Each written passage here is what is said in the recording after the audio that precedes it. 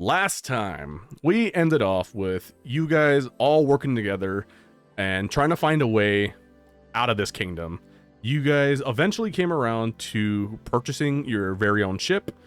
You guys acquired 3 new crew members, being the half-orc named Gork, the Mapak named Ravage, and a sea elf who I guess you guys never got the name of, so we're just gonna call her the witch.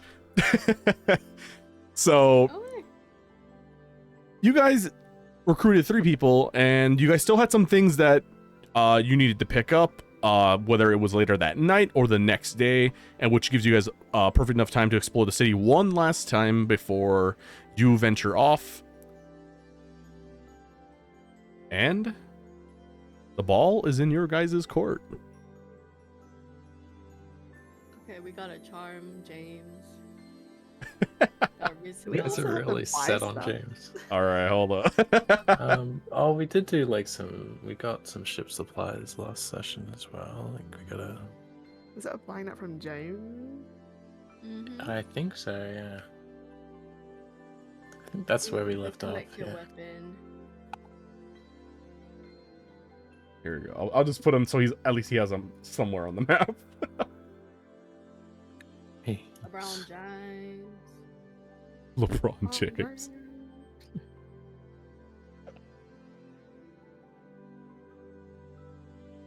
Oh, I don't know why I thought this guy was James. honestly, I think one of them I was. think that's what he was originally. Yeah. This guy up here. Here, I'll move him around there. I'll move the civilianer here. James can go back to his little corner. So, Very good. corner him. Can't escape. Bear, in your bear form. Come with us. We can do this the easy way or the hard way. way. Do you say this with your weapons drawn? Oh. No, I'm joking.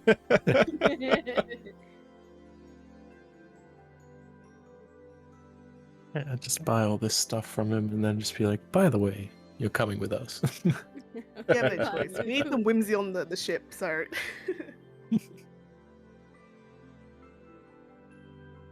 All right. So from what I'm understanding here, yeah. So you guys still see like James like holding like his little briefcase, and he's got his little flyers and stuff. You do see him like trying to like make pitches to people as they walk by. You 4, well, I guess, well, 5, all kind of convince yourselves that you would like to have James on your crew. You find him, you kind of surround him a little bit, and you can kind of see almost like he's not scared, but he is slightly intimidated, just kind of with everyone just kind of grouping around him so suddenly.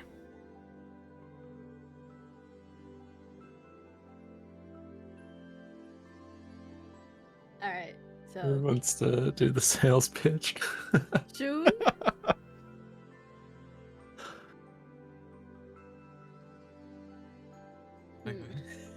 I think it should be Rysu. Rysu seems the most keen to have him. Hey, James, how's it going? Do you happen to yearn for the ocean?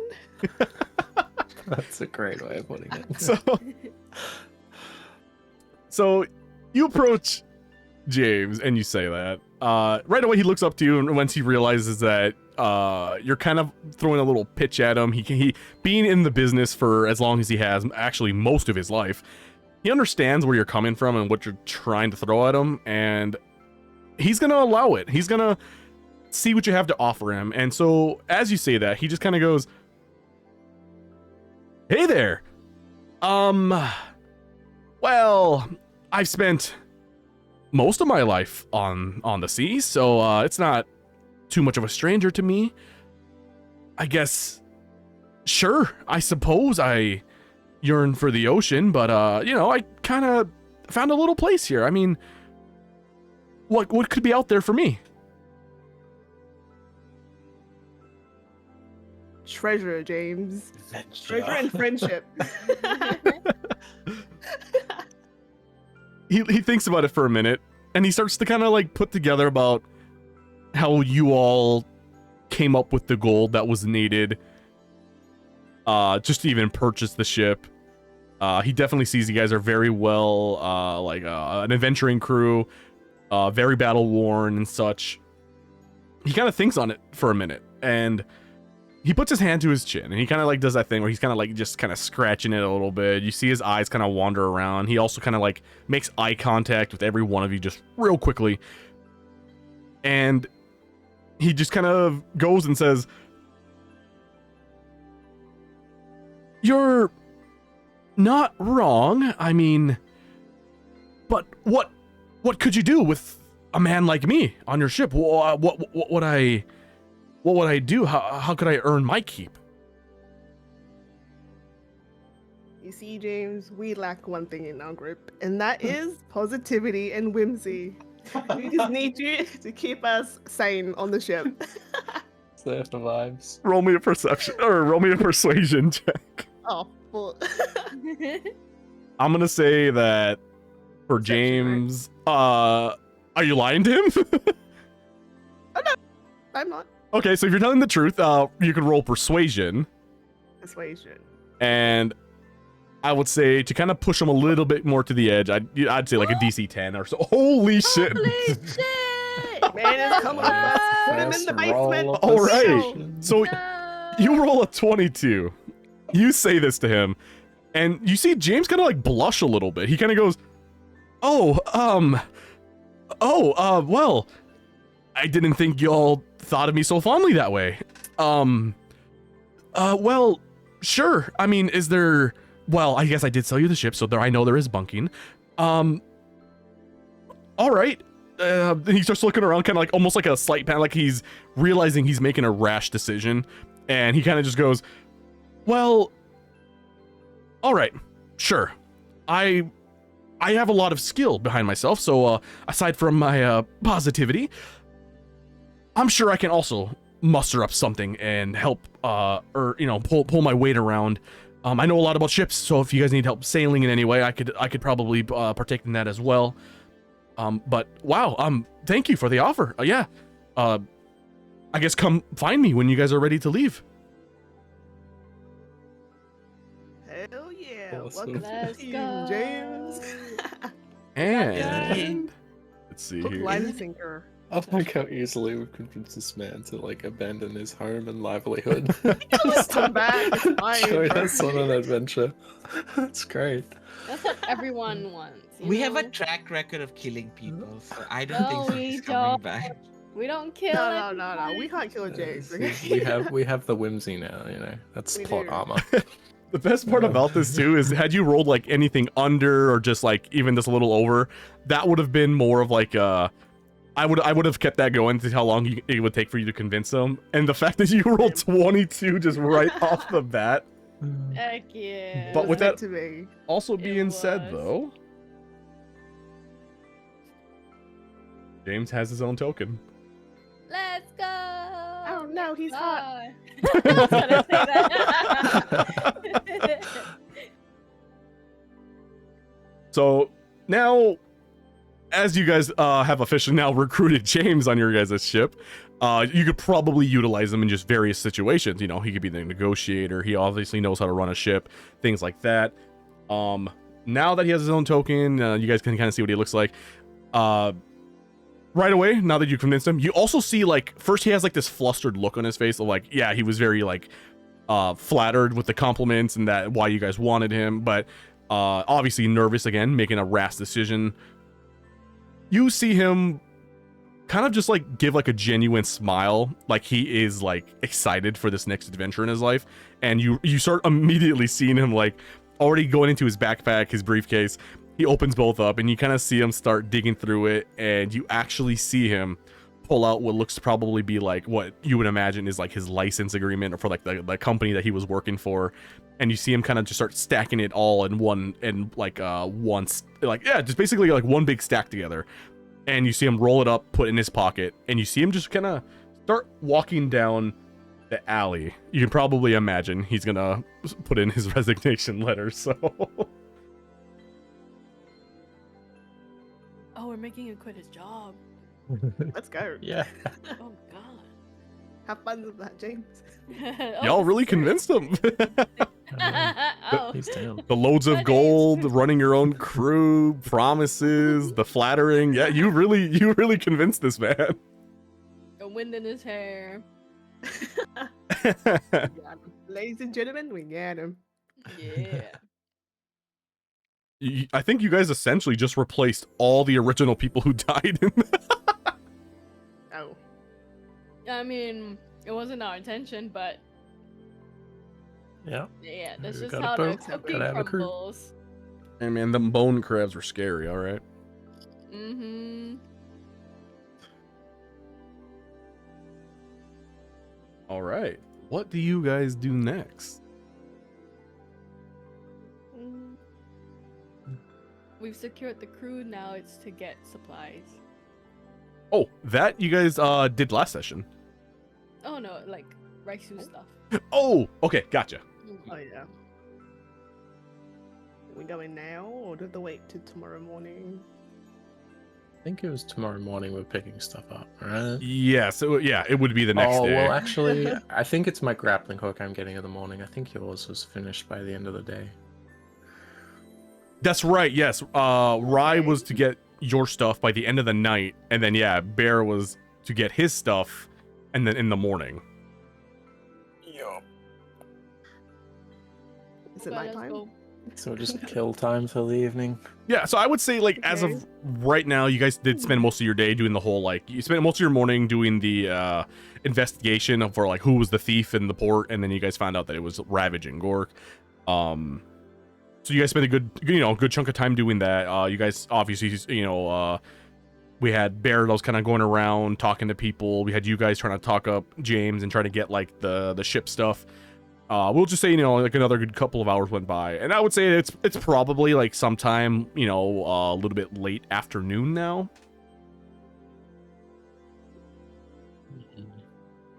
So Oh, Renting that's stuff what I had all on my notes. Is I want to buy some fish. Ooh, I've got money now. I'm gonna treat myself. oh yeah. One We final got a feast spaceship. Mm-hmm. before we leave. Yeah, exactly. Because really, it's been a long time since I've had a decent feed. You know, That is been true. stuck on a ship eating like hardtack and jerky. Are we trying to like find a restaurant or? Ooh. I'm just gonna walk down like the pier, I guess, and like look for fish markets. A restaurant would have fish. Yeah, not looking for anything fancy. I don't think But- Bear's ever been to a restaurant, probably. But the rest of us need to eat too. All So. right. First time at a restaurant? Come on now, Bear. This could be your first and last time at a restaurant. if you want Wow. That to sounds threatening. I'm just saying, bro. Sounds ominous. Your first and last time. Not the first and last. Do I like persuade him or something? I mean, you definitely can. You guys can have like a little persuasion battle to see like, are you guys gonna go Bear's route or we're gonna go your guys' route with the restaurant? All right. Bear, are you gonna cook your fish or are you just gonna eat it like sashimi? I Someone was should just cook going it to for eat you. it. You can have It's nice raw. bit flavor. You could also, have someone grill it. You can have the fish like 100 different ways at the restaurant, Bear. Mm-hmm. Mm-hmm. Did you want to try 100? that? I don't know. Raw, boiled, fried, grilled, Steamed. barbecue, Okay, grilled. you've convinced me. Definitely, definitely 100 different ways. If I say grilled 100 times, then yeah.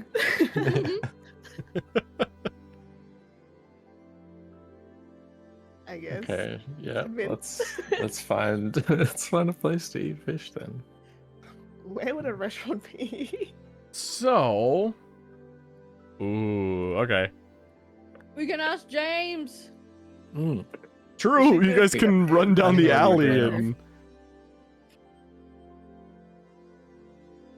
Jim. Hunt the man down. James. James, please suggest You're a a local? restaurant. Okay, let's see here. So, hold up. Are you guys like actually like running down the alley like screaming James? Sure. Yes. Mm. I'm All going right. to go see him resign from his job. The So- exact Follow. moment he says, "I quit." I'm leaving. I yearn And for then the you like ocean. kind of added, it's, yeah, and he's never coming back. Back. He hates it here. You guys Just suck. destroy Boo. any Like, chance. So you guys run down, and obviously you guys haven't been talking for too long because as soon as he started walking away, you guys had just like a brief discussion on what's next. Food was the topic. So he hasn't really made it that far. He's probably just reaching the other end of the alley, like just barely. And all of you immediately are like approaching him from behind again, yelling his name. And he turns around just again, like really shocked, just like the first time you guys all surrounded him. And he just kind of turns around and he just goes, whoa, yeah, yes, is something wrong? We're here to Where help do you we out. go to bruh. eat fish, huh? Oh, James, we That too. desire some nice food. So could you recommend a restaurant? He Maybe like I need some grub. he looks around a little bit at all of you, just like still a little bit in shock. And then he just thinks for a minute and he just goes, are like fancy? why What's our not? budget, guys? Aren't we rich? Ish. Fancy, James. You see him kind of just like do a little smirk, and he just goes, well, whenever I have a really good sale, I tend to treat myself at this one particular restaurant, very fancy. It is called the Dragon's Tongue. Very classy place. It's actually not that far up here. Just go uptown again and you should be able to see it. It's hard to miss. Open windows, big dragon kind of towering the outside of the building. Well, skeleton, I should say. Hard to miss. You guys should be able to find it. All right, thanks, James. I turn my back to James and look at you guys. Should we invite him, by the way? Like, he's resigning. Should we celebrate? You know? Sure. You know what? Sure. I have no problem with it. Yo. Let's see him resign. Let's watch him resign. Let's watch him resign. So, wait, are you guys actually gonna follow him to like where he resigns? Yeah, we have nothing Yup. better to do, you know? Just Yeah. nosy, you know? Mhm. Nothing. All It's on right. the way, you know? We'll just follow him and take him with us to the restaurant Yeah. later. All right. So, you guys invite him, and do you guys just follow him, or do you guys ask him like, "Can we go with you to like your job?" What's more funnier, guys? If we just stand outside and stare at the distance. We just or- stare, and he's just wondering why we're there. Yeah, we'll just loiter at the front of the building and wait for him. All right, so yeah, you guys invite him. You guys kind of walk with him to his place. You see him like, it's a very like elegant looking workplace. Like you see a lot of people like in very just fancy attire. People who were dressed fairly similarly to James. All different types of like salesmen. You see different like what could be anything as like maybe an accountant, maybe a manager or some. Just various people, all just very high class looking people. You see him have a discussion with an older looking gentleman. You can't exactly hear what the conversation is. It doesn't look to be bad in any way. As a matter of fact, you see the older gentleman kind of do like that really close handshake where their hands are on each other's wrists, and then they kind of like pat each other on the back, and they both kind of give each other like a firm nod. And James hands over the papers that you guys saw him digging into earlier. and the guy hands him like one last like pouch of gold, which you could probably assume is the gold that he earned from the ship that he just sold you guys. And you see him kind of just has like a sigh of relief. He walks back out and he greets you guys outside of the company doors. Proud of you, James. Now let's go eat. Should we invite Gork and Ravage too? Because I don't think they would have had a fancy meal before. That's true. Should get the whole crew together. Mm-hmm. Who's footing the Yeah. bill though? That's not a good Fair. Who's footing the bill? So, there's something called Dine and Dash. Crazy. I'm sure James could somehow get us a discount. Oh, that's true. Hopefully. That's true. Yeah. Fingers crossed. That's his You could first read thought job. we- them up. I thought we were celebrating his resignation. We are. We so, are. like, We are. We can't But have he's him also a fit. local. He says he's been there 100 times. He's so probably maybe like a member or discount. something. Yeah, maybe it's a member's card, like Costco. Come here every Ooh. 10 visits, you get one free meal. You know that kind of thing. Let's hope so. It's probably like I should have stuck to selling boats at this point.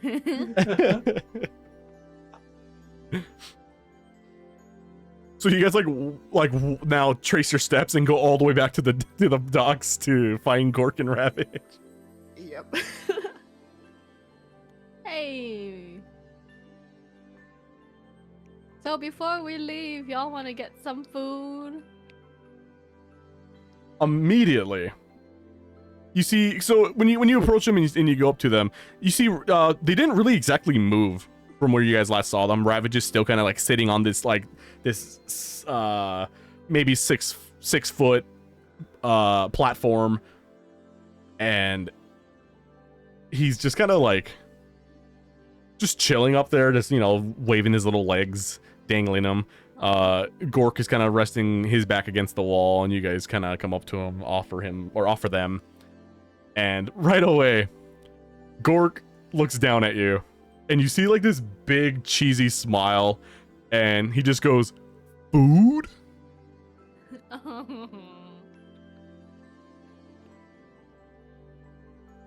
Yeah, let's go and eat some fish with us. Gork looks back at Ravage. "They have food for us." And you see Ravage just kind of like look back at you guys, and he goes, "Well, we don't have any money." Well, we It's have alright. Rai here is gonna foot the bill for us, so Oh, he said that. it's on him. Suddenly I'm deaf. We don't have to worry about. Me looking at my bag. 7 gold coins. Damn. That's at least one drink.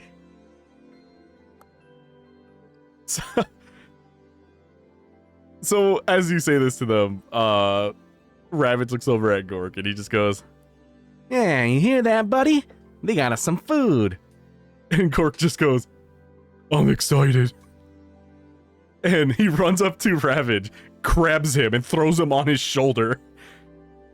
And now Ravage is just kind of just chilling on his little shoulder there. And then they follow you guys out now. Oh, that's so cute. Alright, bring us to the restaurant. All Okay. right. Not that I'd be the one to consider it, but we are leaving someone out. Just saying. Oh, the witch. The witch. Just saying. Okay, let's go fetch her then. All right. So let's see. Where is? Oh, I have so many maps loaded up. Oops. There it is. Okay, found it. And then just for the sake of simplicity, we'll just I'm not gonna load in every single person at the moment, so we'll just we'll hold off on that for now. Okay. All right, so you guys go back uptown, which is actually where you need to be to get your guys' food. However, you guys take a little detour back to the witch's shop. I believe, was the Moonlit Current. So whoever is gonna talk with her. I can do it. Oh, you want to? Okay, sure. Go ahead. Was it over there? Over here, right? Yeah. By all means. Man's Oh. just hugging Bear. I guess. Wow. Yeah. Just moves aside. All right, so It did not Wo- move. Just walk in and then, yeah. just by yourself. Did anyone go in with you, or is it just you? Just me. I guess. She's your friend. Okay. Mhm. She wants my wings, so no thank you. Didn't she already take it? She took your wings. As in, like, she wants more, probably. What's So, more? no. And you're wingless right now. Yeah, but That's a still, money it's okay. maker. Yeah. Oh my god. You talking about the witch? Your best friend here is trying to sell your body parts. She's your But it best just friend. saves regens here. Doing No, I'm talking about Rai here. She's Uh, preparing to kiss. Tell you. all for the better good. I'm just saying. Alright, Shun, take it away. Invite her to lunch. Oh, is it dinner? I think it's dinner. All right, Yeah. so you enter this shop alone, just like all the times that happened before. You see that you only see her in the back of the room, candles lit around her. The whole place is dark, and then as soon as you open the doors and walk in, just a streamline of candles from the door to her all light up. It's all you see, just like, you know, blue aura, this misty haze, all kind of just magical, just sparkles just surrounding the shop. And she looks up at you. And again, this is what I believe that, like, your third visit now in the past day or so. And she sees you approaching, and you see her kind of like just lift her head slowly. And she doesn't say anything. She just kind of sticks one hand out towards you, and then she, with one finger, she gestures for you to approach. Hello. I'm back. The crew that I'm traveling with, they're putting together a dinner of sorts before we depart. Would you like to join us?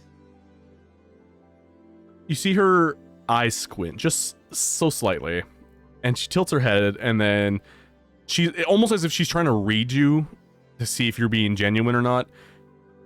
And for a brief moment, she hesitates, and then she just goes, "What is the occasion? Just a simple dinner." We've gotten more crew that would join us in our journey, and before we depart, the bear, the pixie, and the elf wants to throw a dinner.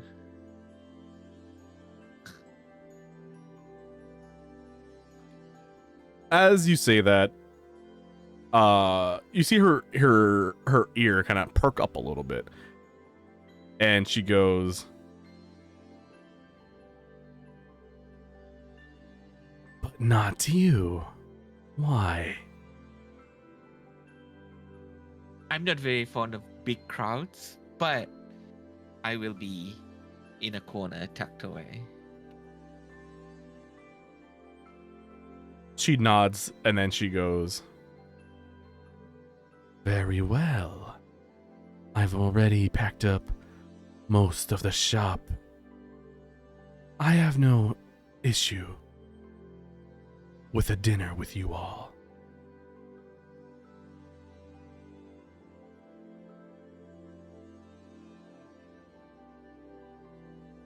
Sweet. You can follow me if you like. You see her just like without really moving like her entire body, like the way a normal person would get up. It's almost as if she was kind of like squatting, and she just perfectly just stands straight up, walks around the table. You see her, she's already got like a backpack of a sort, and she kind of just throws it over one shoulder, and then she follows you.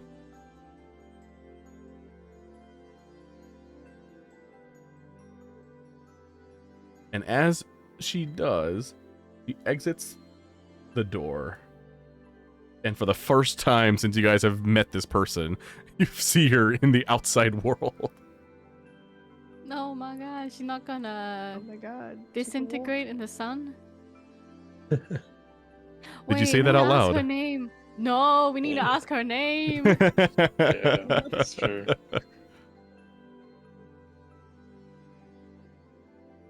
I think. Did we introduced ourselves? You've introduced yourself. Yeah. Rude. Maybe know your name as well. She just kind of like cocks her head towards you, and she goes, "It took you long enough." Damn, okay. And she goes, "My name is Elire Silver Scroll." Nice to meet you. And then she kind of just does like an elegant, like almost like a half bowed, kind of nods her head at you, and then looks around, and then she just kind of she immediately like recognizes Rye, Rosetta, and then Bear, you were in there briefly before you left. I don't recall Myrine ever entering the building, but she just kind of looks around, recognizes most of you, sees the new members, and I knew I forgot somebody. And just kind of just you almost see like a brief sigh, and then she looks back at Setsuki and just goes, "Lead the way."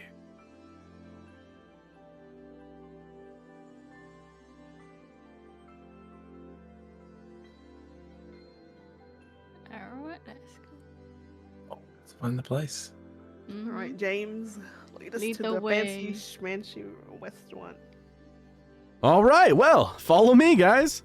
And then he just kind of, you see him just like really just chirpily, like arms to his side, just like fists kind of like swaying up and down. It really is like, He's so positive. I love it. I know. Compared to everyone here. Maybe And dying first. oh my god.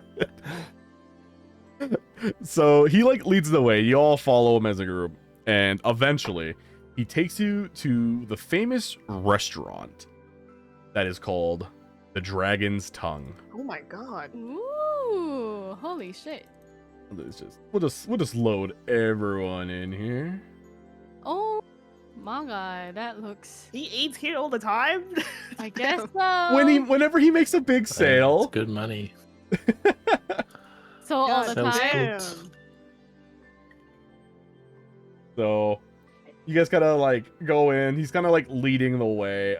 Just in the meantime, we'll just imagine that this whole place is just packed with people.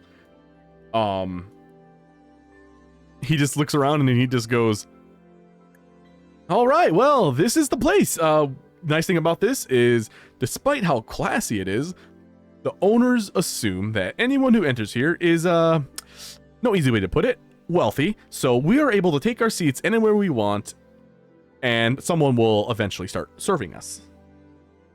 So we don't get to choose? He goes, Oh, as in like serving like. "Oh, he." Okay, got it. So he corrects himself and he goes, well, someone will come by to serve us and they'll ask us what we'd like." Right. Okay, I was like, damn, okay. Set menu already? He looks around and he goes, "There's a couple tables. We got this nice big round table. There's a longer one down there. Hey, you guys choose. Where would you guys like to sit?" Well, if this is free, this has 9 seats, and this is 9 of us, so I feel like that works out. Mm-hmm. I Quite think a welcome. round table is more like it's nicer than a long table. You know? Agreed. Mm-hmm. And James just Uh. nods along and goes, I agree. I think I'm missing. Oh, this is gonna be painful. She's Do you like, wanna this is sit gonna next be to James? painful? Brad, do you want to sit next to James? I say anyway, it's fine. Oh, okay. Rise by James. No, yeah, he's just next to James for No, no, positivity. I'm like, Oh, There How we go. dare you. There we go. How dare All right. That is everyone, right? Yeah. Thanks, sir. yeah, gang. All right. Gang. So, you guys sit there and you guys just wait for a moment. James just kind of looks around the table and he goes, well, since this is officially our first dinner together as a crew, I suppose it's appropriate that I should ask. He looks over at Barry and he goes, I believe everyone said that you were the leader, correct? You're our captain? Not really, but I guess officially, I still don't entirely agree with that idea, but I suppose. So he does another look around the group and he just kind of goes, well, I suppose I could ask everyone. It's one crew is one family, so what do you guys exactly call yourselves? Have we decided? Damn. I I forgot. don't think we have a name, do we? No, we don't. We've just been fighting in wars. That's true.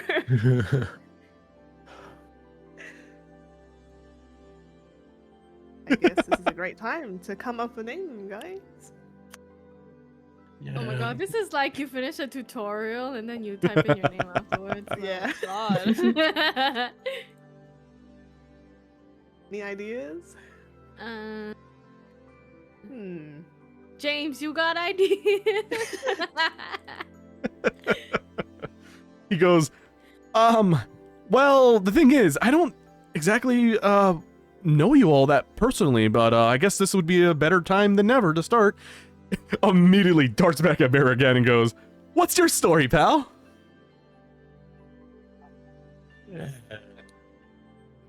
I guess I've grew up in the forests. I'm not really one for society. I mean, even this place, it's a bit too loud for my liking.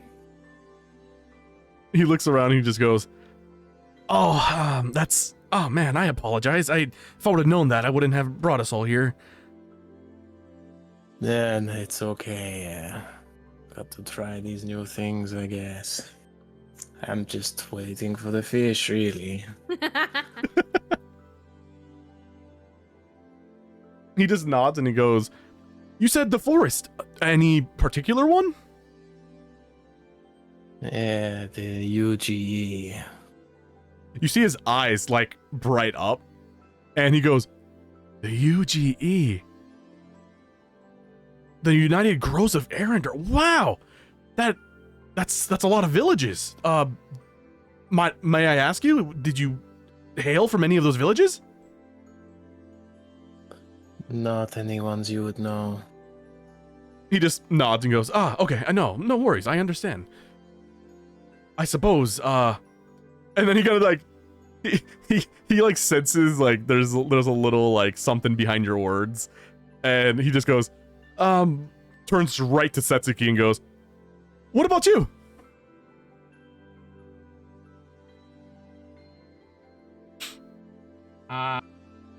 Yeah, good luck getting much out of this one.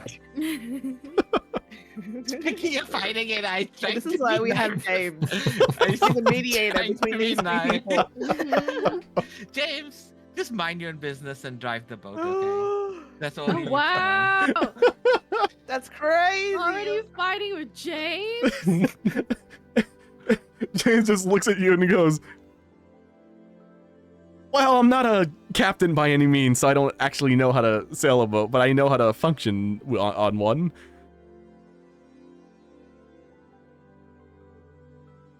Yes, I'm afraid of the ocean, and now calling me captain. We'll work it out. He looks past We're Setsuki. Oh, yep. Oh, we're gonna chase James away before we know it. He's gonna unresign himself. So he looks past Setsuki and he looks right at Rosetta and goes, "And what about you? Might I ask, what? Mhm. Not to be insensitive, what are you?" I'm a fairy. Not a pixie, like someone else said, but I come from the Airshi clan, and we usually just we mostly just do research on different things, and I'm on kind of sort of a quest myself. So, and then I found these people on the way, so that's kind of where I'm at now. As you say that, you also see his eyes kind of like brighten, and he goes, "The Urshi clan. I believe my father, some years back, actually took one of their ships and maintained it while they were here in Thalicerin. Wait, what? I recognize that name." Wait, so we have a ship here? He goes, "Well, not here anymore. When they docked here, they handed all sorts of paperwork to my father, and they were." He looks around a minute and goes, "Well, wealthy, and they had a lot of researchers on board. They were looking for something. They were here for quite some time, and I know they parted to some of the islands that are outside of Thalicerin as well. And from what he told me was that they were very kind, pleasant people, and then they just left, and he hasn't. I guess he nor I have ever seen them come back until right now." That's not well. Unfortunately, I'm on a different adventure than them. He nods, and then you kind of see him almost like, I'm gonna say, like, he kind of has like an ADHD moment, and he kind of reflects back on something you said earlier, and he goes, "Hold on, you said a fairy. Where are your wings?" So, a funny story. I'll just look to the witch. I sold my wings so that I could buy the boat. As you say that, you see like Elire just staring at you. Hey, girl. And Enjoying my wings. he just goes, "You sold your wings? Who did you sell them to? I didn't even know you could just do that." Do I tell her? Do I tell her? Well, it's up to you. I sold it to Elire here. I'm pointing at her. Just point at her. So you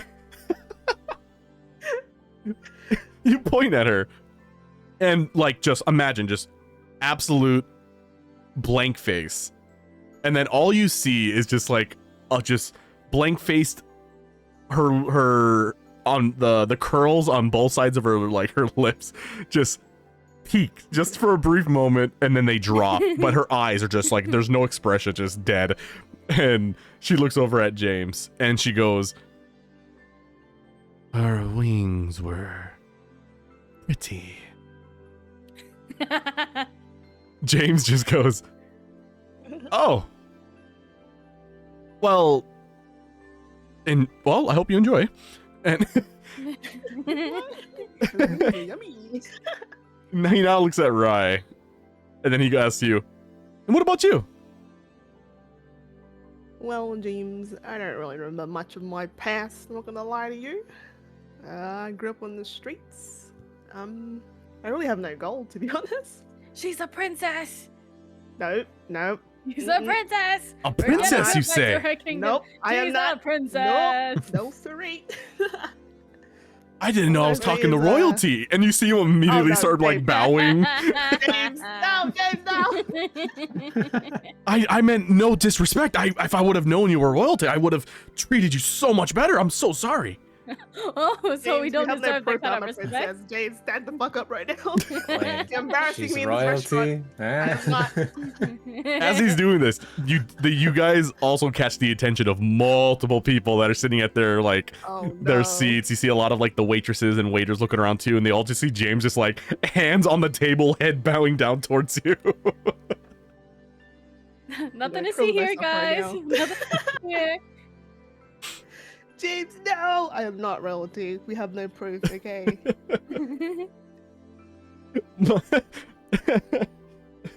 And he just goes, I understand. If you want me to be more discreet about it, I can definitely do that. And he sits back up, like properly, like almost like you can see him really trying too hard still. Like he's like sitting with his back perfectly straight, chin up. And then he just turns his head over, and he looks over at Myrine, and he asks her the same question. And similarly to what she had told you guys before, she explains her past of being a priestess and worshiping Thena. She doesn't go into the backstory that she told you guys earlier about like how she lost favor, watched people die. She just kind of explains how she ended up on the ship, and then kind of just ended up with you guys. He does the same too with Ravage and Gork. They tell him the same backstory they told you guys about how Ravage was once a captain for a ship. Once they recruited Gork, he was bullied horrendously, and it actually left him with brain damage, and Ravage defended Gork, and it resulted in mutiny, and Ravage and Gork jumped ship, and they swam to shore, and they've been on the streets ever since. He asks Elire, and she just kind of stares at him blankly, and just very just creepily just tells him that she was part of a coven, and they were all murdered. And then she just ends it right there. Yeah. And they all James. died. Anyways. and he's just kind of like, again, just all of them. He's kind of like sympathizing with them, just trying to like relate to them. And he just kind of looks around the table and just goes. Nice. He looks around the table and just kind of goes, well, and I think I've only introduced myself to a couple of you, but my name is James Albright. I come from a family of just various sorts, mostly all salesmen. I walk in my father's footsteps. He was a very, very, very proud member of the Golden Compass Trading Company, which is where I just resigned today. They are all around the world, and I've been there for most of my life. I can't exactly say that I've had. He looks around the kind of like the group and just like, for example, he like kind of looks over at Bear, Myrine, and like Ravage Gork, and just kind of goes like, I guess I didn't come from struggles, I guess. I was trained very well, properly, and I've dedicated my life to trying to just be the best I can be, and always looking for the next opportunity. My father always wanted to be an adventurer, hence why he became a salesman, traveling to different ports and helped the company become what it is. I am now essentially his replacement until today, and I hope to bring my skills to all of you. Nice. Thank We all you for clap. that introduction. Yeah, just start clapping. Thank you for being you.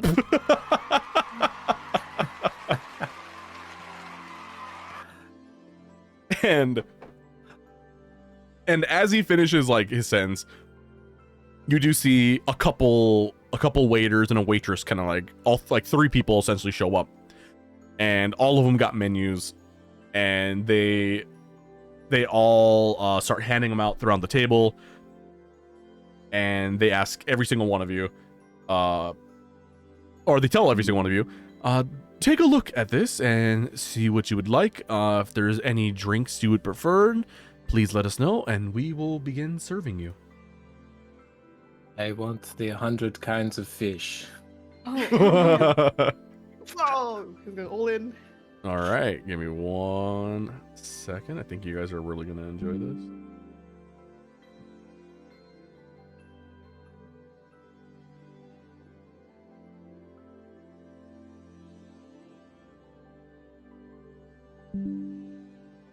Okay, I didn't think it was gonna be this big. What? Oh, there we go. I don't think I need that. And okay, that should be good for now. You guys look at the chat. I sent you guys the entire menu. No shit. Oh, Oh my my god, that's God. crazy. There was actually more, by the way. There's like almost 4 more screenshots worth of stuff, but like, Wait, where's this from? I remember last time we all played, I said that I used this software called Worldsmith. Mm-hmm. It's the same thing there. Okay. Yeah, it's just like how it helps create shops and like just different things like that. You can also craft like menus and like different like shop items and stuff like that. Instead of me having to sit there and try to like come up with things for hours and come up with all these different sheets, this thing does it all for you, and you can randomize it and all kinds of stuff. That's cool. Yeah, it helps a lot and saves a lot of time. Very nice. And then whatever you guys want to eat, I can also tell you the price, because all of them have individual prices, but I wasn't going to click on all of them because then I would have sent even more screenshots. Mm-hmm. Understandable. Hell, cheesecake. Damn. Roast fish, ice fish. Oh, roast fin, ice fish. Oh my God. I'm glad they have like the normal stuff on the right side of the description. It's just like abyssal Yeah. squid, ink pasta, glittering dragons, egg flan, sea fire, tempura. Like, okay, thanks. Drunk. Beast platter. They sell musical instruments in the menu too. That's crazy. Oh yeah, they offer actually wow. different things too, like room service if you guys want to stay there over the night. That's crazy. Oh wow. Dragon I steak. guess Excuse they me. they hand bear the menu. He looks at it. It's like, I want fish. It can be read. No, we Can't can't. read. So one of the waiters goes, "Would you like it cooked or raw?" You're in a fancy restaurant. You're in a fancy restaurant. Both. And she just smiles and goes, "I know what you'd like." And then she walks away. Oh, now that's a professional. For reals. Now there's 2 waiters that are waiting. Yeah, so you guys are looking at the menu. I'm also trying to get up. Here we go. All right. Can I just ask, like, what is this Twilight tonic? What does it do? Ooh. And Leviathan broth as well. All right, let me find that and pull it up. Does Control F work here? I don't know about on a screenshot, but Oh no, not on the screenshot. Not.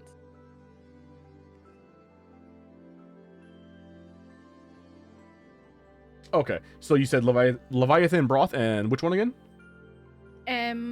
Twilight tonic.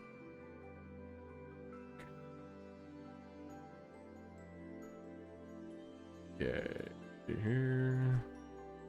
First, the waiter starts with the Leviathan broth and goes, "Oh, so you see here, this is a fairly popular, I would say, stew soup of the sort. It's filled with Leviathan meat, the freshest ingredients of vegetables of your choice. And it is made with, the broth is made from the Leviathan bone marrow itself. And I would say to order at least one small bowl would be about 8 gold pieces." Holy shit. Are there any special properties? He thinks for a moment and he goes, "Ah, Special properties. If I recall, and he thinks for a moment, and he goes, our chef could whip up a little something special for you. I do believe that after, let's see, consumption, you should be able to hold your breath twice as long underwater. I see. Okay. What about the Twilight Tonic? I just want to know special properties. He goes, ah, I see. With this special Twilight Tonic, you see, your eyes begin to faintly glow silver for at least an hour. From what I've heard, is after drinking this, you are able to see in the dark of all sorts. Even, let's say, you were blinded by a fog or shadows, you'd be able to see right through it. It's pretty good. Alright, thank you. He nods and he just goes, please call when you need me. Okay. I'll be RB, guys. Oh, yep. Can I ask what the waiter would recommend? And so, yeah. So many options. So you ask him this, and the second waiter kind of comes around to you, and he goes, what would I recommend? Well, personally, I wouldn't recommend anything on the menu. As a matter of fact, we have things off the menu that I would highly suggest. And he goes, my personal favorite is a little dish we call Triton's Pearl Oysters. Sounds enticing. He goes, you see, from personal experience and from what I have heard from others, it allows you to speak with all forms of aquatic animals. Oh. That would And be handy. and then he kind of like does that thing where he like bumps shoulders with you and he goes, it's a little bit on the pricier end, 35 gold pieces for it, but I can assure you it is worth it. Damn. Could have diplomacy with the bone crabs next time they try and attack us. True.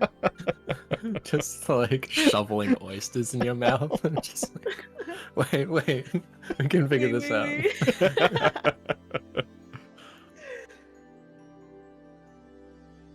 35 gold. That's pretty steep. I ain't joking But, when I say I have like- 7 gold. Like that. Oh. Oh yeah, it's all spent on the sword.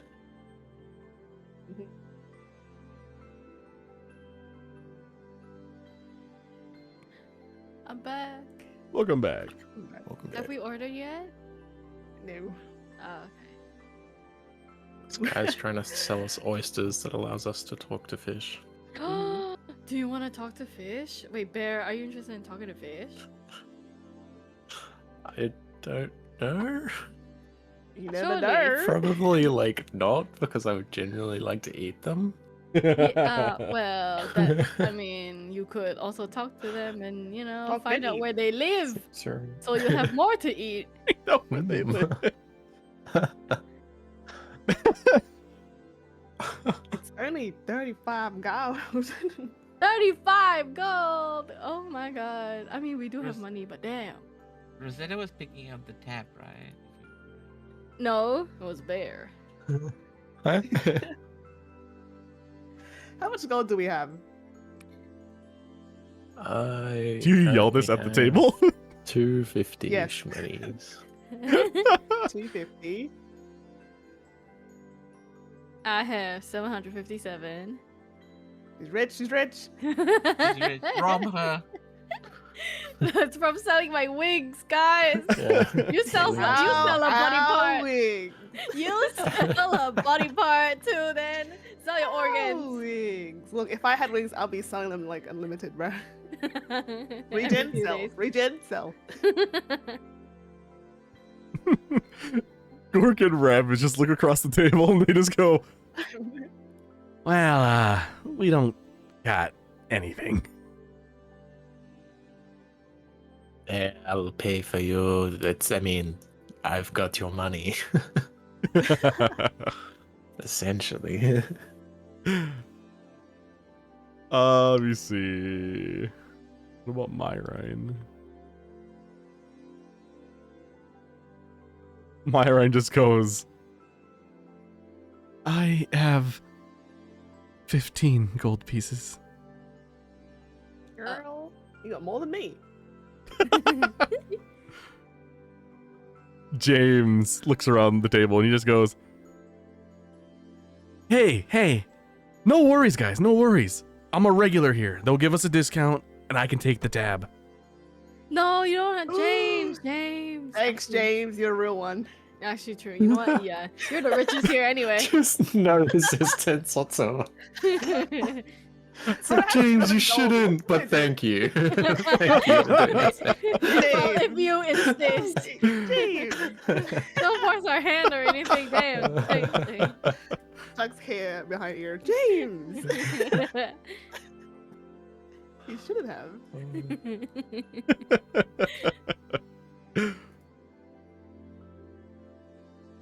We'll take it then. Take the whatever that 35 gold thing was. Take it.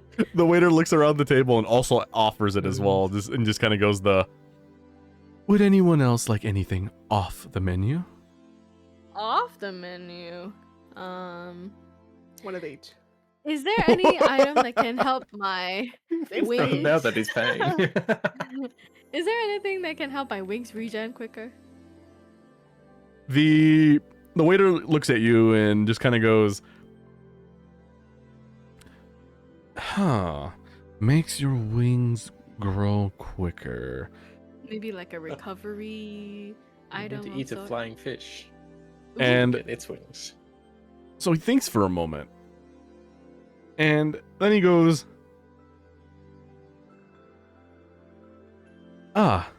actually, I think I might just have something for you.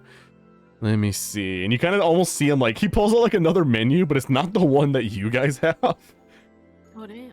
It actually almost looks more like handwritten, like almost like he made it himself. Hey, they got a secret menu, huh? What are they hiding? And he kind of like goes through it. And then he goes, here we go. I would suggest the celestial jellyfish stew. Holy shit. You see, it's not just an ordinary jellyfish. I'm sure you can tell by the name. It's very magical, and it offers intensely healing properties, as well as blessed by holy light itself. And Sounds good. he goes, that'll run you about 55 gold pieces. Thank you, James. Alright. I'm literally like doing math on the side here too. Like adding it all up. Let's see. He looks over now to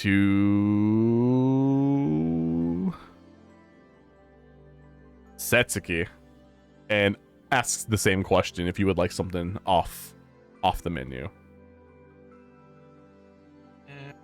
No, I don't want anything off the menu. I would just like the eternal sunset wine, 1 glass. Ooh. The man like immediately smirks and he just goes, you will enjoy that one. And he goes, that was about 15 gold pieces.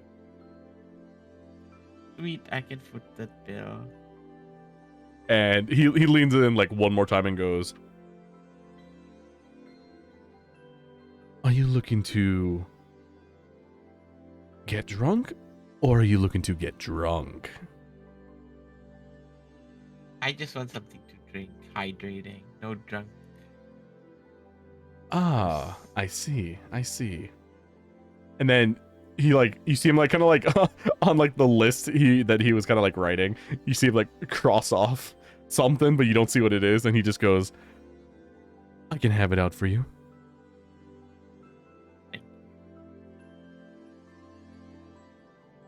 Let's see. And then Barry, you already got your stuff. And then yeah, so then he goes to like James, Myra, and Gork, Ravage, Elire, and they all just order their own dishes. I would say, let me see here. Do the math. Actually, we should get James's recommendation. Since he's here so much. True. I mean, you're about to see his recommendation, so. Yay! Oh, how about James having? He knows the good stuff. Everyone gets one of each. Let's see. What do we got?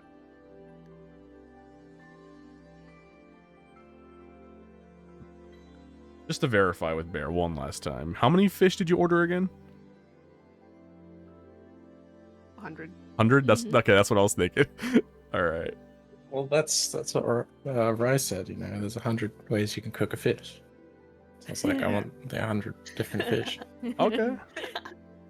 So let's see here. Does he have space in his stomach for 100 fish? Well, we're gonna find out. Well, that is a good question.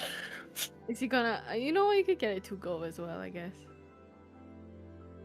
Yeah, Good God. some takeaway containers. A lot of takeaway containers. Oh my God. And then.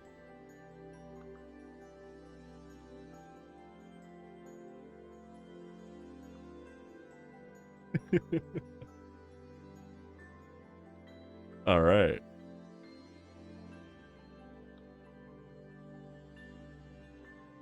So I would say that like roughly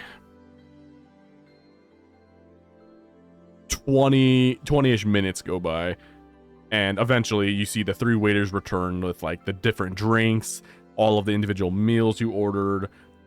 And then when coming around to Bear, they start offering you just like I think I would say they bring about like 7 different like fish entrees, and then every time they drop like 7 dishes off, they'll go, "We'll be right back," and then they leave again and they come back with like another several like dishes. They do this throughout the entire night that you guys are eating. Oh my god.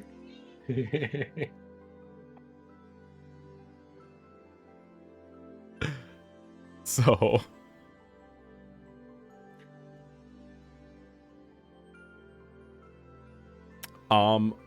while you guys are here eating and drinking, what do you guys do? Well, this is like a pretty fancy joint, right? Mm-hmm.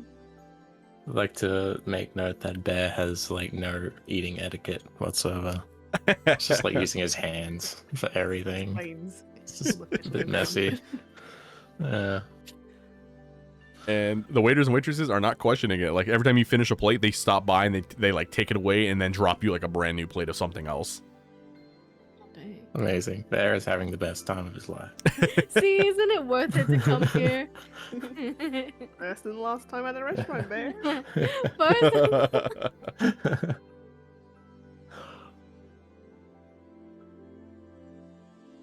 Ooh, that reminds me.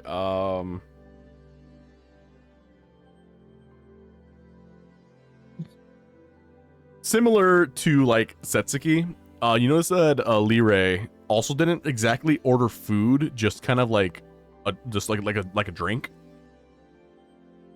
And looking across the table, you see the most, I'm gonna say the most oddest concoction of a drink you've ever seen in your lives before. You can probably imagine that Elire has also been here at least once or twice before and knows exactly what she wants. And what you see in front of you is a very like incredibly frothy ale that's like blue in color, infused with what looks to be like barnacles on the outside of her cup, and then on the inside you see what looks to be like little tentacles like coming out of the froth and like moving. And then you see her just kind of like casually with like two hands like bring it to her face and just like casually sip it, not really making eye contact with any of you, just minding her own business.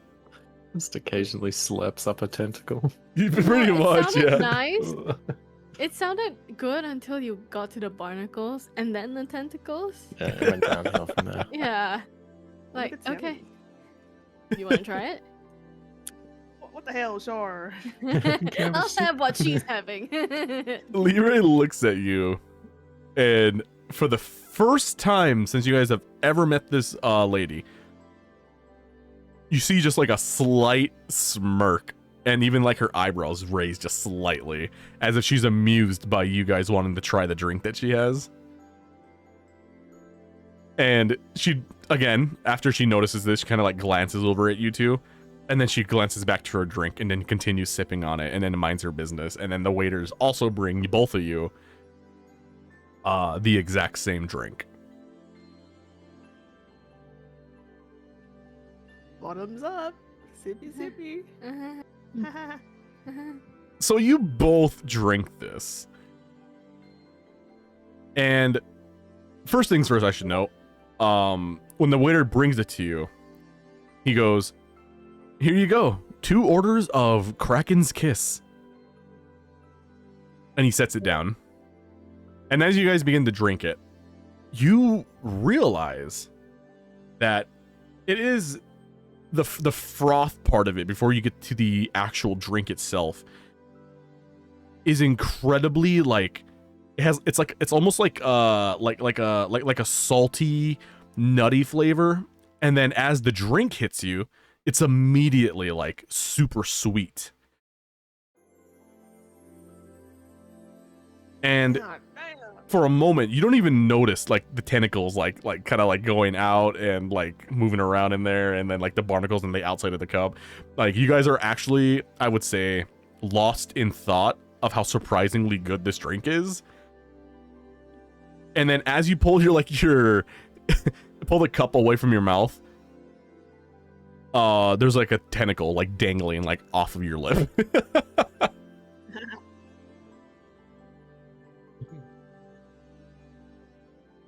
And after consuming that, I don't think it's gonna matter at all. But you do have a +2 to Constitution saves. Oh shit. That's what I was wondering earlier. It's like each of my fish dishes just has like a status effect, and I'm just like piling them up. Yeah, you're just It's getting got, like like gonna be 100 so different OP. effects. Just, like, incredibly just buffed. random banana stuff. Like, Oh man, so you two turn out to be pleasantly surprised at how good this drink is. I never doubted you, girl. We knew you had good taste. You hear like Elire reply back to you both and just kind of go, "Good," and then she takes like another sip.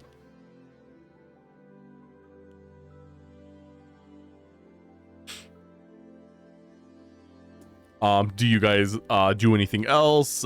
Discuss anything else while you're here eating?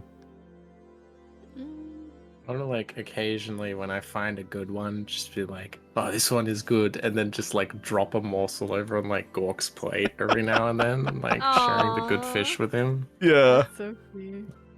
I wonder what Gork's doing. So Bear is like doing this occasionally, and every single time he has done this, Gork says the same thing, and he keeps turning to Ravage and goes, "How does he know I like fish?" Well, We're gonna be great friends. Yep.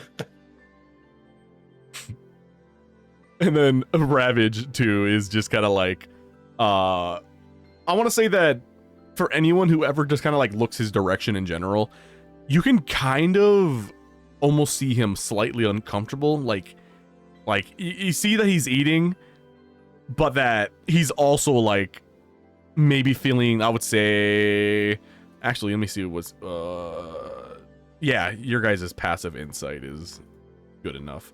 Oh yeah, you guys have more than enough. So you guys can probably assume, and just by based off of his expression, is that Ravage kind of feels like guilty accepting anything from anyone.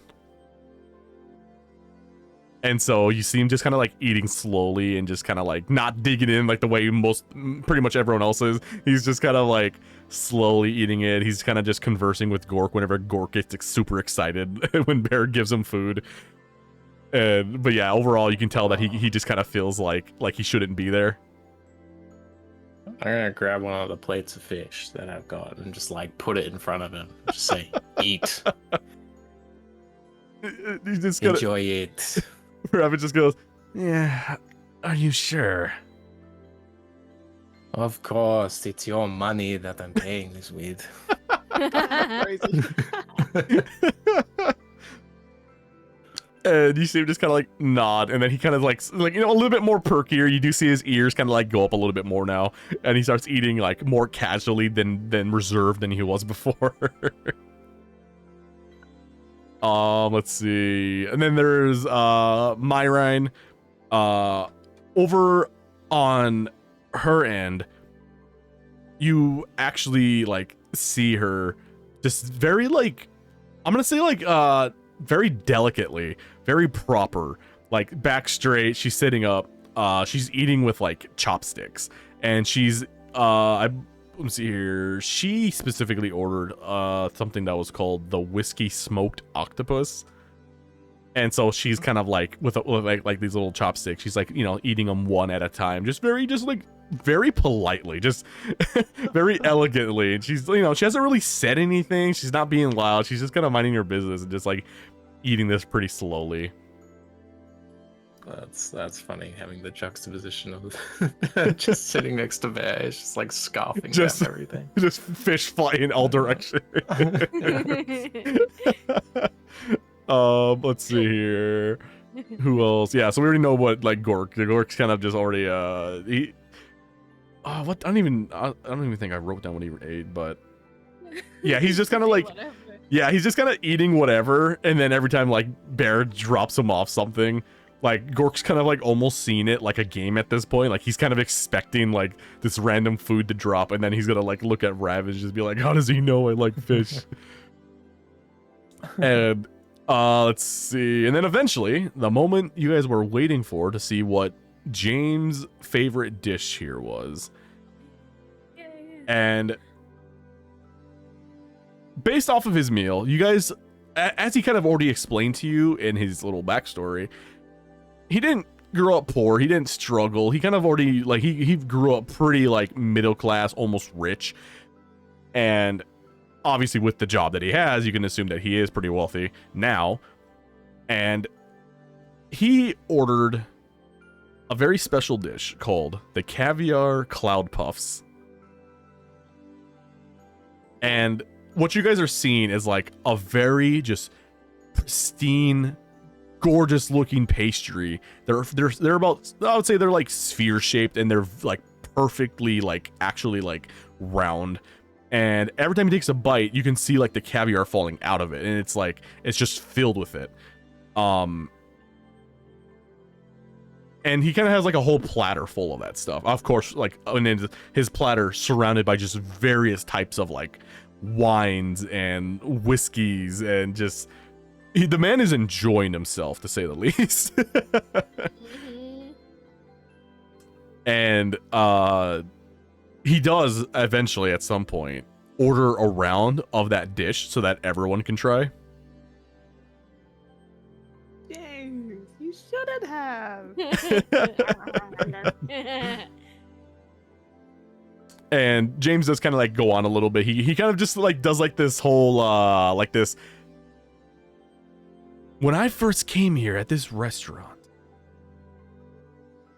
I was a little intimidated. The menu's pretty large, and then of course, as you know now, they have their secret menu, and it's just as long. And it took me. He kind of like blushes a little bit, and of course, like now that he's been drinking, he just kind of slips it out. Ah, you guys are fun. I've been here several plus times, and I've gotten to know what I like and what I don't like. And when I discovered this, I've never went back. And he like slams his fist on the table, and he just goes, "This is the greatest dish ever here." Like, and he starts like, "Everyone, you have to eat it. It's so good, I promise." The man's like drunk now. If you insist, Yeah. Go on. I don't mind if I do. And I would say that you guys are probably here for at least a little over an hour. I would say that you guys eventually finished your meals like at a I would say at like a normal time.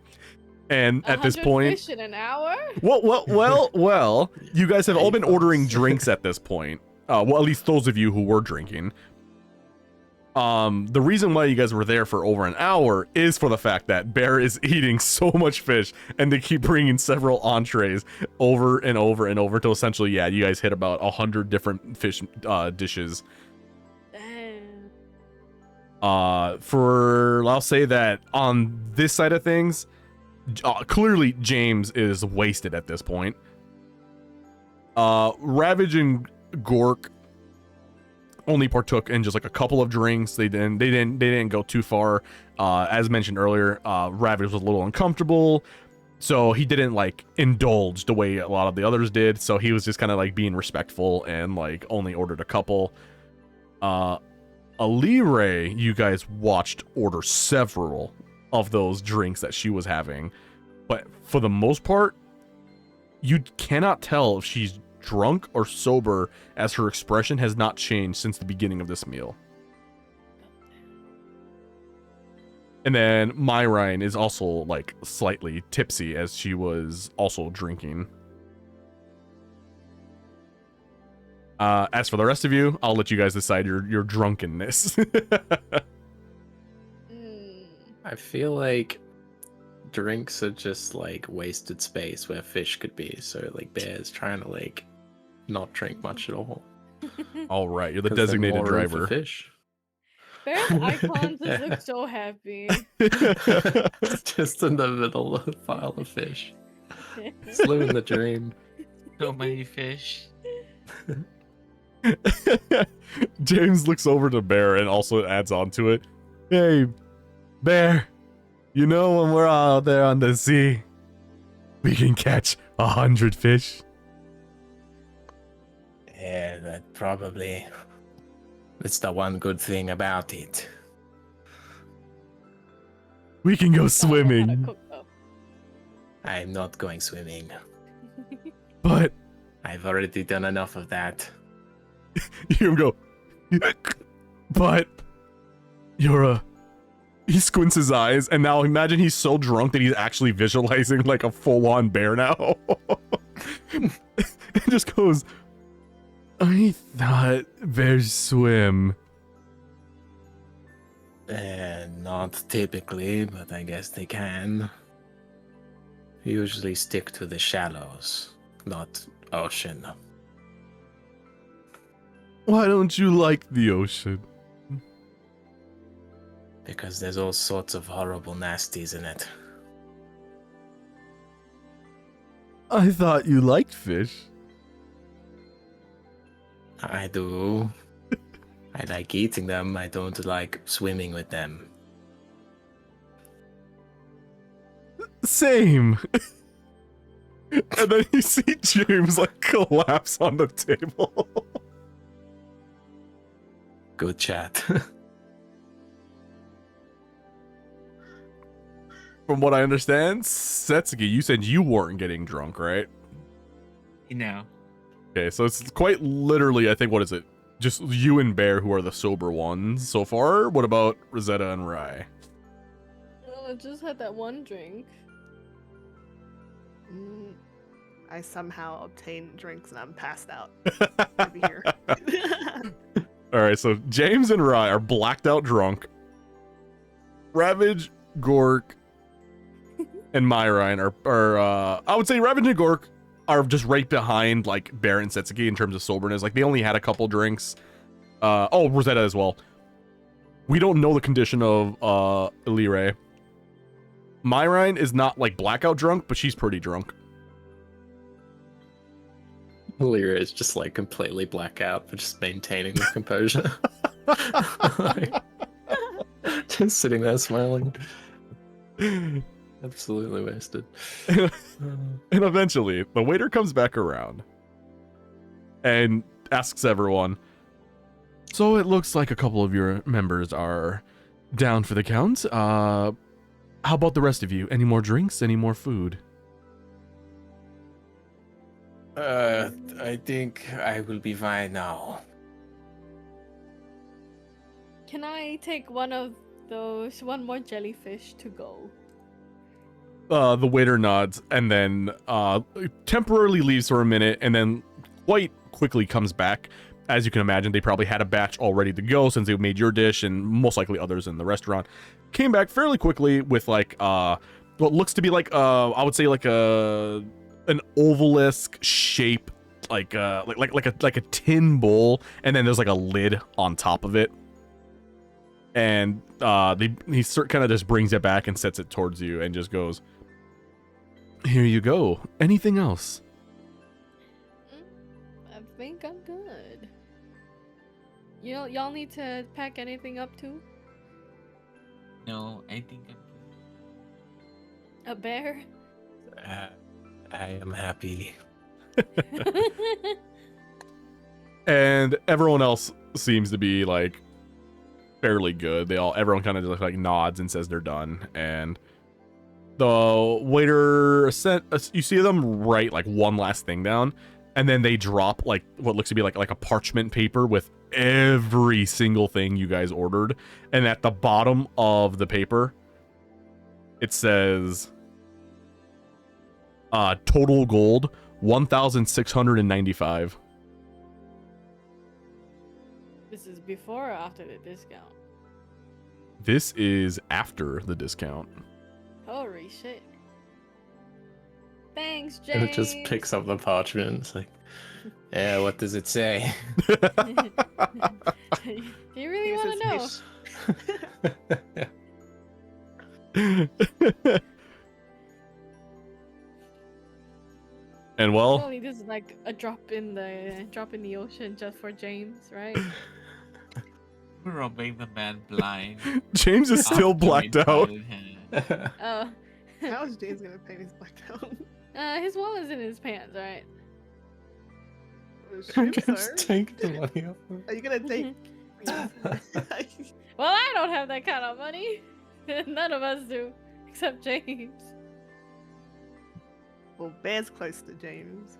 Yeah, you know what? Bear, you Go do it. ahead, Bear. You ordered the most fish anyway. Put your hands to his pockets.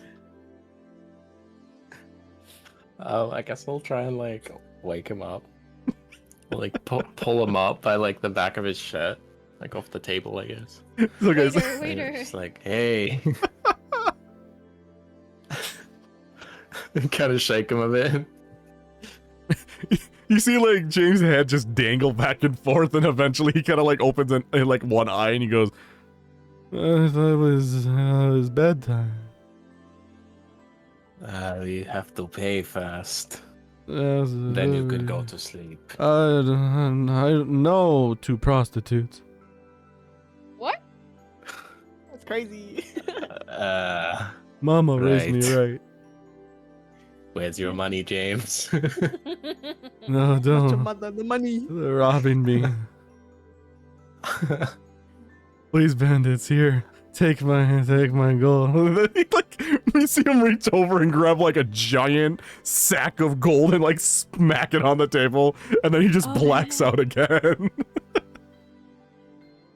Well, it's gonna grab his point purse. Be like, this. Well, at least some of this should cover it. the waiter goes, "You can trust us.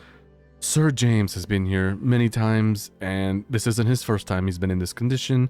We will take what is needed for your guys' total cost, and we will return his pouch. All right. And then you see them take it, and they leave, and then, well, like, some time passes, and they come back, and, let's see, your guys' passive perception is also high enough. You can genuinely see that they were being honest. Like, the pouch literally looks like as if they only took out the amount that was needed. Like, they didn't take anything more or anything like that. They brought back the pouch. They even resealed it up all pretty and everything, and then they put it back at the table, and they just go, enjoy your night. If you need to stay here, and they look at James and they look at Rye, and they just go, we have rooms available.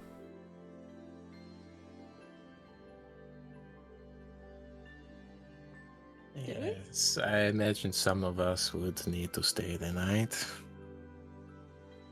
All right, we're staying the night then. Might as well.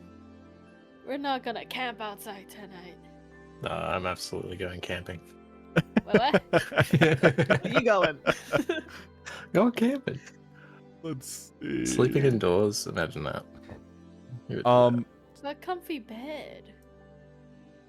That's Oh, the here last we time on a go. bed there? We have beds in the ship. So, A bed 100 ways?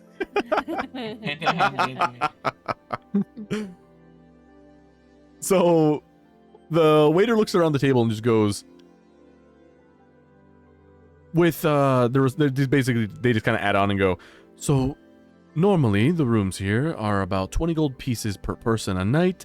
However, as we said before, James is a very welcomed guest here, and his discount allows half off, so each room is 10 gold pieces. And it's not just any rooms, I should add. And then he kind of like leans in and goes, these are aristocratic rooms, very elegant for the elite, I should add. Alright. You will enjoy your stay. Guess we're staying. Yeah, Let's Sounds too go. comfy for me. The waiter looks at you and goes, we have many of your type come here as well. I should add that this isn't the only kind of room we have. As a matter of fact, we have themed rooms. If you'd rather sleep on the dirt with trees and leaves, we have rooms dedicated just for that. That The way to sounds clock in. intriguing.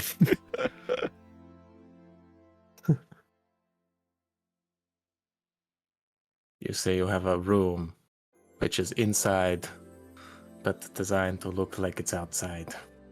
The waiter nods and goes, you wouldn't imagine the amount of different people who come here. We accommodate for everyone. If anyone has special requests, we'll make it happen. This waiter is totally suspicious. But why would I pay money for that when I can just go outside? The waiter just smiles and nods and just goes, you can very well do that.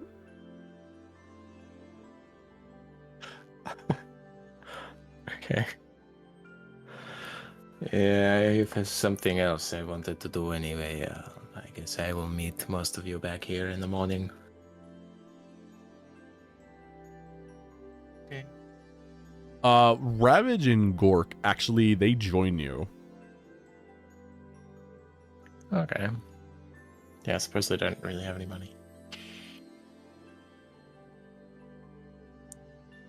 Oh my god, I just saw, my map wasn't loaded until I clicked in on it, and I just saw all the drawings pop up. But so yeah, so what? So Bear, Ravage, and Gork. So you three are gonna be leaving the establishment. Yeah. All right, give me one secaroonie. Okay, so I deducted the money from James' purse. And is everyone else staying? Yes. All right, so Yeah. Passed out, so I'm We'll just assuming so. they You did. can share a room. You three are going to venture out. James and Rye are completely blacked out. I'm assuming you fell off the chair if you're laying on the ground over there. You're And The rug. It's nice and comfortable. exactly. So, follow up. Is anyone going to carry Rye and James to their rooms? Huh. Oh, okay, yeah, I'll do that before I go. Yeah. Like sling him over each shoulder.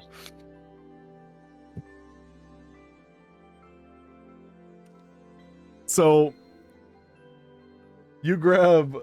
You said you're grabbing both James and Rye? Yeah, Okay. should be fine to do that. All right, so yeah, you grab both of them. You quite literally just throw both of them over each shoulder, and the waiter kind of like directs you to like your guys' room, or well, their rooms. Let's see here, Myrine.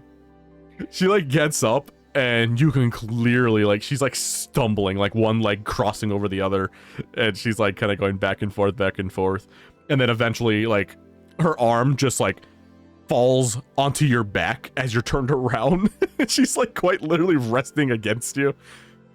And you hear Myra just go, "Where are we going?" You should probably have a sleep here as well. Let's see. How much gold did Myra have? I already forgot.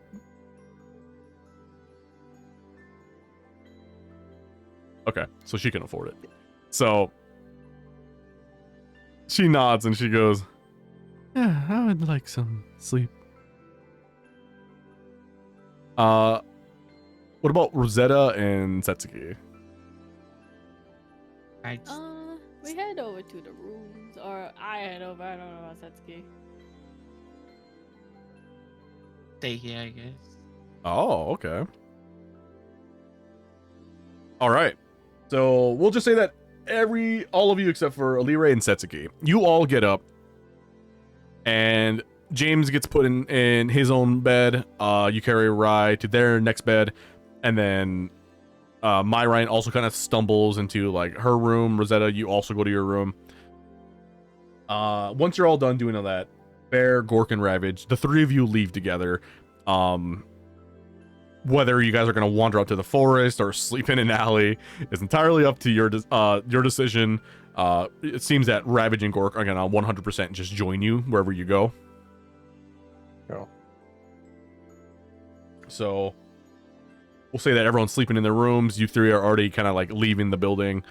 Setsuki, what are you doing?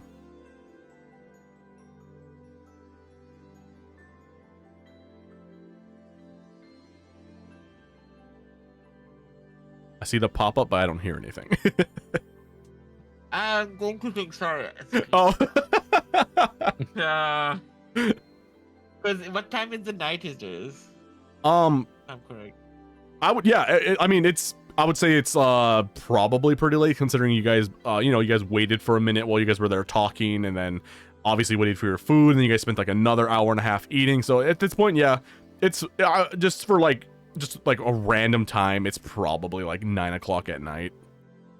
The night is just getting lively now too, as well. Like you probably noticed that like the building is filled with even more people. Definitely a lot more drunks now. Sitting across the table from you now is also Elire, whose expression has not changed, and she's still kind of like staring off into the distance.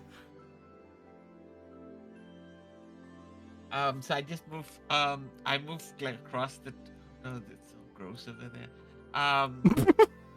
There's shit I mean, over there as well. It's probably a bit of a mess. I just go and ask Elire if she wants to go for like a walk outside so we can have a conversation about something. Can You- she even process what you say? So Is she drunk, bro? Yeah, she's I cooked. first I tried to get her to see if she's sober, right? Like, So yeah, we'll say that And you I sit like right next to her. You open up that Yeah. conversation. yeah. You see Elire just head slowly turns towards you, and you see her eyes doing that thing where like she's squinting and then she opens them wide and then she's squinting again and then she goes, "Yes, I would like walk."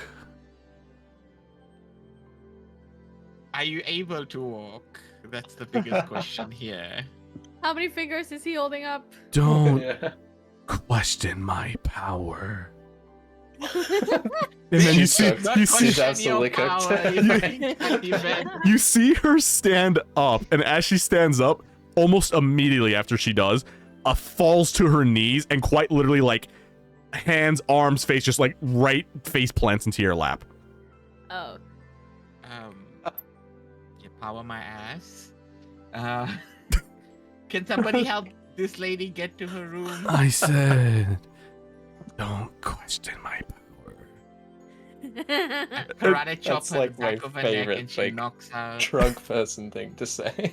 Just don't question my power. You see her again, like she like puts her hands like on your thighs and pushes up, trying to stand up again, and then eventually she's standing on her 2 feet, but her legs are like quite literally crossed as well, and she's like doing that thing where her body's swaying back and forth, and you see her eyes doing the squint, wide open, squinted like she's trying so hard to focus on you, and then she goes,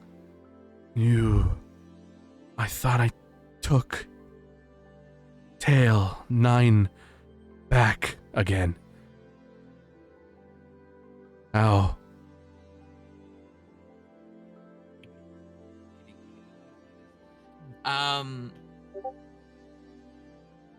You delirious. You need to go to bed. I'm Elire, not delirious. If that I started talking to you.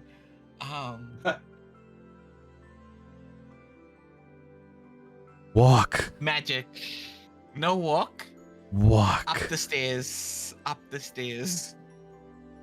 You walk.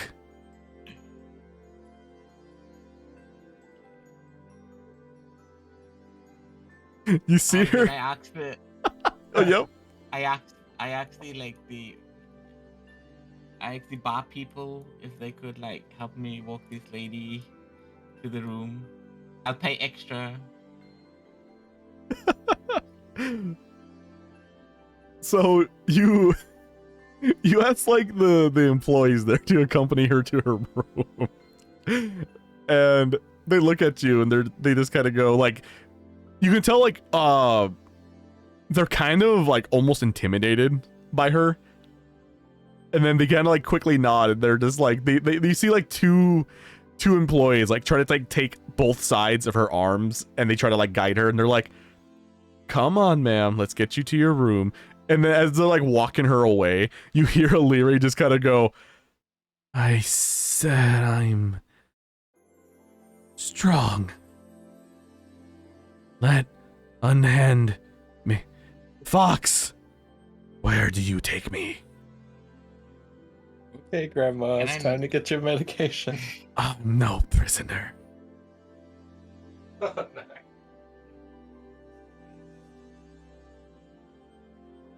You betray me, Fox.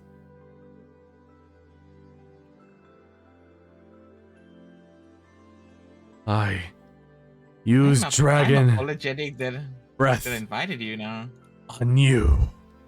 And then you Fuck, see she's like gonna a burn us all over. you see like a swirl of magic energy surround her,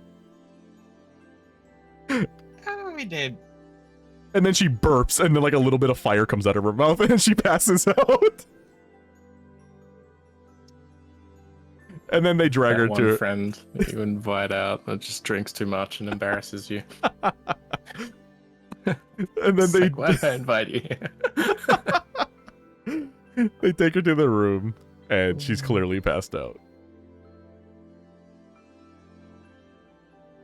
Amazing. Setsuki, what do you do? I go find my own lodgings. Wait, yeah, find my own lodgings. Like at this building still? Yes. Okay. So yeah. So we'll say that yeah, so everyone's whoever, obviously are already blacked out. Some people are going to their rooms to just relax and chill for the night. You as well now. Bear, Ravage, and Gork. You guys have left the building. You three are walking together. As you guys are walking, you hear Gork just like every 2 minutes just kind of goes like bleh, like he's burping. And you just hear him go, "Me like fish. Fish don't like tummy." Yeah, that is a shame. Ravage just adds on to it. Yeah, I don't want my tent to be next to his, if you know what I'm saying. Yeah, one of the benefits of camping in the open air, I suppose. Agreed. So, where are we going? Yeah, I know a good spot, but I want to make a stop first. Well, lead the way. Alright, we're gonna go to the Adventurers Guild. Ooh, okay. Oh, let's load that up. You three have now entered the guild. Alright, we're gonna go up to, I don't know. I guess just back to the people that I've already spoken to. They seem to like, well, I'm familiar with them, I guess. All right. And yeah, kind of just like saunter in and just like walk up to the front desk. Let's say, I am looking for information. I'm assuming there would be somebody in here who would be, well, relatively knowledgeable. Marla looks at you and just goes, "What kind of information you're looking for?" Someone well-traveled. I'm trying to find a place. Anything in particular? The seas, the lands? Mountains, to be exact. Ah. Well, lucky for you, you take a look to your left, and she kind of like points like her right, your left, and goes, "Our lovely bird friend over there is quite experienced when it comes to traversing all kinds of landscape. I'm sure he'll be able to help you out." Thanks. I'll just like immediately walk over to him. I'll sit down at the bar and like pull out my world map that I got recently. And then look over to the bird fella and be like, Hey, heard you've traveled a bit. I have. What are you looking for? Familiar with anything called the Shivering Peaks? You see his eyes kind of like squint a little bit, like almost like glare, and he just goes, "And why would you want to do that?" I don't really see why that's any of your business. You just see him kind of like he just does like that, like a okay then. Well, it's your funeral. What do you want to know about that place? I want to know where it is. You got a map? It just gestures at the map in front of me. Oh. Yeah. All right, let me. Yeah. So we'll just say that what I just uploaded there is like the section that he's kind of like in the general area looking at.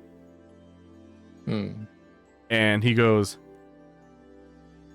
"You see where we are on this tip of Thalicerin?" And he kind of points at like the very bottom edge of like Thalicerin that's kind of like sticking out. And he goes, "We're right here. If you choose to travel by sea," and then you kind of see like, so like look at the map and then go the whole underside, like under Iron Spire, all the way up to that red section between Iron Spire and Althea. And he goes, "There's a couple docks there if you're going by sea. Follow the river, and that should take you mostly there. There should be a trail. Not official, but a trail. And you see that white little speck there? That's the little mountain range that you're looking for." Right.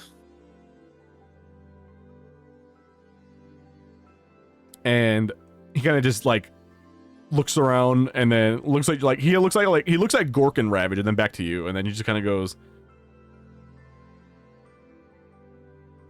"I hope you know what you're doing. That's a very dangerous place. Suicide, if I might add." Yeah, so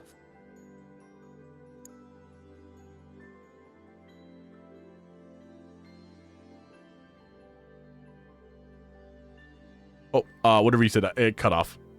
oh sorry, I said how so. Oh.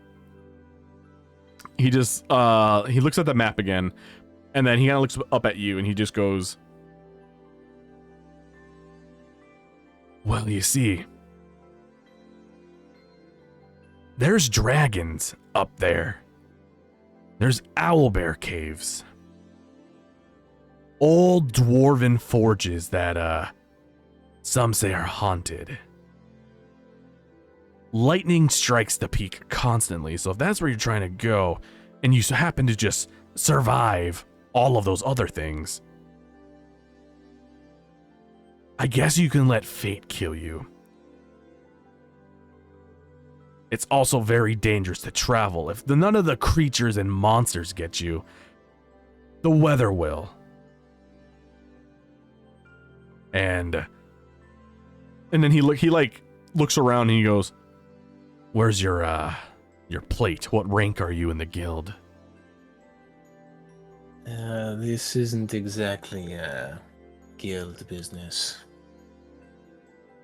He just kind of like nods for just like a brief second, and then he just kind of thinks about it for a moment and just kind of goes, "Again, your funeral. So, the lowest rank here is copper, then it's iron, then silver, then gold, and then the highest rank called Furious Flame.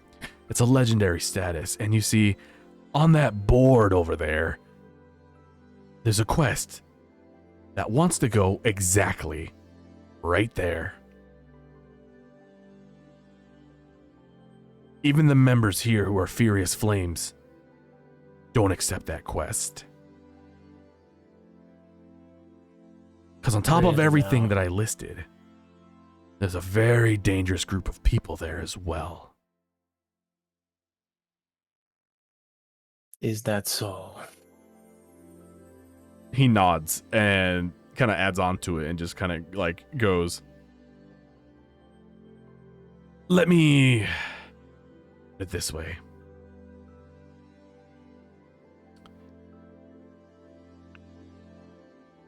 No one has survived. There's a reason why it's rejected, why no one takes it. You're practically gonna face what I would like to say is a small legion, to put it simply. They're marked all over that mountain. If you can somehow avoid the monsters and the dragons, good luck avoiding them." Maybe that's not my intention.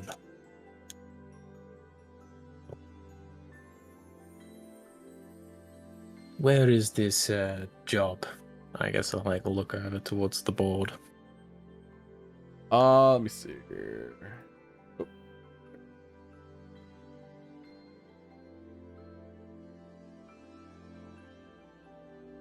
So he points back over like where Marla, Renlo, and Karga are standing. And he goes, "Look up above the cabinetry up there. There's a whole board with all types of quests for all different ranks. On the far right bottom is the one that's leading to where you want to go."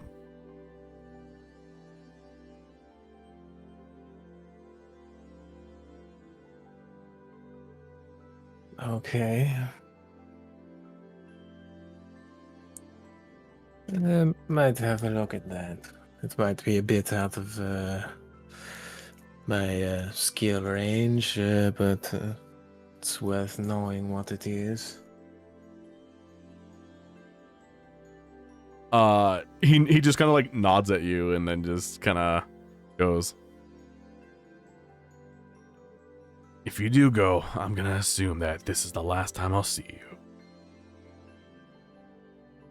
Yeah, I'll be going eventually. It's just a matter of when.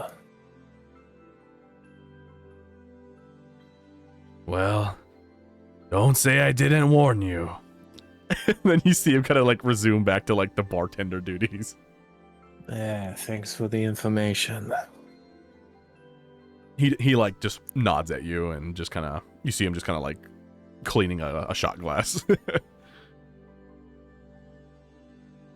Alright, I'll go back over to the front desk. And kind of like... said it was over like the right-hand side, right? Yeah. I guess I'll ask Cargo or whatever. I'll just like try and point it out, like kind of where he was saying.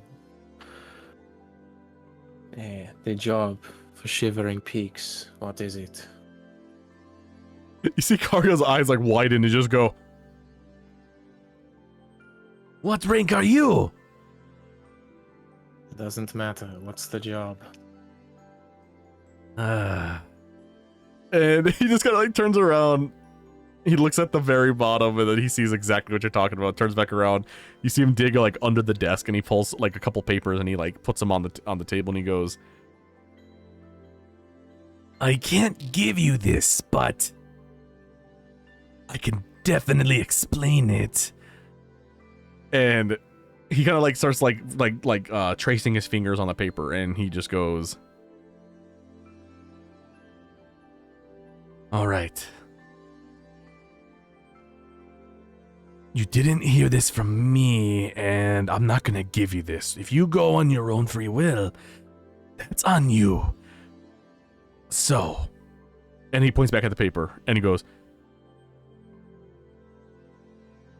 "On the peak of this mountain, there lies a small army, the Lockjaw clan. Very dangerous people. I don't recommend you even go there. They're killers. They're nastier than the monsters already on that mountain."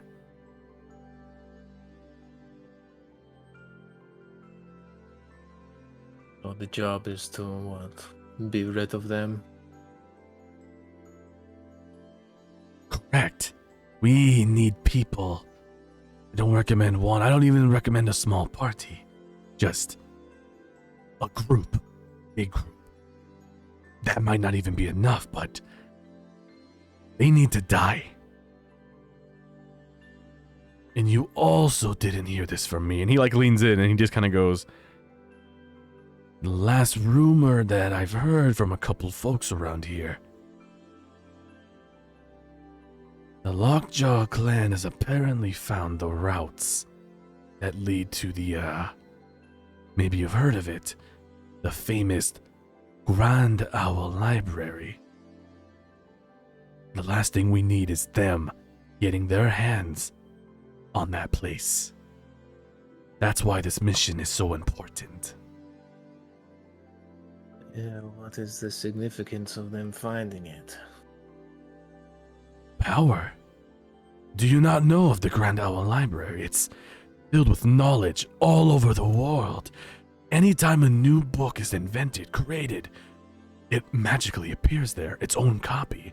Everything you could ever want is there. History, knowledge, power. At least that's what the rumors say. If Lockjaw Clan has already discovered this route, we cannot give them that power, but no one here is brave enough, strong enough to even face them. It's a library that has every book in it. Every book. And I think I have a friend looking for that. Okay. Interesting.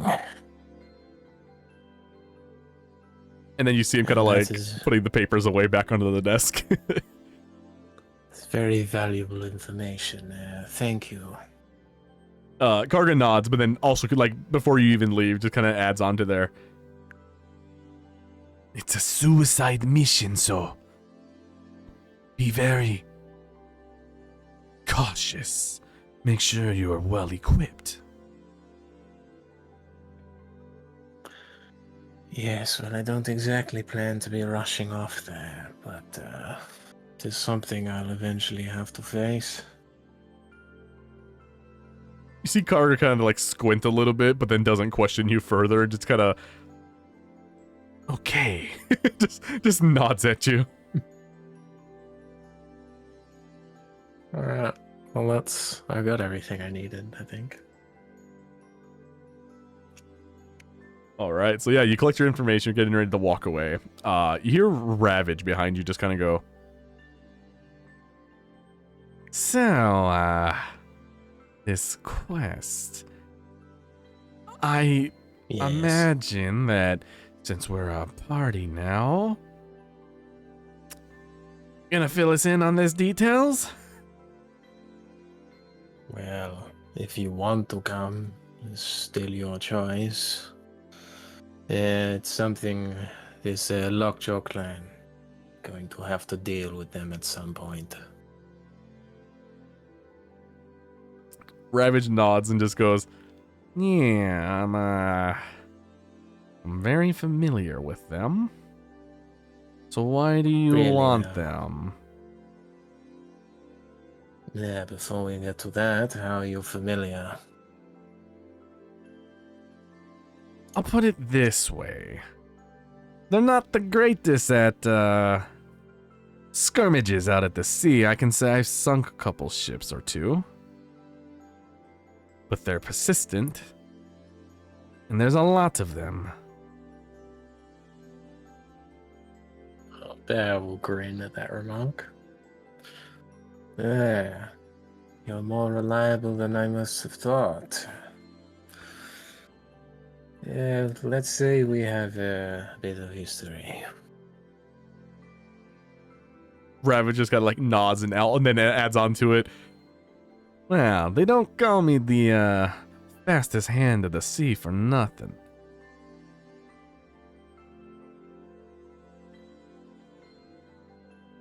Well, not sure how reliable that would be if we have to climb some mountains. It's the only problem with it I see is it's a bit of a hostile place.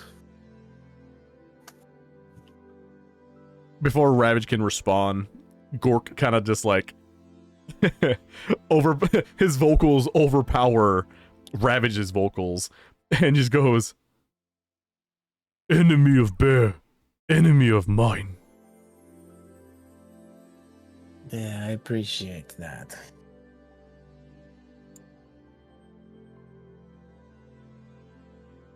It might take some convincing of the others, though.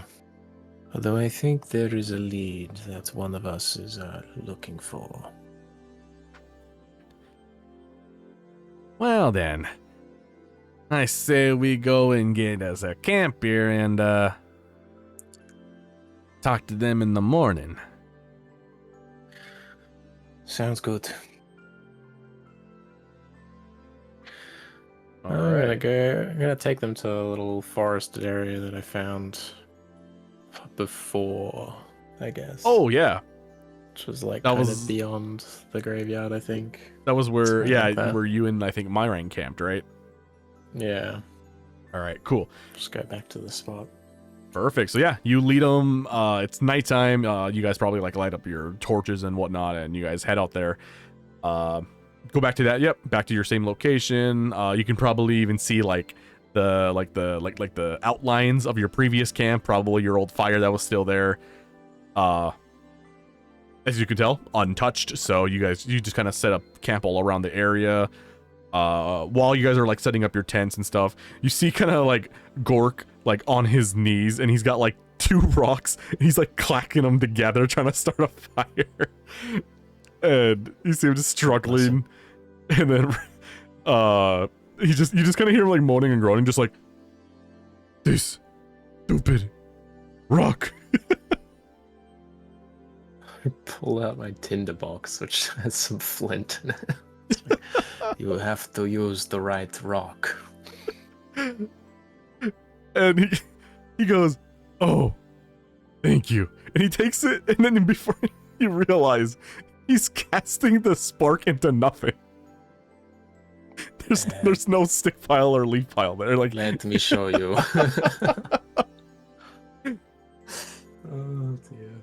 so yeah, you kind of like go around, scavenge some like twigs and like little maybe like broken like tree stumps, logs, whatever. You guys scavenge around a little bit, and then you kind of show them how to like properly like set up a little campfire, and then you show them how the flint works and all of that, and then Cork's just sitting there like a dumbfounded child, just looking at you like, oh, like this guy is just in pure wonder watching you do this. When you live in a forest, you learn how to put the fire together quite quickly. And he like looks over to like Ravage, and he just goes, he can make fire good. And Ravage just calls back out, yeah, I see that.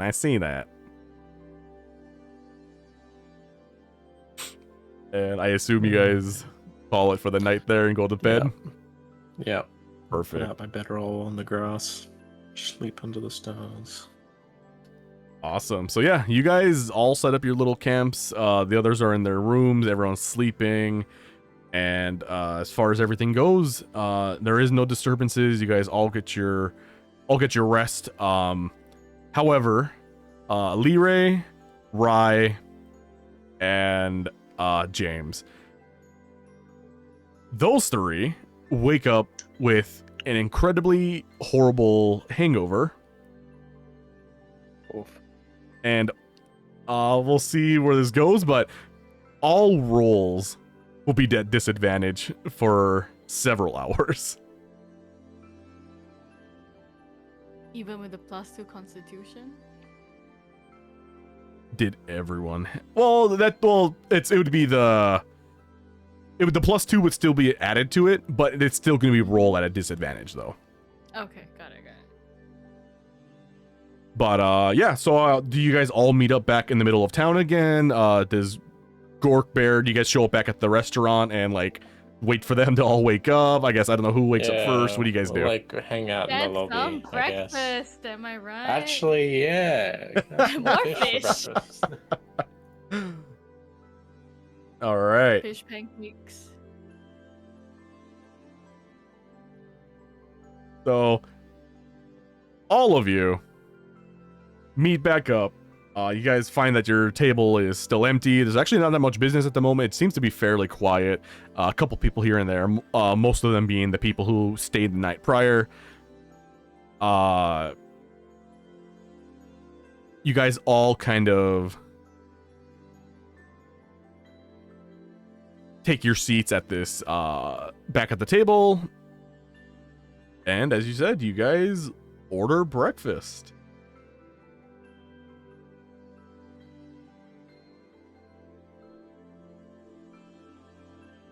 Is this like a hotel buffet?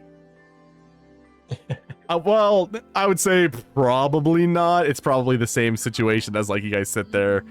order, but fortunately this time, because you guys, well, except for the three who didn't stay there, the rest of the breakfast meals are free. Hell yeah, let's go.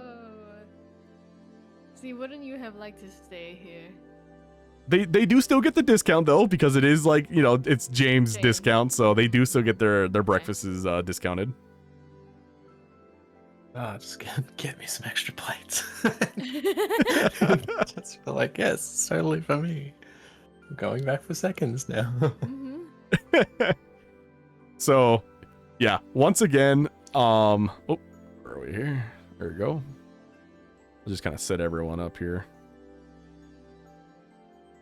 And yeah, so you guys all sit there, the waiters come back around, and they just kind of ask, they look around, they can clearly see some people are hungover, even if they weren't the ones who like blacked out drunk, they could still see that some, you know, are still just not doing so hot, and they just kind of go, same meal for everybody, or would you all like to order something different?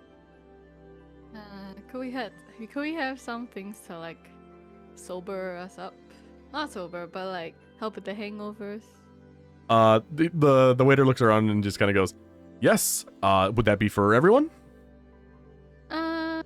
Just the people that drank, and I'll have some pancakes. And they look around and they just kind of go, coming right up. And then yeah, they come back around. Like fish. So More fish. they come back around and they bring everyone, okay, so we'll start with Rosetta. So yeah, they bring you your pancakes. They actually, like, you can tell that it's like one of those things where it's like, it's a pancake, they put everything on it, and then it's layered with another pancake with everything on it, and then another pancake with everything on it.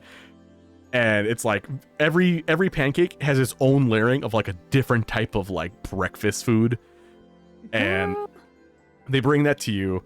As for the people who were drinking or extremely hungover, they brought every single one of them big cups of like water, big cups of juice, lots of like what looks to be like probably like a hash brown with lots of like toast and like things like that. And then for Bear, they come back with like a couple of platters of like eggs and fish and just like various like breakfast fish meals. And then the waiter leans in and goes, would that be 100 dishes again? Maybe not. Still feeling a little full actually, but I could squeeze a few in. The waiter like winks at you and nods and goes, very well, sir. And then yeah, so they serve everyone their drinks. You look around the table and, you know, Ravage and Gork, they're fine. They're just eating their breakfast. You see Myride, like her head is like hung over, and she's like still like the thing, like her face is quite literally like facing the table. And then you see her just like her hair covering, you can't even see her face really, like her hair is all like hanging past her, and you just see her just like one like just weak hand with a fork just slowly bringing it up every time she takes a bite. She's definitely out of it. James, very similarly, just both arms hard planted on the table. He just seems to be just like staring off into the distance, like this man is absolutely hungover. He's barely eating his food. You look at Elire, and for whatever odd reason that you cannot tell, she seems to be like perfectly sober, and she's just casually eating her food. And then you look over at Rye, and Rye, how are you handling your hangover? I'm still passed out, man. All right, so your face is like planted on the table. You're still like sleeping, and everyone else is enjoying their dinner or their breakfast so far. Can I add the celestial jellyfish to my inventory? Yes, you can. Okay. And while you do that, just give me 1 second. I'm gonna quickly use the bathroom. I'll be right back. All right, all right, all right. So, what do you guys do now?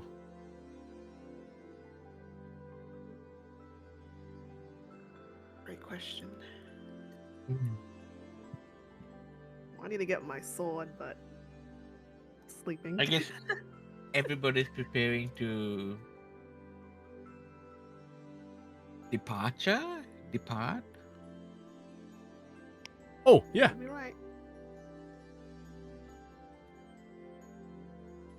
Yeah, I guess that's part of the question, which we'll get into. But yeah, I guess I'll like look around the table, be like, well, I suppose we have to figure out exactly where we're going.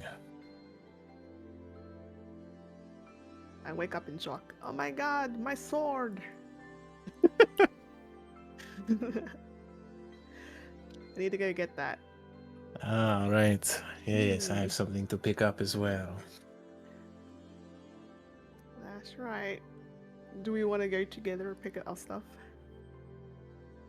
Sure, we can do that after this. I'm scared. Oh my god, is that pancakes? Is that scuffing myself?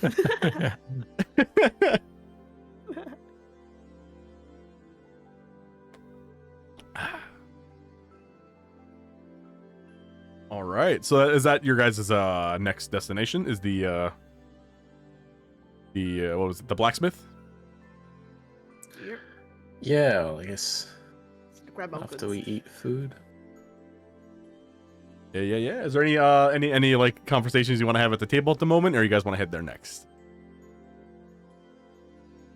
Well, I think this is a good opportunity to like talk to everyone and decide on the next move. I probably want to wait until Rosie gets back to have that conversation. Oh, for sure. Yeah.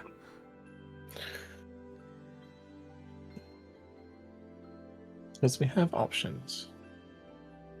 And I guess initially Bear has expressed his desire to go back to Arendelle. But now, after new information, maybe not so much.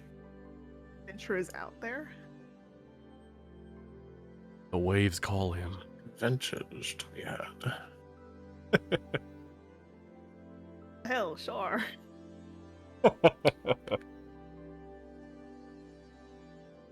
Oh, it is adventure you want. Adventure you get. Yeah, Let my us goal is see. still the same.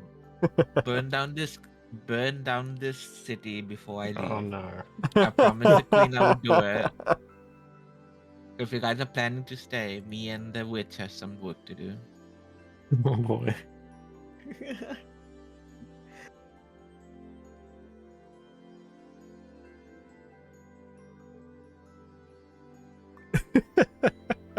So, anyone You else get have any all other your- plans other You than see- the murdering of Get a all your- population? Get You all your useful information out of this city.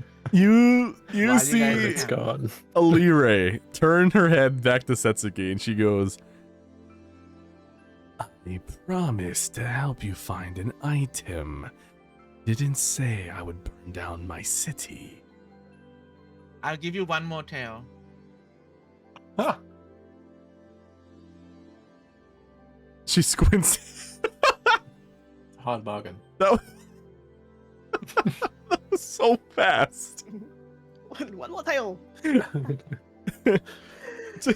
hesitation. She looks at Setsuki and just goes, she squints at him and then she goes, I want. she slowly turns her head back to Rosetta and goes, No! Another set of wings. That's flipping great. What are we? be What, fair, what, they what was reject. this? Wait. What did I miss? We'll be on the same ship, won't we? What are we bartering for now? I just came back. Sorry. Funny. Money. Like Satsuki, Okay. tell Satsuki's her. like, I'm gonna burn Yeah. down the city with the witch's help, and she's like, wait, I didn't agree to that, but I could for another cent away. For a price. Yeah. And it's my wings. Yo, A lower price Yeah. from I Rosetta's did not wings. agree to this. Why don't you Ow. want his tail? He's offering you his tail. She like you see. Okay, let me see real quick here. Rosetta. Roll me insight, Rosetta. Okay. Like damn. I missed 12 or mine. higher. Okay.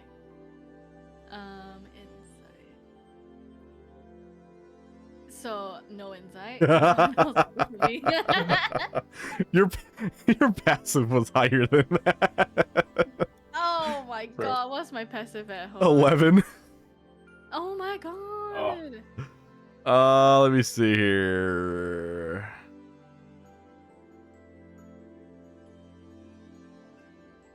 She just looks at you and she just says, I want what I want. and as far as you can Turn around, tell, Rosetta. she wants what she wants. Turn around, Rosetta. Can't say no to an old lady. They haven't even grown back. It's not even old. Yeah. It's only been a day. Now you just said not. You are now just like insulting her, right?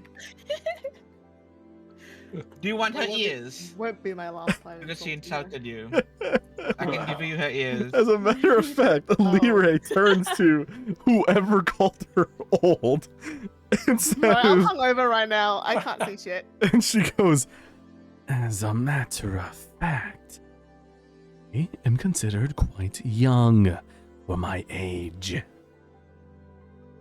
That's my bad. You're so young, queen. Your skin flawless. What's the skincare routine? she How about the elf's ears? she responds back to you, and she looks deep into Rosetta's eyes and goes, By not being a halfie like you. Wait, what? To my eyes? I did- or- yes. Is racism now? She scares me. Good. I hide behind bear. Because you're a half elf. I don't like the way she stares at me. If you So, who started this anyway?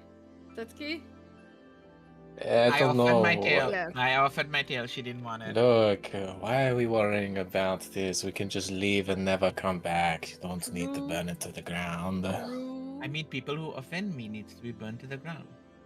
Yeah, there's a I don't certain make the thing rule. called forgiveness, Setsuki. You should Empathy. practice that. You lack empathy. Unfortunately, when I was created, that particular thing was missing. Eh? I'm sure there's a potion for that. James, what do you say, James? James, Ah. oopsie. You know what's Wow. right for you. Yes, wins. If you know what's right for you, James, you better shut up. This is your well, hometown. I don't know if you guys know me, but I'm not all for burning my city. Yeah, sensible this one. How about just the person that wronged you and not the whole city? It's the queen. You're It gonna might go as for well the be the city. Fair enough. A small little hex, maybe. What I wouldn't about be the happy voodoo with that. doll? No, We're we've like gotten discussing into this enough in a very trouble. Open We should space. not be talking about this in an inn. I was gonna say it. But... And yes, you are, We're talking about a Setsuki. different queen.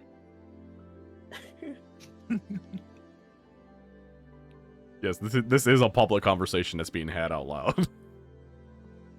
Hmm. Oh. 20 guards Then show what up is it again. There's not. Let's go to the boat. Look, Then we I'm may not discuss it. particularly interested in staying here for much longer, but that is something that I was wanting to ask a lot of you, as to where exactly you wanted to go. Where should we head to first?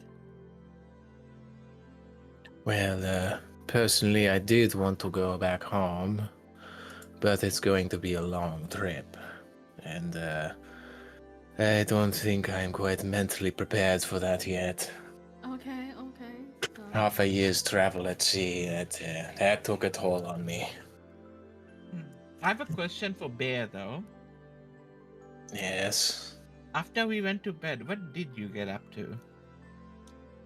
Went camping. Just camping? Just camping. Gonna roll deception. Oh, And to add on to that, you hear Gork say out loud, He taught us make fire. oh, so Gork, what did you guys do before the fire? What? Oh, couldn't lie. Did you guys meet anybody? Trees. You know the Yes. dumb as you look. Okay, What okay. is with this line of questioning, Setsuki? I mean, you ask me questions. Can't I ask you questions? It's true, except I usually answer them and you do not. Ooh, That's a good one. shots fired. But you haven't answered my. You know what? Where do you We'll want to leave it go, at that. Setsuki? Because I don't particularly want you staying here and burning down the city. You know what? I'll follow Rosetta because I'm looking for something, and I think at the Alright. library I'll find it as well. First, we're gonna reclaim Rice Throne, and then we'll go to the library. What third? I am Yeah. not royalty! That is this She whole herself, thing about right, has- being a princess and all of that, huh? Right? Do you want money or not? It's a good point. Hmm. First, we kill my so-and-so called family. Then, we can leave it from there. You say I'm Alright. evil. She's the family Who's- killer. What royalty? I family. don't really do kings and queens and such. Exactly. I don't know what royalty is, bro. You just hear Gork yell across the table. There's a princess here? You guys started again. Apparently. Apparently not. Don't listen to them, Gork. Rav, It's just gibberish. what? Well, to be fair, it's your choice. How do we treat princess? There is no How do you- princess. Treat them How to treat them. like any other person. Nicely. Exactly. And rob them in the blink of the night. You see his eyes like scanning back and forth the table, like he's trying to take this all in and understand what's happening. And he goes, Okay. He's reading his files. Yeah. he's like Internet Explorer. He's just catching up. Alright. Or do we want to go to the library first, get the secrets, and then go to the kingdom? What kingdom?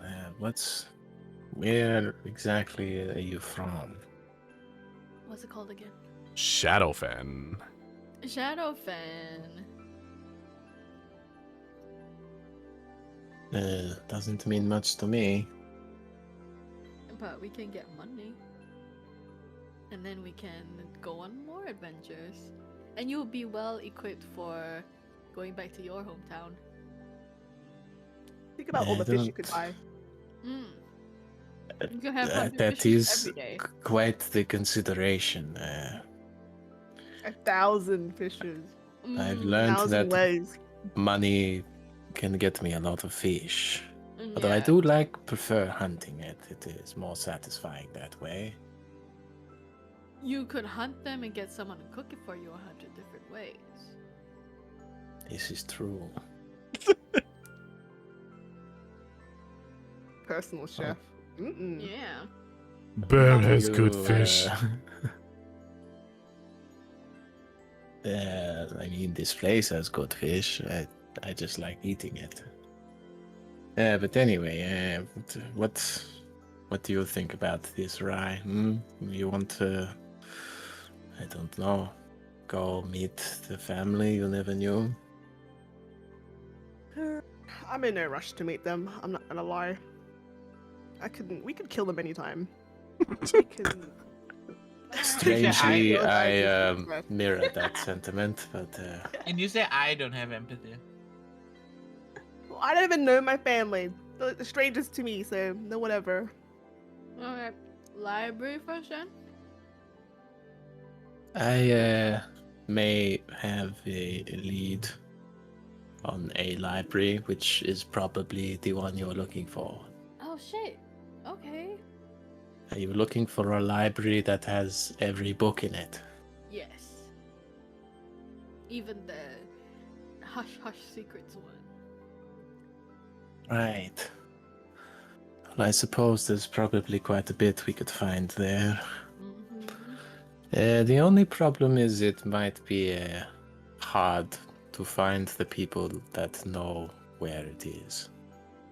And that's the problem I'm currently facing. So what do you know? Yeah. What do you know?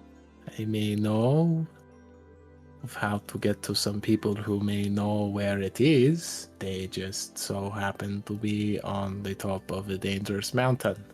Oh. What the hell? Sure, let's go. It might be out of our skill set at the moment, unless any of you know how to fight a dragon, What? Oh. A dragon. Oh, there's a dragon. amongst other things.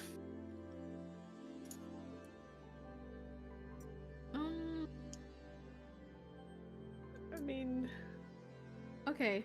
we have James. Um, We're good. Waiter. Any dragon slaying items? The waiter looks back at, or comes around to you and just kind of goes, oh, well, you see, we have a plethora of food that could maybe enhance some of your abilities. And then he like looks back and sees like the big dragon like display, and he goes, that wasn't necessarily slain by any of us, Okay. but the man who did slay it is the one who runs the guild, Justice Furious. I don't know where he's at, but Oh, he is probably the most experienced person when it comes to dragon slaying. Oh, then we should ask him. yeah. All right. Time to find him. Thank you, waiter. That will be all. The waiter nods and just goes, I'd recommend checking the guild. They might have more information on him than anybody here, so. All right. This was a good spot.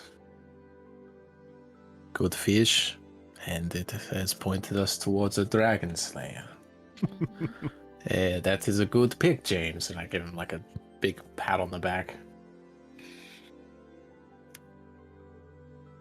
I feel like he would just groan from pain. you hear James just kind of do like a, like he's gonna puke.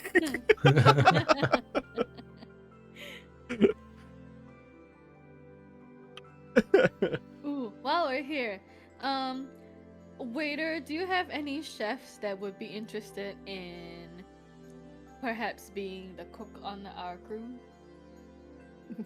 A chef that yearns for the ocean. Perhaps yourself?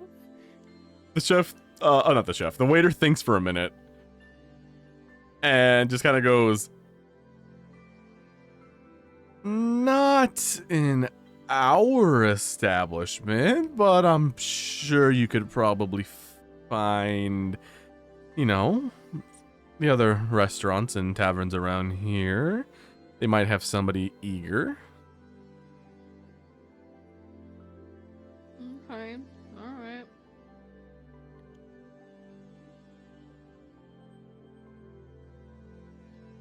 I guess. All right, we'll be finding our chef then somewhere else. Oh well. No poaching here.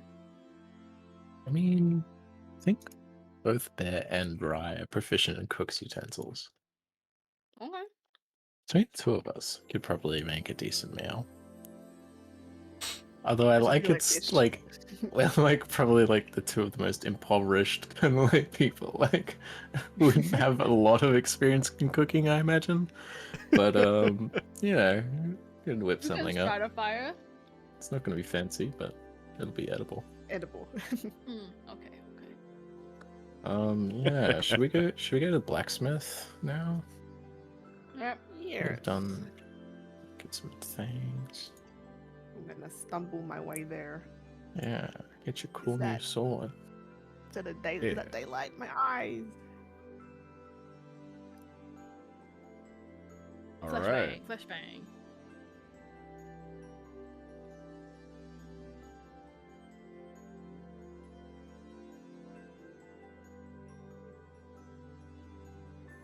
All right. So all of you leave the fancy establishment, and you all begin making your way over to the blacksmith now. You guys obviously have been there a couple times now, so you guys remember the way. You guys walk over there, you walk in. Immediately you just hear like the big, just like that clink, clang, the hammers banging in the background. And are all of you walking in, or just like just Bear and Rye? I want to go into. All right. So yeah, those of you who want to go in, yeah, you guys go in. What do you guys do? I'm here to pick up my sword, my lady. All right. Let's see here. Pull up my notes on your sword.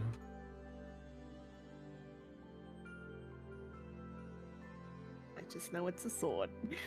I forgot everything.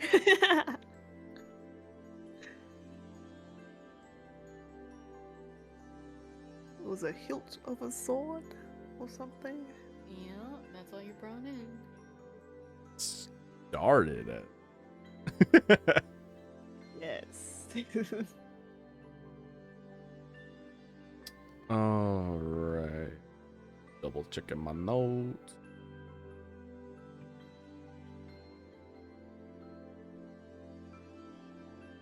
All right, perfect. All right, who's leading the way into the shop?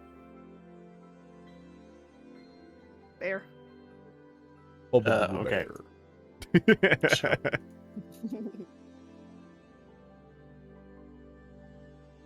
Bear's guiding me because I'm hungover. Sure. Hey, blacksmith. I'm here for my hook. You see the blacksmith. She Sword. turns back around and she sees you, and she smiles at both of you, and she just goes, "Ah, my new favorite customers. All right, so hook and the sword." So she returns back, and she drops the hook in front of Bear. And if I remember correctly, you said that Rye said that you would pay the rest of the money.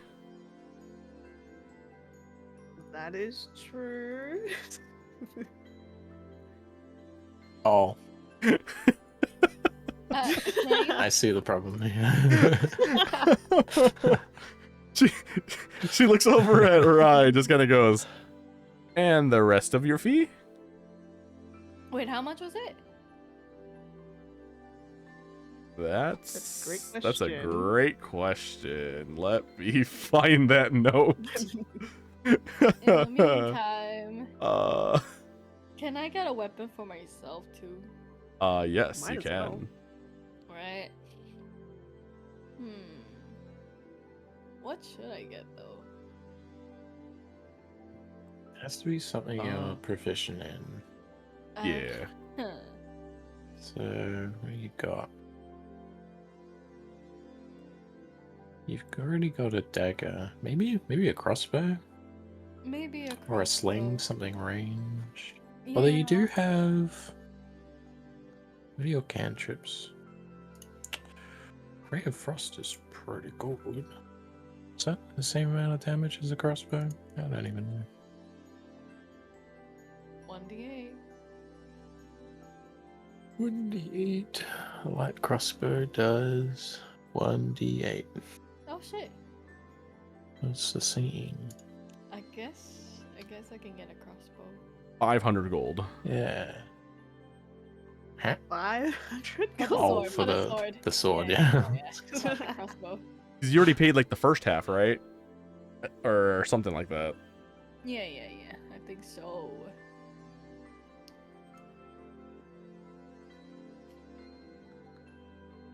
Oh, James. James. My God, you guys gonna rob James. James? I don't know. blind? I don't even know if James is in the building. I think he's like outside with the rest of everyone else. Oh, fine. I can foot the bill, I guess. Thank you. I'll pay you with my family riches. Yes, very good. So we are going there. Ex-family. Yeah. Oh, so Not that even is the family, destination. Yeah. Eventually. Eventually, but we'll get there. All right. So, yeah, Rosetta, subtract that 500. Hey, the 500. Damn, that's a lot of money. I thought it was 500 for the whole Mhm. thing, no? I'm pretty sure it was 1,000. What? Yeah, it was a lot of money. So I remember that was like the whole point of why trying to get the quests was to make 1,000. I No think quests were made. No quests to be had. the best part is Just I had a whole sold. a whole line of Dag quests. nabbit, I am poor now. I mean, we kind of did one, except That is not true. really. You got 2 friends out of it. Never We did? turned it in. Yeah, I we found the have pickpocket. 257 gold left. Pickpocket. Wait, did we get? Oh wait, never mind. We didn't turn them in, so no. Just turn in Ravage for 50 gold. Technically, Alright, your time's come, mate. Bear did get a reward. That is technically, Yeah, that's true. but you guys never turned in the quest to the guild. Mm. Right, Yeah. right. But what about just for solving the mystery, huh? I mean, technically, the pickpockets. Oh, Yeah, gonna the be troubling pickpockets got anyone anymore. caught, It and won't pick- Bear. No pockets no more. How much gold did I forgot how much I even gave you? Was it like 200? 400? I Maybe think it was some. like 3. I can't remember because I got like more, and then I gave some back, but then I got some from him. Yeah, I don't know. Yeah, It's a few hundred at least. something like that. Yeah. Alrighty. Oh. Okay, so Rosetta, you pay the gold forward,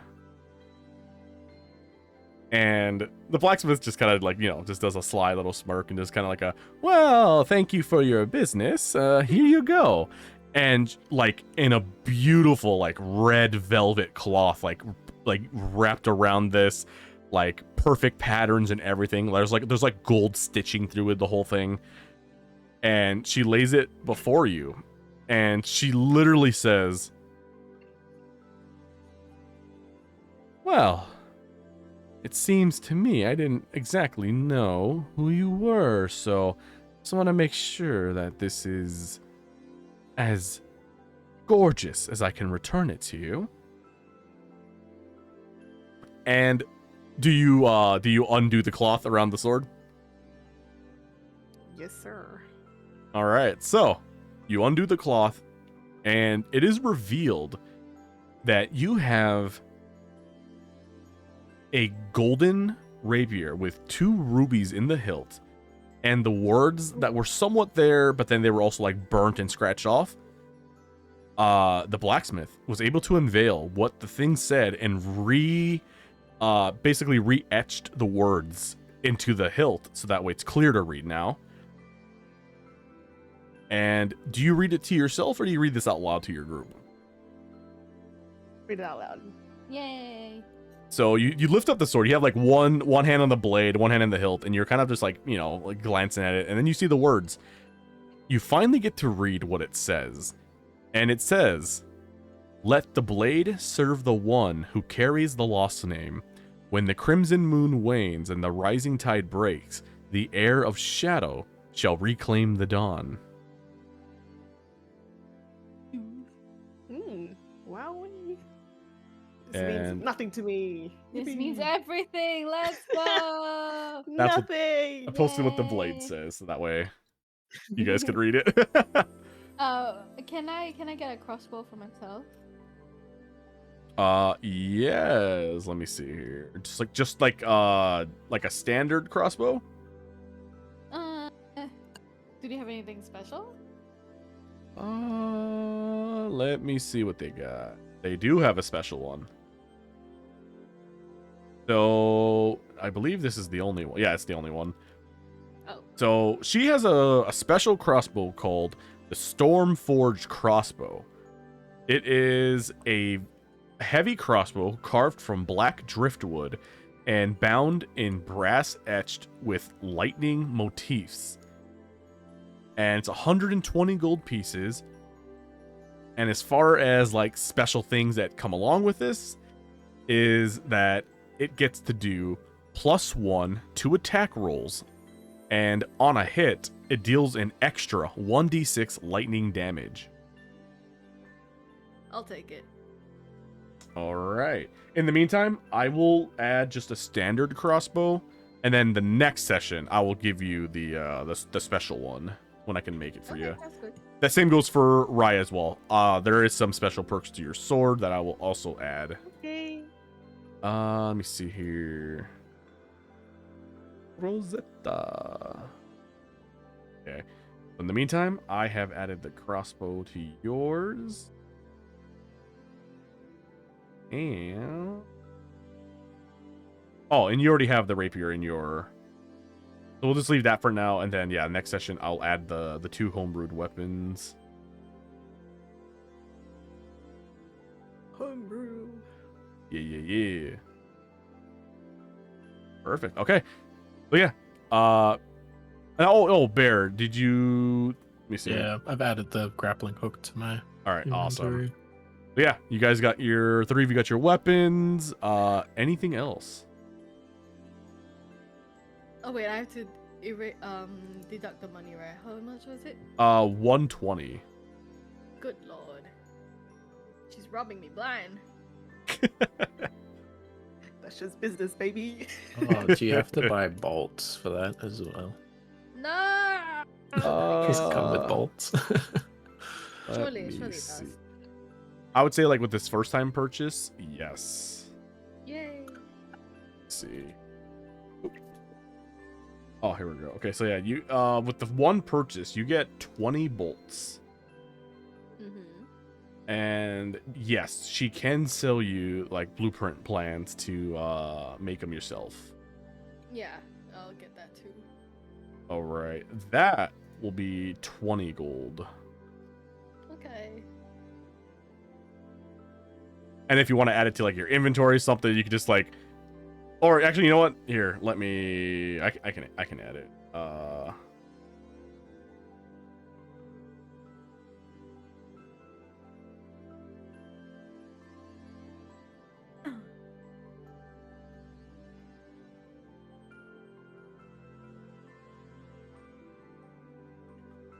added it to your backpack. I also just discovered something, and I really want to say I think this is a new feature because I, honest to God, did not know this was a thing, and I'm pretty sure it wasn't for a while. But I just found out that you guys all have a thing called a party inventory. What? That when you guys have shared items together as a party, I can add it there now.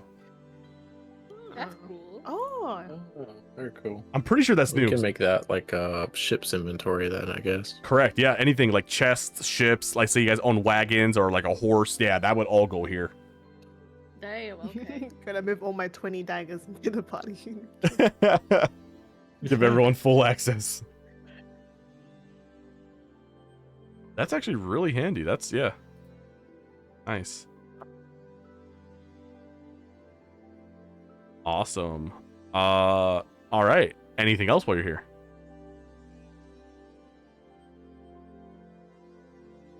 I think that's it for me. Yeah. Unless, I mean, I'm just having a look at some prices. I don't think I can afford any of the stuff that I want. Hey, James! James, guess We so. call him in. Brother.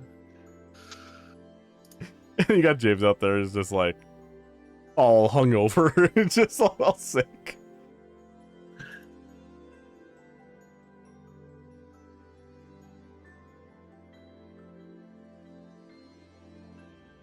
Let's see.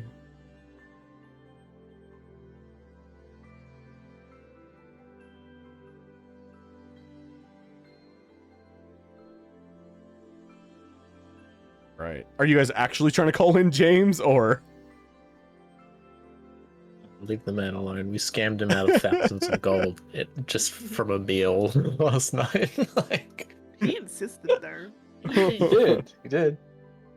Actually, you know, I might just ask. I'll see how much it costs, but I'll like go to the blacksmith and kind of like show him my shield.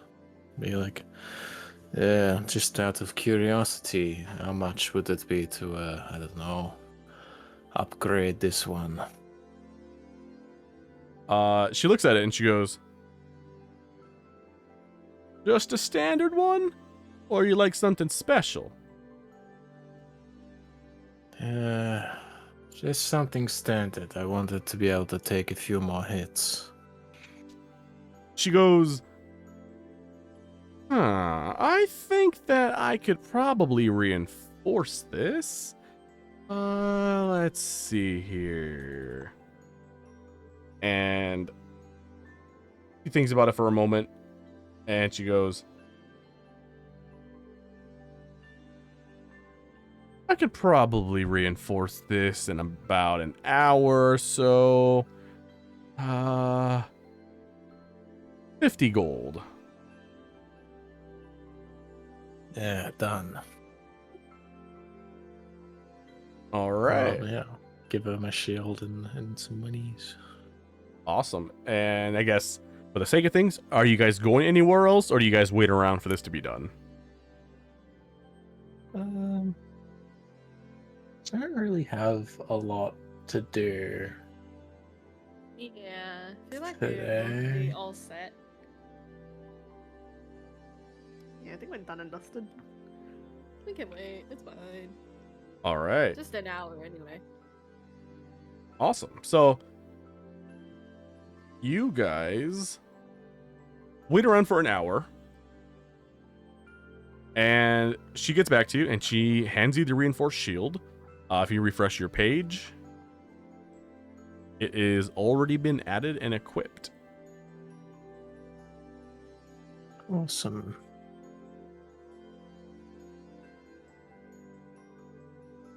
Nice. Heck yeah.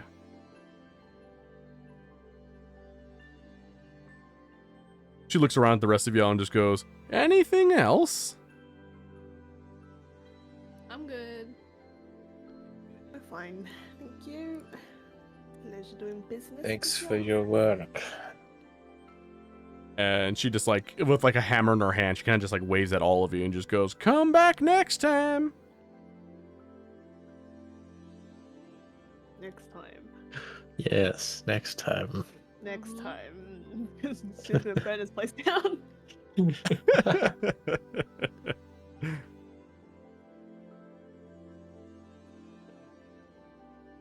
All right. So do you guys all head back to the docks? What do you guys, what's the next plan? Oh, we're gonna go to the guild and try and speak to Dragon Man. Oh, that's Yeah, right. yeah, yeah. Yeah.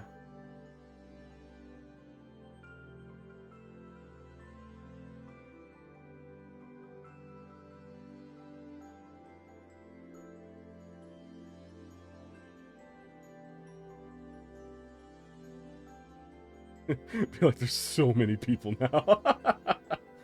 Everyone's just spawning in. Gang, gang. Who we're missing? Okay.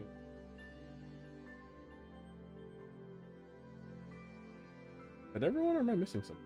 Oh, Witchy.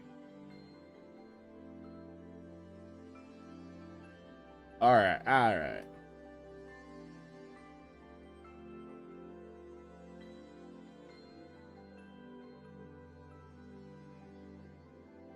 Who is leading? Bear. Sure. Actually, you know what? No, we'll go to the front desk. Seems reliable. All right.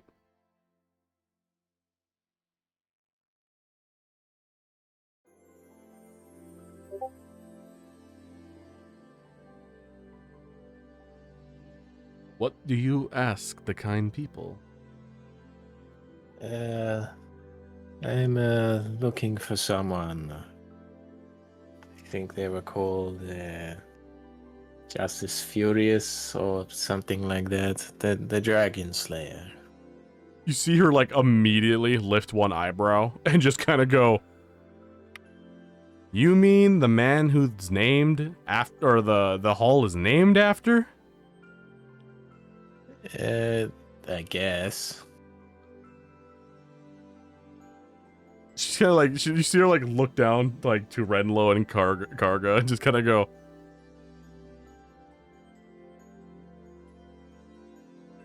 "These people want to meet Justice?" And is that a problem? Have you ever met a legendary hero before? Well, no. Not exactly easy to come by. He's not like retired now or something. She goes, "Oh, God, no, I don't think Justice will ever retire. That man is a workaholic. He's always going..."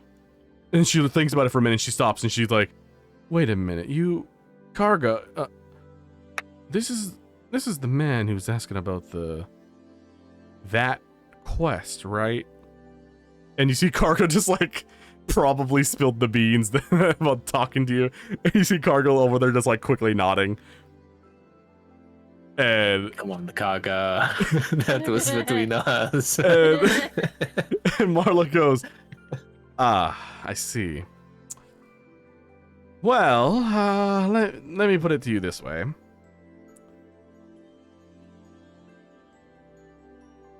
All quests come through us. We approve them. They go to the guild leader, and that is Justice. He owns this guild. It's quite literally named after him.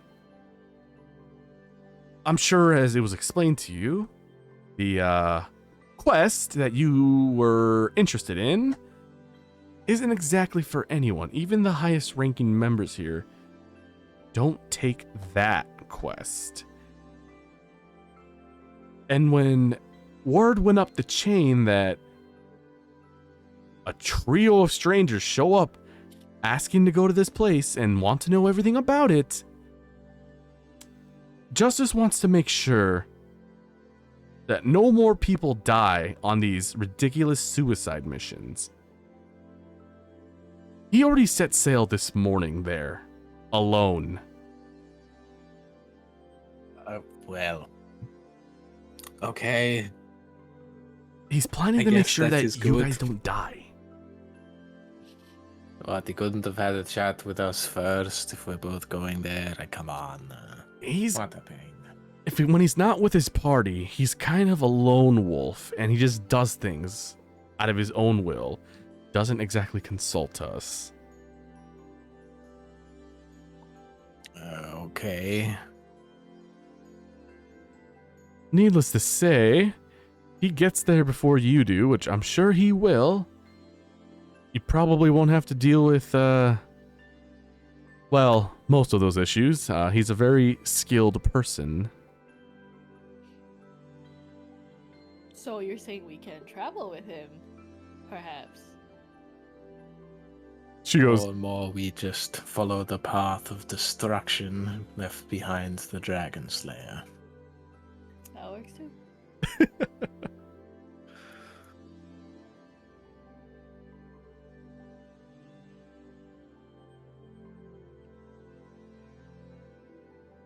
Alright, so I guess that's settled. We don't have to do anything, you know? Yeah, I suppose. We'll probably get to meet the individual. It sounds kind of interesting.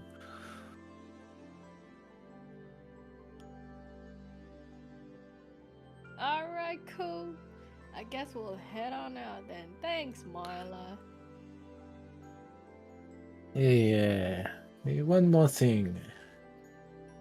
Wouldn't happen to know if anyone in here knows of a Godfrey, would you? she goes, yes, actually, there's quite a lot of people who know Godfrey. Right. Do you know who last saw him? She like looks around the whole area and just kind of goes, all of us? Oh. Do you know where he went then? She thinks for a moment and then just kind of goes, be honest, he's always making a show, so I wouldn't doubt that he's either at some fancy place making 3,000 gold a night. Just, well, it is Godfrey. He somehow manages it. Oh, so he's in town? She nods and she goes, yes, he is. He's actually been here for a couple days now. You know, and she does like these, like the finger quotes, and she's like, concert show, I guess. Do you know whereabouts? She thinks and she goes, well, I take a look at all the taverns and restaurants possible. I'm sure he's gonna be at the one that's most busiest and will make him the most money. He has a way with words and yeah, he's a wealthy person. Hey, we can get someone else to pay for all of our stuff. Okay, interesting. I guess I'll turn to Gork and Ravage. Like, looks like we might be able to find your friend before we leave. You see Ravage just go, that son of a bitch.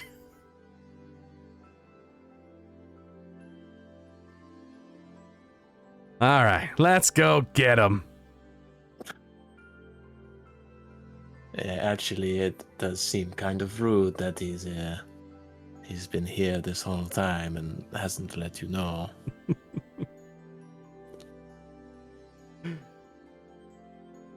Right, you see Ravage just like shaking his head. Just he's just like, you're telling me that we spent these days always looking out for him and he's just here? Making money? And making good money too, apparently. Few thousand gold a night. Think about what we could get with that. You see like Ravage like lift up his coat, and then you see like a series of like these blue colored bottles like lined across his belt, and he goes, yeah, you can bet your ass I'm gonna turn into a dragonborn.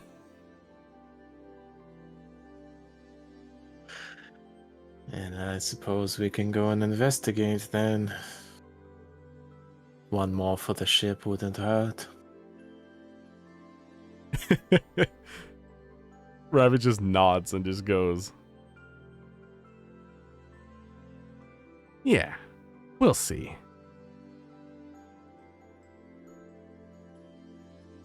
More drama. Gork in the background just goes, he taught me how to sing. Maybe you can show me sometime. You see Gork just smile and like bring his hands to his chest and clap really fast, and he's like, yay.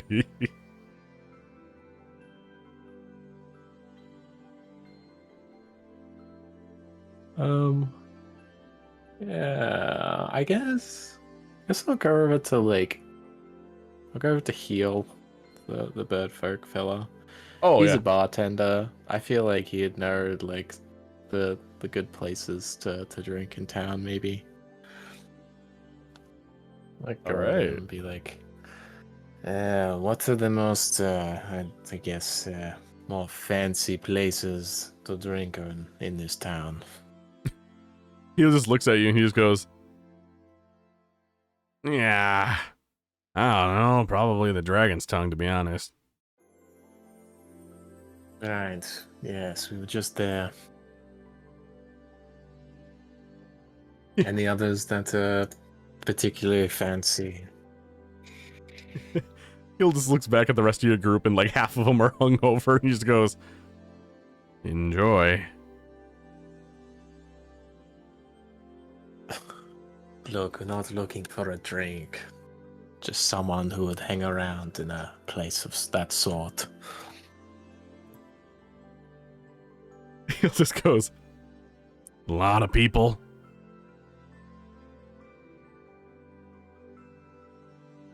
A lot of people what? Drink. Well, yeah. Look, you're not much of a help, are you? he just goes, Who are you looking for? Gobfree. Oh, God. Yeah, he's at Dragon's Tongue. I'm sure he's got a show planned this evening or something. Okay, maybe we spend one more night here.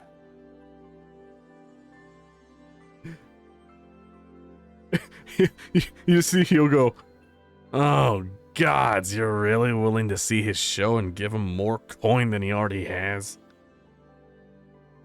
Not exactly. I assume he is good, though, if he's getting paid well. Good, yes. Obnoxious, very. Oh, one of those. Yeah, I guess we will see.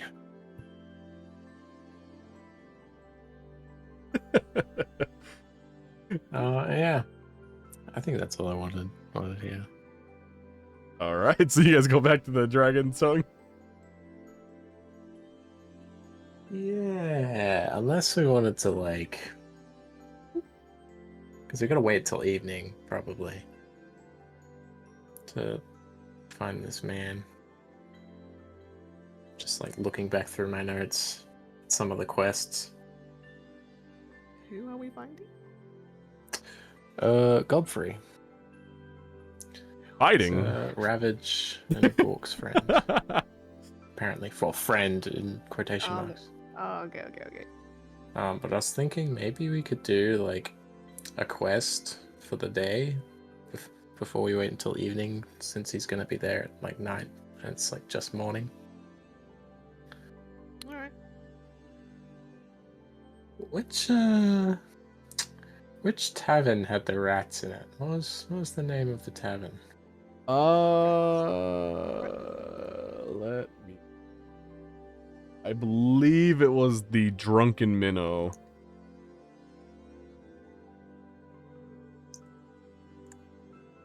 Yeah, the Drunken Minnow.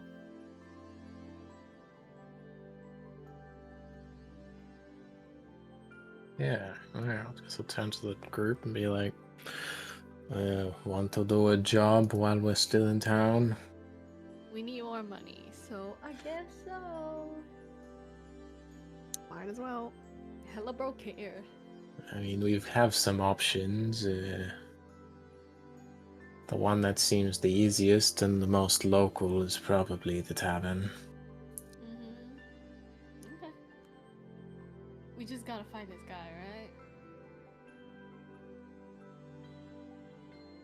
right? We got to find Gobri back at the inn at night. Supposedly he'll be there. Oh, okay. Just thinking of something to do while we wait. Or we could try and find him now, I suppose. No, we can do a job first. Yeah. Some extra gold in our belt would be good. What are you thinking, though? What are we doing, Sank? Wait, we're going to a tavern, right? Yeah, one of the quests was to clear rats out from a tavern basement.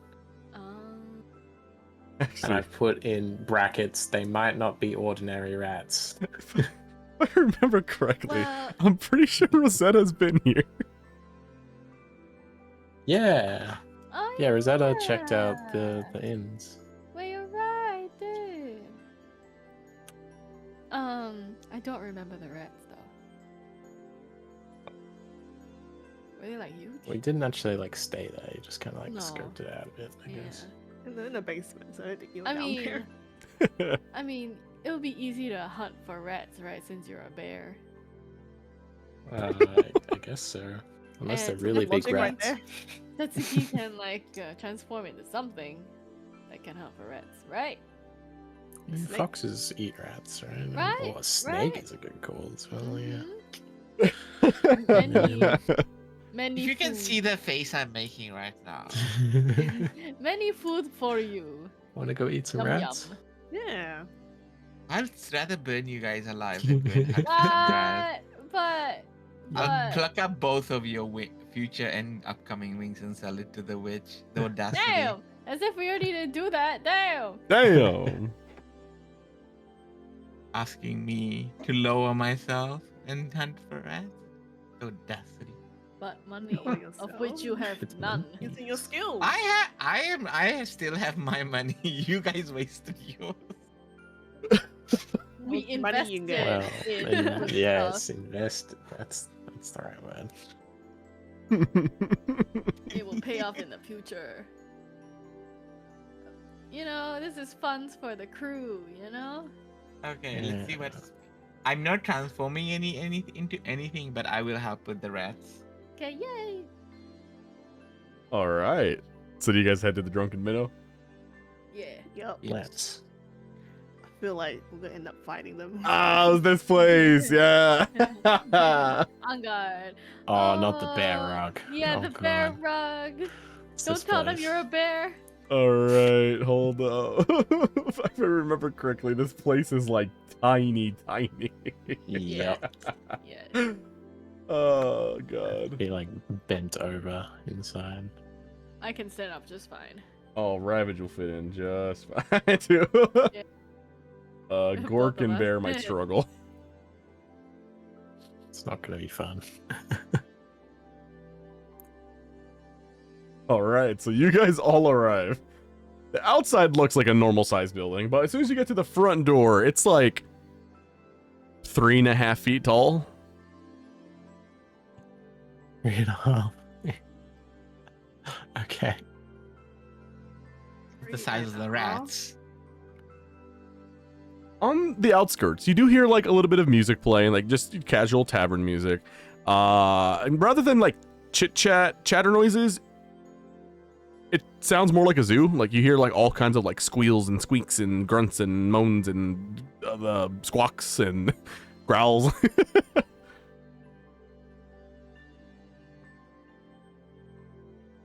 What do you guys do?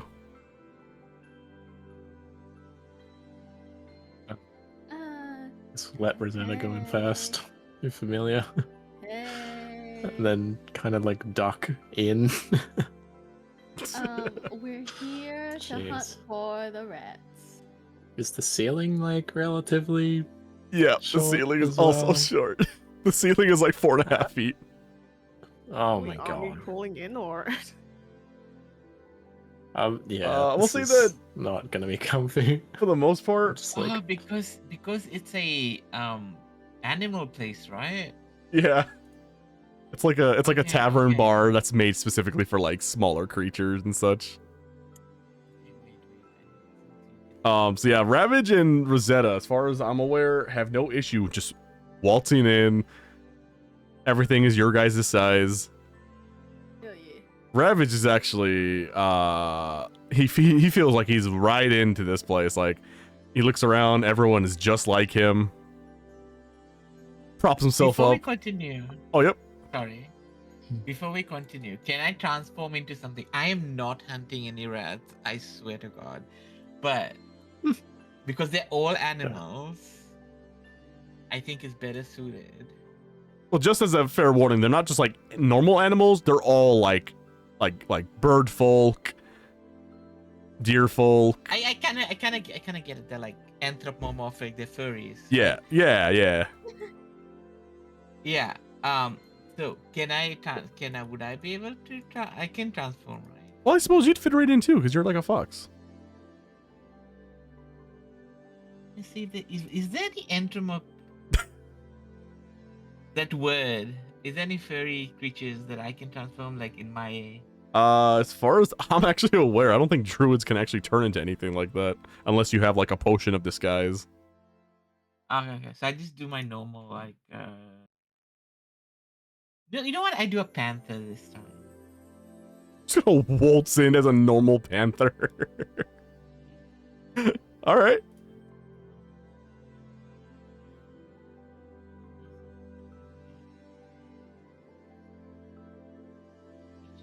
All right.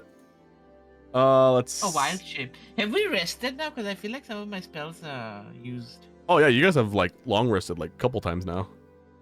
yeah, you'd have all your stuff back. I'm just gonna double check one thing here. Oh Jesus, I didn't realize you were that tall. Yup. I thought Setsuki was short. How dare you? How tall are you? Will he tell you? Get out your measuring tape, Brian. You measure. Fine, keep your secrets. Gotta continue. Okay, I transform. I do my magic thingy, and I transform into the panther because I never used the panther form. So, boom. I think this is. All right, did you add it to your thingy? Yeah. It's already the panther's already there. Oh, okay. So let me see here real quick.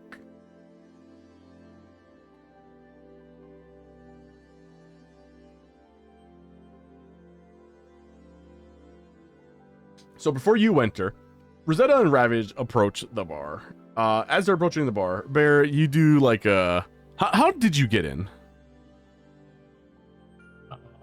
Like, basically have to crawl through the doorway because it's like half my size, and I'm just doing like the awkward, like leaning stand where I'm just like, because it's what 4.5 feet ceiling, and I'm like 6'2". So It's just really awkward. Just trying to stand up, but like heavily leaning over. It's probably awful for my back. But that's what we're gonna do for the meantime. So, yeah, as you're like crawling in and doing this, like the music stops, all the commotion stops, and you have all these like little animal folk people all turn towards you. And everyone is just staring at you, like crawling in, trying to get up to like a standing hunch. Not really suited for someone my size, I guess. So Just awkwardly looks around at everyone. It's like, I heard you have a problem with rats. So you see the frog owner. He just looks straight ahead, and he looking past Ravage and Rosetta. Just ribbit. What? Well, Are you okay? I've been more comfortable. As this is happening, Setsuki, are you walking in? Yes. Casually. As casual as you can be as a panther. I walk in and I just sit over here. Well, Upright. Not like like a dog sit. so yeah, so you you walk into this establishment, and all everyone sees is like this actual like normal sized panther walking into their doors, and all you hear is a loud ass commotion of birds and animals freaking out, and everyone starts running to corners of the building, and you just hear kinds of like squawk, move, run, and everyone's all scattering about. The owner hides under the table. You see everyone just running to different, and it's just silence. All you hear is kind of like the sound of the fire that's crackling over here. Maybe like whispers and like little squeals and squeaks and stuff, but everyone is like trying to hide like in a corner and just take cover. Oh, you don't need to worry about this one. It doesn't bite.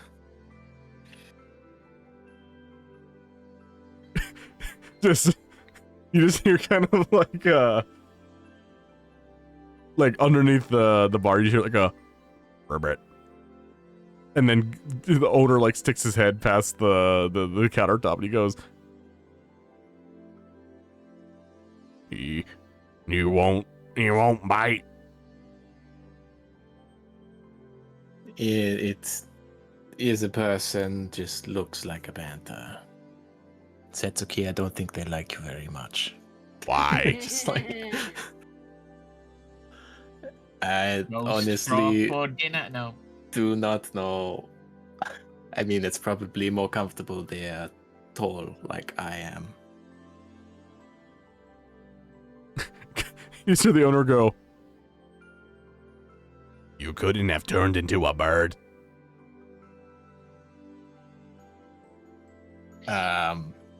I don't know if that is something they are capable of. They can do a snake. A rabbit, a mouse, anything. Look, I don't know why you're asking me. I'm just here for the rats. Heard you have a problem. Gauze just goes, "Ribbit." Yeah. Rats. And he sees the panther get closer. And then he like hides under the table again. Many questions. I didn't even know I can speak in these forms. No, You can't. You're literally like growling and snarling at him. You're making panther noises. Meow. You hear the owner go, "Ribbit, my family was killed by a panther. Ribbit." Oh. Yeah, I'm sorry to hear that, but I also have questions for you. I'm like looking down at the bear rock. You hear the owner call out.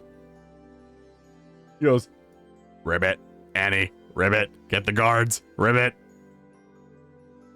Yeah, look, it is fine. We're not here to cause trouble. Like I said, the rats. You have a problem, or do you not? Ribbit, yes. But then show us where they are so we can deal with it. We're with the guild. He points like oh, you don't even see his head. You just see his arm sticking out from under the counter, and he points like straight ahead. And he points at like the stairway going down. And he goes, "Ribbit, stairs lead to the basement." Yeah, good. Maybe I can actually stand up.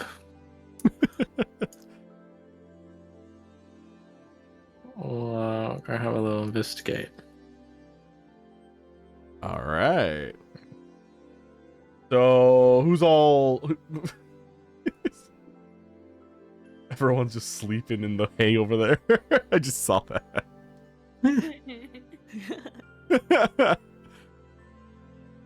So is it just Bear, Ravage, Setsuki, and Rosetta that's going down? I guess so. Alright. Yeah, it's just a couple of rats in there. How bad could it be? Hey, don't jinx us. Is that boss noises that I hear? They wouldn't need help if it was easy. Alrighty. I guess as I'm like going down the steps, I'll wild shape into bear. Mm. It's probably more convenient that way as well. Mm-hmm. So, as you were predicting, you are correct. The further you walk down, the ceiling does get like taller. Hmm. And as you get in there, it's very just like musty looking, the way it smells. It definitely smells like rotting corpses, Oh, good. rotten food. All, you can tell that the owner and whoever else like has not been in this basement for a while, more than likely because of the rats. And you can see like these torches that have been lit for a while are probably like reaching their end of their lifespan. So like they're like pretty close to dying out. So it's pretty dim inside this basement.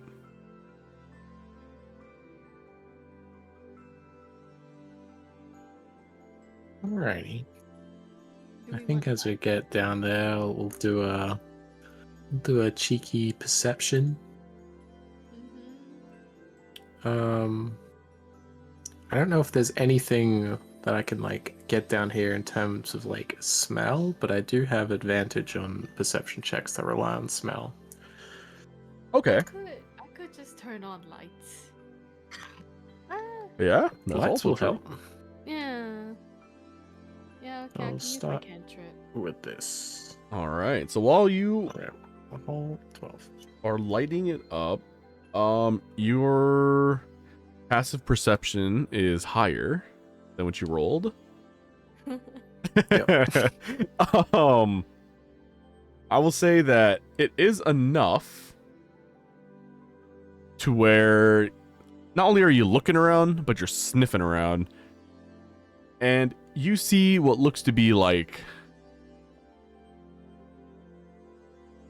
person-sized rat shit.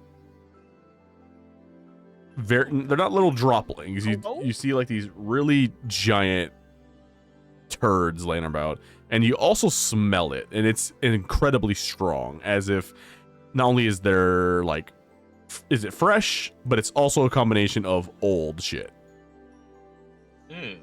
Grim. My lights are 120 feet. Yeesh. So That's a lot of shit. It is. Disgusting. it's disgusting.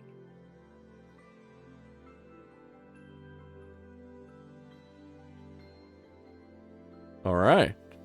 How big are the shit though? So they're like human sized. Like they're not these little droplings that you would assume like a rat would drop. Like they're like actual like full-sized turds. Nah. Hmm. Alright. Nothing to it, I guess.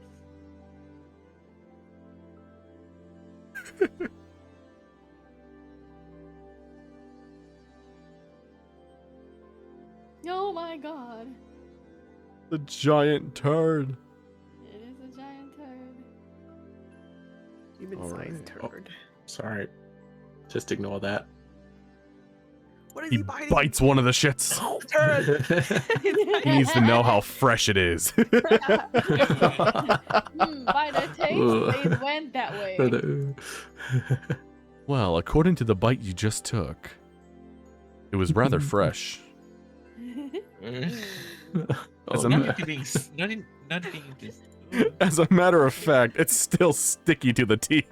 Ah, No. I slowly just like just slowly go up the stairs and just sit Everyone's just here. side-eyeing Bear. You're Ravage. Hey, hey, buddy. I don't think that's fish. I was gonna say something like that. Oh, jeez. I imagine it's pretty like just an overwhelming smell down here. It's probably just like doing that thing where you're like trying to clear the nose constantly, but it's just Yeah. Oh, in an 100%. awful spot.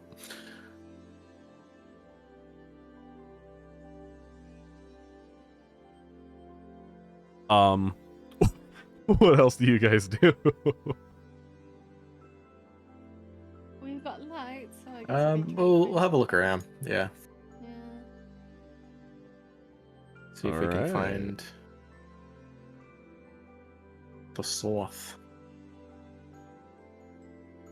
All right, feel free to walk around and investigate.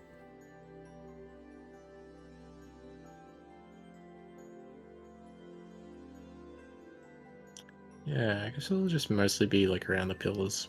Or- All right, stop right there. All right.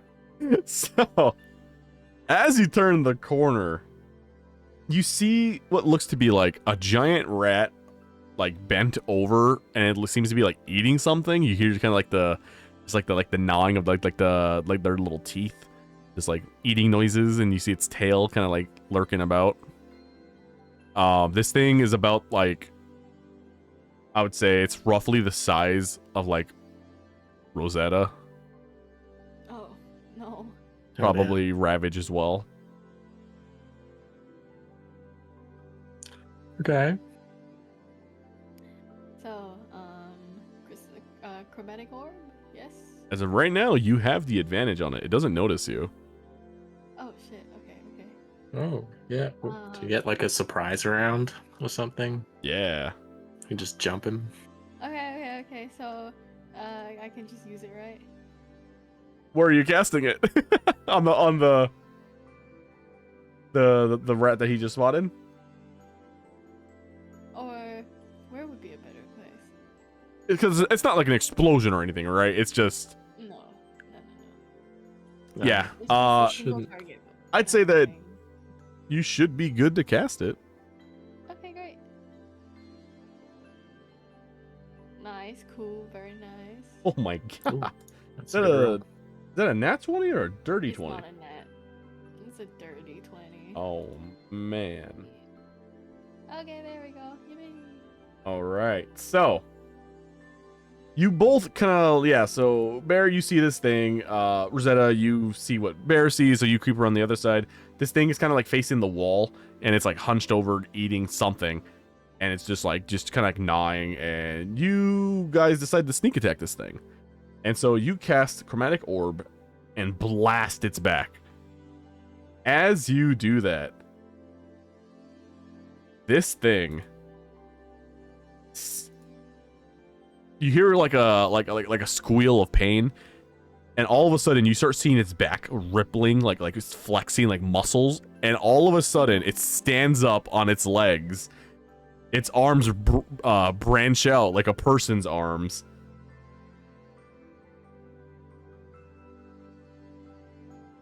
Oh.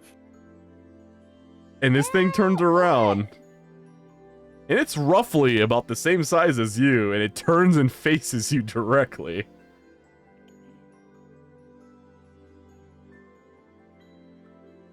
Let me see here. Did I even do any damage? Yes. Okay, great. Oop. Ungroup these. All right. You caused enough noise and commotion that you triggered all the rats. Oh my god. Oh, In this room. okay. There's more than I maybe would have initially guessed. And you realize immediately that these aren't rat folk. These aren't just large, oversized rats. There seems to be some sort of like dark aura around them. They seem to be like these mutated, just disfigured. They look like they were once rats, and then like their bones shifted and broke, and now they're like these ugly mutated like half rat, half kind of like trying to be a person thing. Girl. All of you roll initiative. They've become bipedal. Boy. Initiative. Oh dear. Yeah, it's pretty good. Aw, come on, man. I mean, I guess that's good, yeah.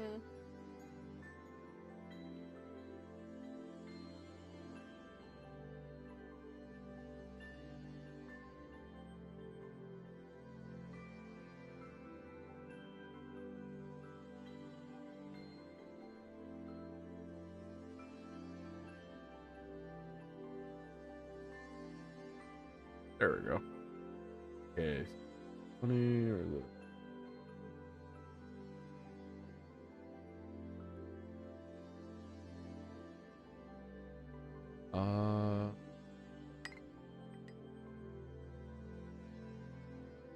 Right, we're at 13.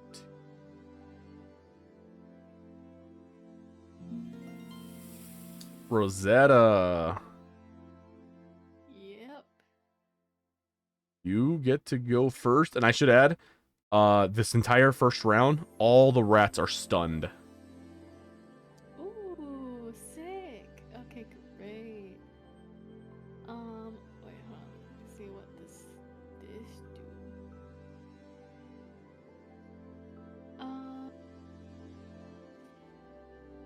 Okay. Hold on, give me a second.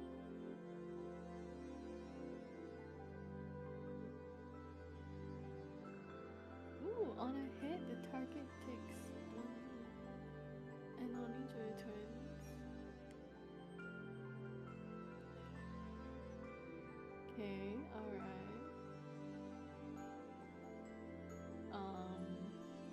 What does this one do? Chromatic orb again, let's go. A safe bet. Never mind. Never mind. There is no orb. Oh, Alright, yeah. Unless. You cast this thing, and you just miss him. Alright, great. No. Alright, end of your turn? Yeah. Alright, bear. Oh, very bear. cool. I'm going to try and hit the injured fella next to me with my claws. Do your thing. Doesn't die in it. You swing, and this rat, like, ducks it, and you miss. Damn. Alright, we'll try the bite then. Alright. What about an 11? So you swing, and it ducks, and you miss. You go in for a bite, and it dodges back, and you miss again. Oh. Okay. I would like to move, which will probably give him an attack of opportunity. Yes, because you're within the 5 foot block. Yeah, I'm moving out of his reach, but I kind of want to go like maybe here. I feel like this is where I'll draw the most aggro. Alright. Let me see here. So But he yeah, gets I'll take that. opportunity to hit. All Has to right. beat a 15.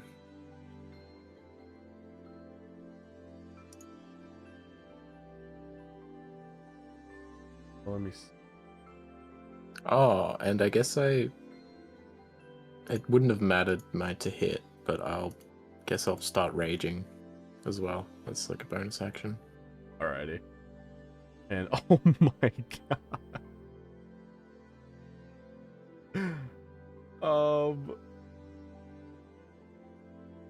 right, let me see here.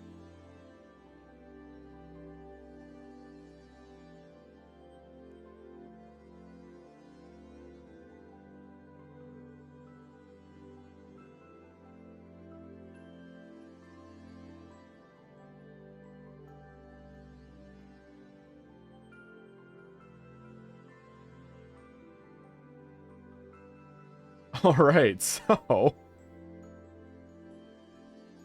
Is it just 4 of us or 5 of us? No, 4 of us. Guess 1, 2, 3, 4, 5 rats. Mm-hmm. yeah, While Rai's drunk outside. yeah. Yep. So, so you take 6 slashing damage. Okay, so I'm gonna halve that because of my rage. It's And 23. you have to Oh, is that- roll a Oh, no. Constitution saving throw. Yeah, okay. DC 12 or higher. Constitution saving. Turkey, turkey. So you are poisoned, and God. you will take. Let's see.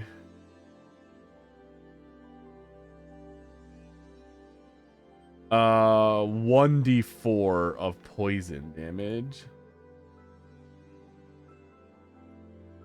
And you take 4 more damage. Oh, the maximum. Okay. And you're poisoned for 1 round.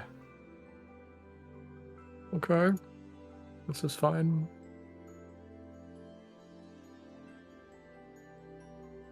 Let's see. Oh, end of your turn? Yep. Satsuki. So, based on my panther, I can't use my normal spells when I'm in a panther form, right? No, I don't I think. can't. No, you have to do everything that your Panther sheet says. Have a look.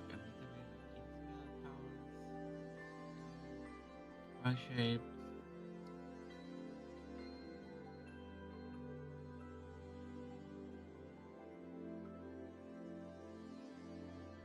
Okay, I use my okay, so I use either a bonus action or one of my actions to go back to my original form. This won't work out. In my panther form. All right, Yeah. give me 1 I second. put-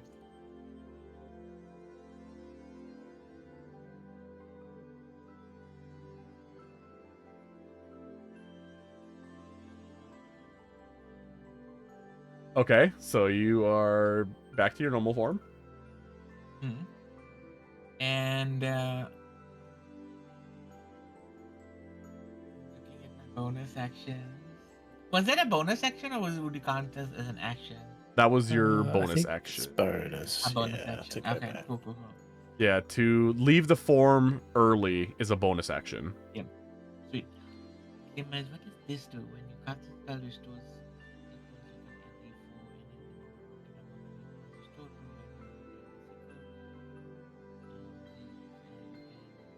one plus bonus to attack.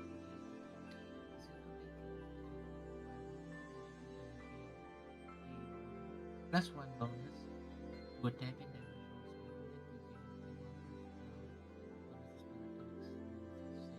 rolls. Okay, sweet. So I move.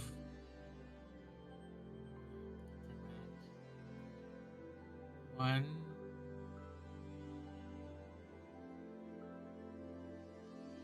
Two. Here. Mhm. That. Oh, there's a pillar. Yeah, those are pillars. I just move where Rosetta is. It's I need a space. Over here. All right. If I die to a rat, I swear I'll come back with a vengeance. All the people who who? said they want to come back with a blooming rat. I have spells.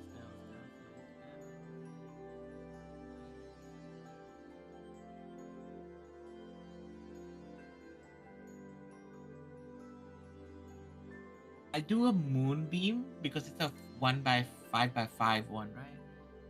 And it takes damage every round. Yes.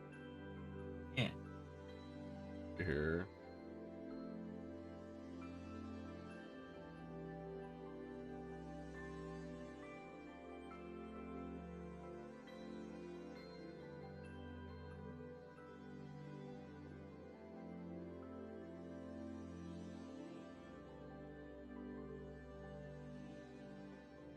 All right.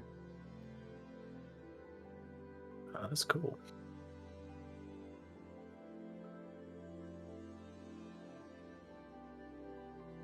All right. So you cast Moonbeam on this guy. Yeah.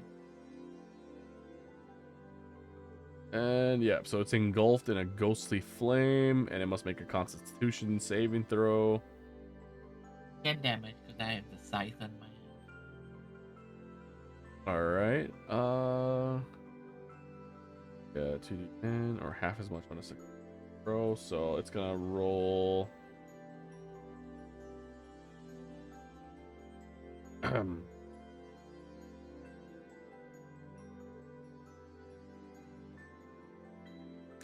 And it failed the roll.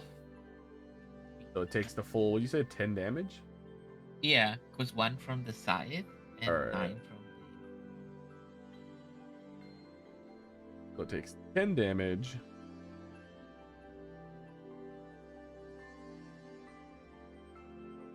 All right, yeah. The rat looks like severely in pain. Like it's hurt pretty badly. But you gotta finish that rat. So with the moonbeam, every turn he takes damage and I have to roll it again, right? Yes. Every round he starts in it, he takes damage. Or anything that enters it, it'll take damage. Yeah. Okay, sweet. So I can do 2, like damage with the moonbeam and then do another action and a bonus action. Yes. Sweet, let's go. Because now that the moonbeam's already cast, it's already like its own thing now. So.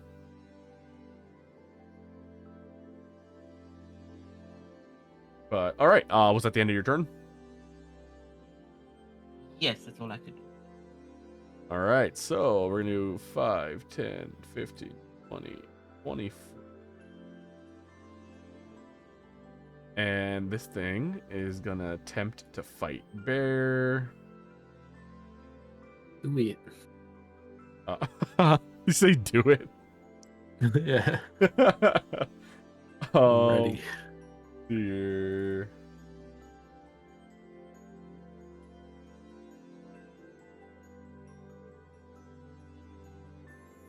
Oh, here, hold up. I'm gonna assume 8 does not hit. No. Alright, so he misses. Ravage is up. Ravage is gonna move 5 feet over, so that way he's got an angle shot on him. And what you see is he pulls out 2 revolvers in each hand. Damn. And he matches the AC. His first attack does 12 damage. And he attempts to fire the second shot.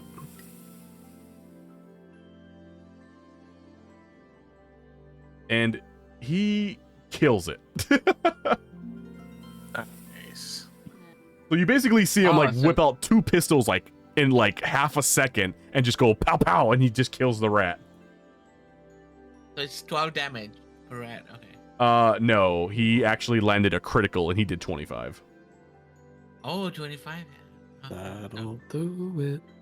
And that's the I end of reckon his they're like turn. over, like 20 HP or over, something like that. Because I think Rosetta did like 10 with her thing, and then you did 9. That guy's still kicking. I did 10. So Rosetta, we did 20. Oh, right. Teamwork. Yeah. All No, right. you did 9. You did 9, right? Anyway, more rats. More rats. More Yeah. rats, people. Setsuki, roll your radiant damage, the 2d10. Let's go. +1. Plus from the side. All right. Well, you didn't even need the +1 because the second it came after you, Right.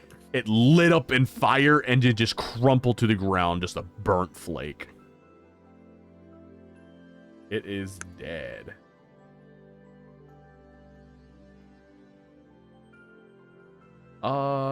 Rat C is gonna jump off this thing, go 5, 10, 15, 20, 25, 30.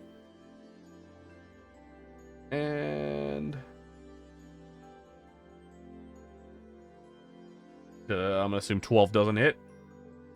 No. Oh, that's right. Yeah, I just saw your AC. Yeah, there's no way that hit. Well, it's not as big as my current AC because I'm in bear form. Oh, But it's still true. like 15. Oh, okay. Because I've got my. Well, that's one of the things that picking up with Barbarian is when you're not wearing armor, you get your Constitution to AC. Oh, gotcha. I think Okay. it is. Yeah. Nice. Pretty handy. Perfect. So yeah, Rit D is going 5, 10, 15, 20. It's gonna attempt the same thing. Misses 14 to hit. Cool. Then Rat E is gonna go 5, 10, 15, 20, 25, 30. It's gonna attack Ravage. And that it does 5 to hit, which misses. We're back at the top with Rosetta. Alright, same thing again. Do it. Please hit. Ah, should be fine, should be fine. Orb. Yeah, oh yeah, that hits. Yay! 16 What damage. kind of orbs are they, Rosie? This one's acid. Acid. Brutal. Okay. Just melting them. Was that against Rat E? Whichever's closest to me, yeah. Oh, Alright. that's a big orb. All right. Yeah, you did some pretty heavy damage to it. He's hurt really bad.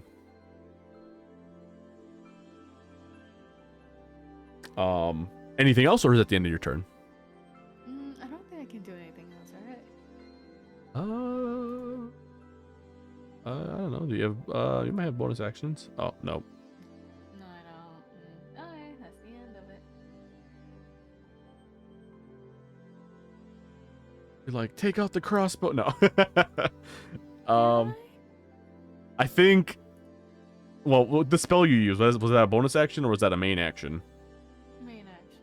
Okay, so if you only have one action then. Right. Let me check something just to be safe though. You can, however, use your bonus action to equip the crossbow. Okay. Yeah, sounds good.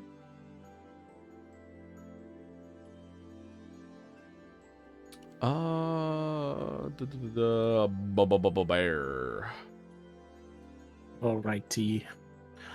I'm going to try and bite the very damaged rat All to my right. left. Aha. Ooh, that'll probably do it. Oh yeah, that hits.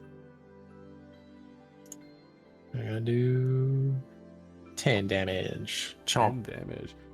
All right, so yeah, you chomp at this thing and you literally tear its throat out. Yeah. You see this Probably rat not, try to like gasp for its neck and it falls over gushing blood. I probably don't want the rat's in my mouth, but you know what? It's fine. We're not thinking about it. You just hear And my Ravage make a claws. comment in the background. Yeah, there you go, buddy. That's not rat shit. Ooh. I'm gonna claw attack the one in front of me, I guess. All right, yeah, Oof. that Is a matches. 13 hit? Hey. Got him. Damn. 16. All right, One that with was the Ratman claws. B. All right, yeah, you give him a big swipe across the chest, like you can literally see just the blood gushing down his body now. He's injured really badly. Mm. All right, Alrighty, that's me. that's okay.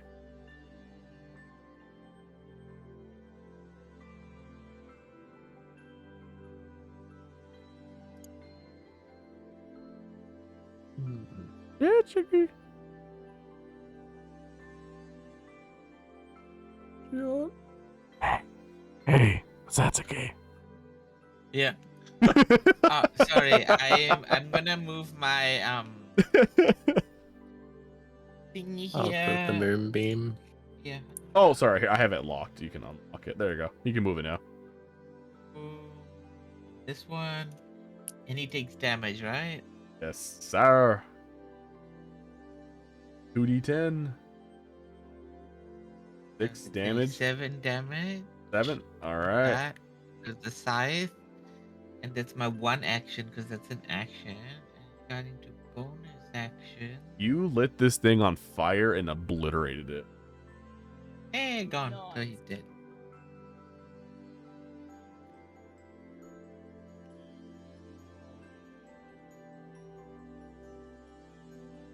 All right. Was that the end of your turn? You got anything else?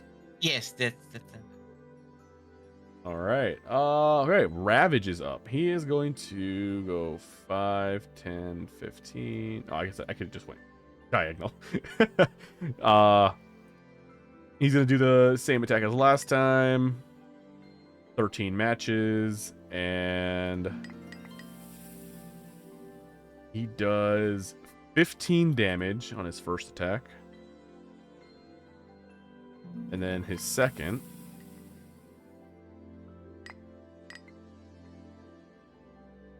He does 9 damage. So again, he just kind of does like another like pow pow, and he whips out his pistols and he blasts the brains open of this rat. You guys are all out of combat. Hey, we did it. Is bear still poisoned? It was only for 1 round. Yeah. Oh. So do I just take another chip damage? Or was it just the one that I took then? That was it. I believe when the next round would have came by, it would have ended. So yeah, I do Ended. think Okay, yeah. Because what is it? Every round is how many minutes? It's Every round is 6 seconds. yeah. So let me see Okay. here.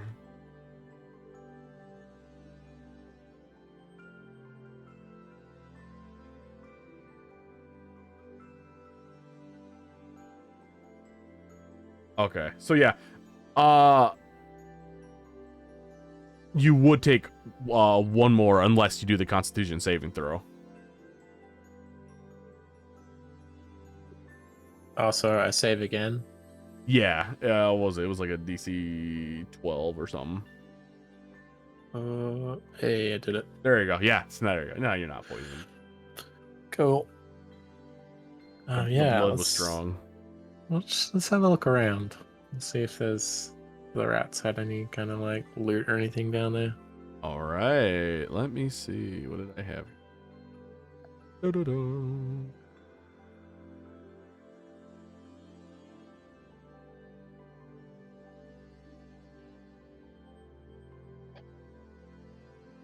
All right. You guys can choose to roll. Let's see. Perception. right, so I'll say you need like at least a perception of like 15 or higher to spot Alrighty. anything, I guess, useful or worth your time. I'll probably transform back into my regular form. Yeah. I'll hit myself with a guidance. Ooh. So I'll roll a +4 to add on my perception. So put 2 on top of this. It's not enough. 11.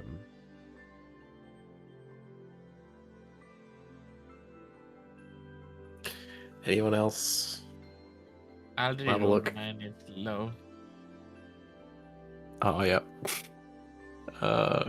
Rosetta? Rosetta's away. Ravage might. Oh shit! Ravage has Yeah. a passive of 15. I will do it. All right, so let me see what he finds. Jeez, Turds. just lots of ratchet. So yeah, Ravage looks around this room and also similarly to you, uses his nose and he's kind of sniffing around. He's trying to figure out like if there's anything in here aside from the shit. And all of a sudden, he kind of like finds himself to this hay bale that he's one of the rats were kind of like perched on. And he starts kind of like digging around. And eventually, he pulls out what looks to be like a small leather-bound tome stitched with rat tails along the spine. The cover is like damp, but it's faintly pulsating on the areas that Ravage is holding onto. That's grim. And he opens it up and he starts to kind of like skim through it, and the pages seem to be written in a weird combination of abyssal and common.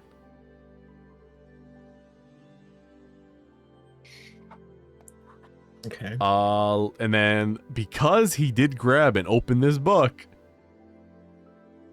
is cursed. Oh. And if you open, let me see here. Yeah, if you open this book without magical protection, the person reading it will hear scratching whispers deep inside their skull, and they must succeed on a DC 13 Wisdom saving throw, or they'll gain 1 level of exhaustion, as well as nightmares haunting them until their next long rest. Oh, good. All right, Ravage, can you do a DC 13 Wisdom Buddy. saving throw? This man rolled a dirty 20. Oh, he saved it. No. Let's see here.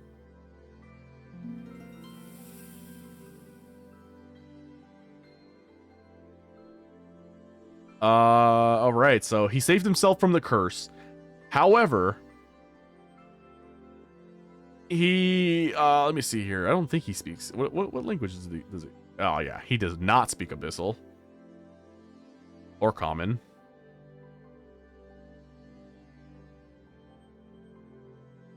I mean, I lied. He speaks Common, but he doesn't speak Abyssal. Yeah, I don't be speak common. Otherwise.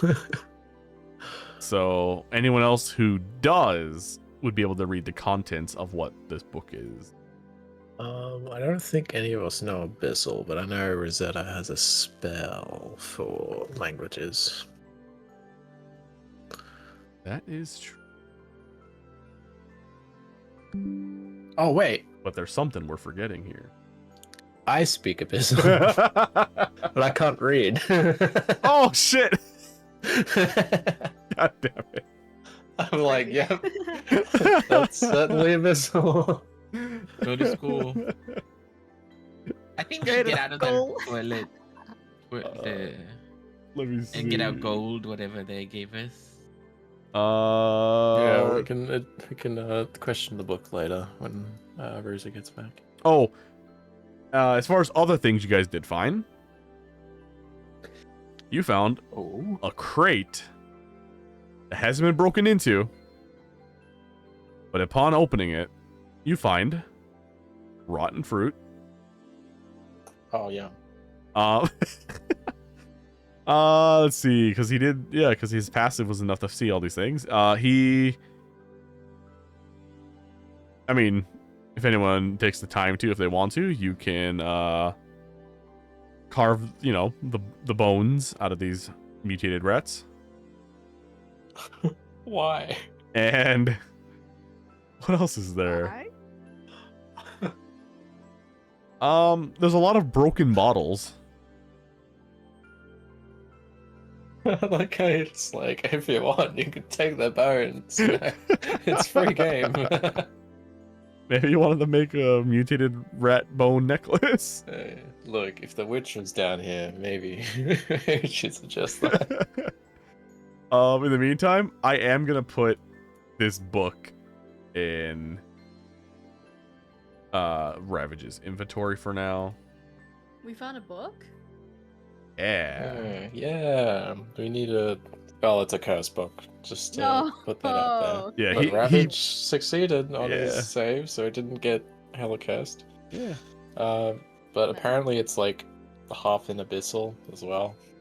Oh. So we Wait, don't wait. know what it says. I can read it. Yeah, you got the spell right. I do, yeah. Just be careful, like actively picking it up and reading it. It's gonna attempt to curse you. But What it's if not I- too bad. It like if I makes you don't pick it up? fatigued, and then you have like horrible nightmares. But it's only until your next rest, so I mean it's kind of fun. Yeah, I guess that's not too bad. Yeah, do you want me to read it? I can. Yeah, you definitely can try. Okay, I can read 60 pages of this. Well, 60. all right. So are you okay? So you're gonna take the book and actively try to read it, Yeah. and you are using your spell thing to read it, right? Yeah. Wait, hold on, let me see. Yeah, I am. What is it? The comprehend languages. Comprehend languages. All right. So, first things first. Roll me a DC. Roll me a Wisdom saving throw. You need DC 13 to beat the curse. Good God. Please, please, please, please, please. Oh, can I guidance Rosetta as well? Oh, that's a survival check, Yes, by the please. way. Oh, I thank saw the God. 2 and I was Thank like, God, oh thank no. God. Oh, thank God. Where's wisdom? Okay, Where's you have a wisdom? +4 to it. Oh, thank Alright. God. Okay. Where's wisdom? Shoot. Where? Oh my Far God. left side of your screen. It's that little box. It says okay, saving okay. throws, and you got yours has a +3. Oh my God. Oh, with the 4. With the guidance. It was enough. So you almost get cursed, but with the guidance, you beat it. Now Thank you for guidance. you are able to understand and actually you're able to read it, but not able to understand it just yet. Roll me an Arcana check. No. All right, so. Oops, sorry. What's with Fix these that real rolls quick. today? Do you read the pages aloud or to yourself? Out loud. All right. So what you read is, it says, "We were the feeders, the unseen, the crawling breath beneath the docks. He promised us flesh unending, minds awakened, purpose divine, and so we gnawed the gift he offered, the marrow of the dead gods themselves. The swarm obeys the whisperer. The whisperer serves the hand that bleeds black. Beneath the salt and tar lies our nest, where the tides cannot drown us and the air itself festers sweet. The first brood failed. They burned under the touch of the false moon, but the next will rise from the rot. When the seal cracks, we will feed upon those who starve. and sing the hymn of the hollow rat. Seek the one who wears the rat's jaw and crown of rot. Seek the master below the docks where the tide never recedes. And I'll post that in the chat for you guys to read. Thank you. Um, None of that. What? You just, like, however, stumbled on some rat cult. Very cool. all right. So you're able to read this now. However, you don't understand it. And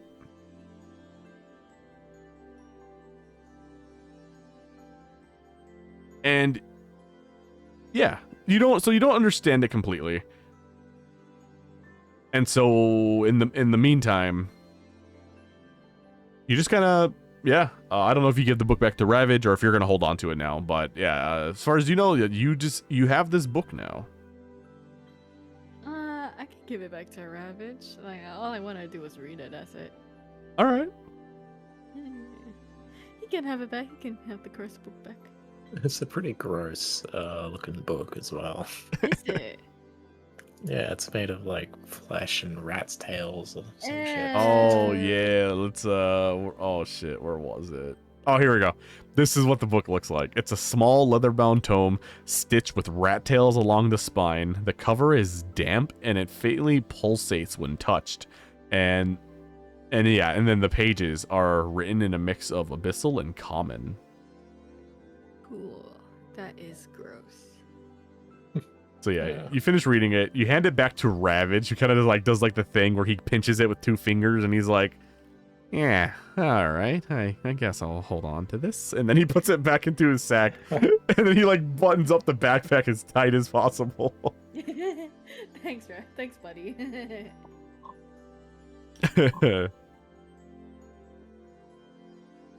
Actually, I only thought about this till now, but before we leave the cellar, oh yep.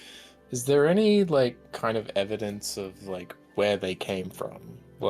Besides from, I guess, our entrance. I imagine they got in here somehow, but I don't imagine they waltzed through the front door.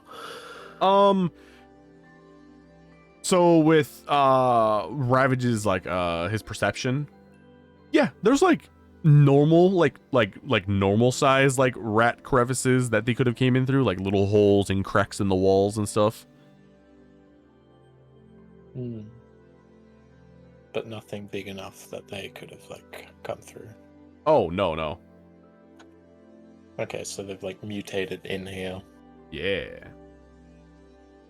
Interesting. Okay. Who knows? Maybe if someone else can understand the book. Yeah, it'd be great if I could read. Not that Bear's particularly smart anyway. Okay, cool. Well, there's some kind of rat king underneath the city somewhere. Very cool.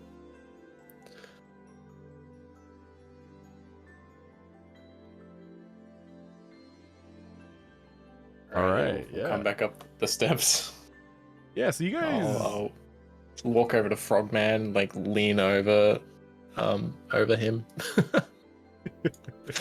Leaning over the counter. It should be clear for now. Maybe patch up some of those rat holes. Ribbit. Oh, so you finally did it, huh? What do you mean, finally? It was pretty quick, actually.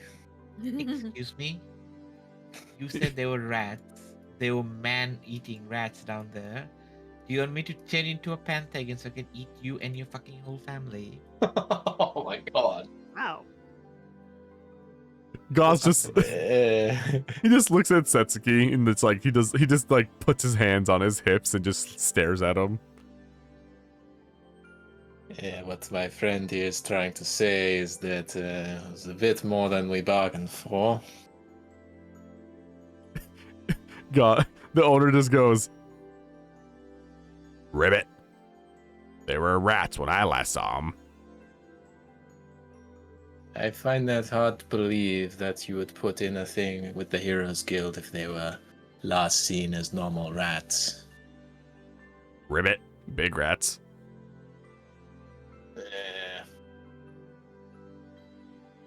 See then, well, consider it cleared for now. But we haven't dealt with the source. Gauze just like tilts his head. Ribbit, what do you mean? As in, there could be more if you don't fill in those holes in your cellar. Ribbit, I'll hire someone.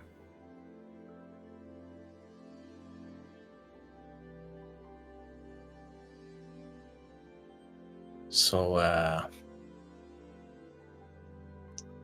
not even a thank you. Ribbit, thank you. There, you're welcome, frog. I suppose you're the one who hired the guild, so the money they will give us is yours. Ribbit, that's correct. Alrighty then, well, I'm kind of sick of leaning in this place.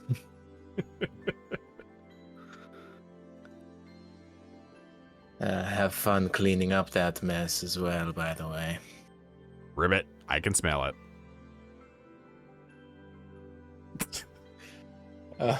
Yeah.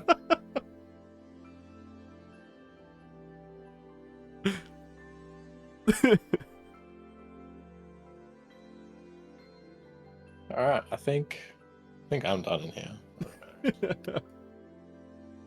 We'll say this little adventure of yours just took like an hour. Talking, trying to communicate with this unresponsive frog guy, the studying the book.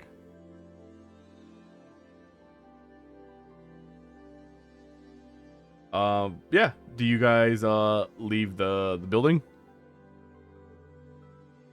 Well, I know that I'm keen to get out.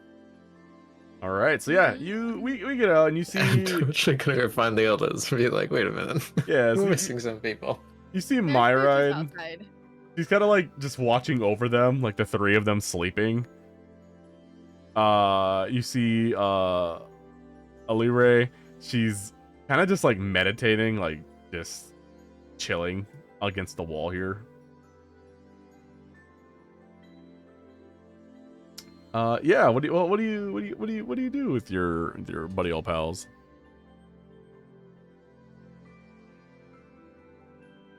Hey, I'll just lean over them. We got the rats. Good morning to you too. Didn't sleep enough. No, never enough, Bear. How the rats, were they easy? They were horrible, actually. Yeah, but we can tell you about that a bit later. Alright. The fact is, the job's done. Good job. I never doubted y'all. Mhm. It was quite easy, don't worry. Hell yeah.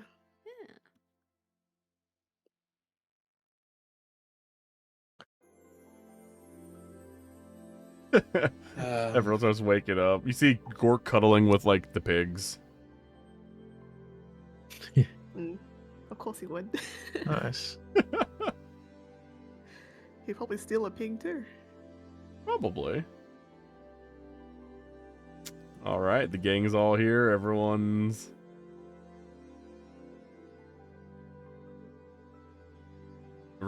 ready. Well, it was a lot quicker than I expected.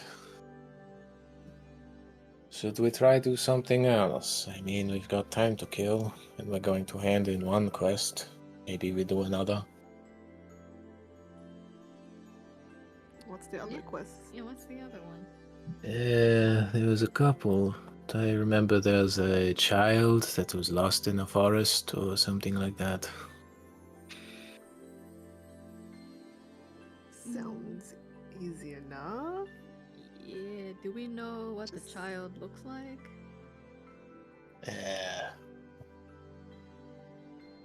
Not that I'm aware of, but I don't suppose there would be a lot of children lost in a forest, right? If we find a child, it's probably the one.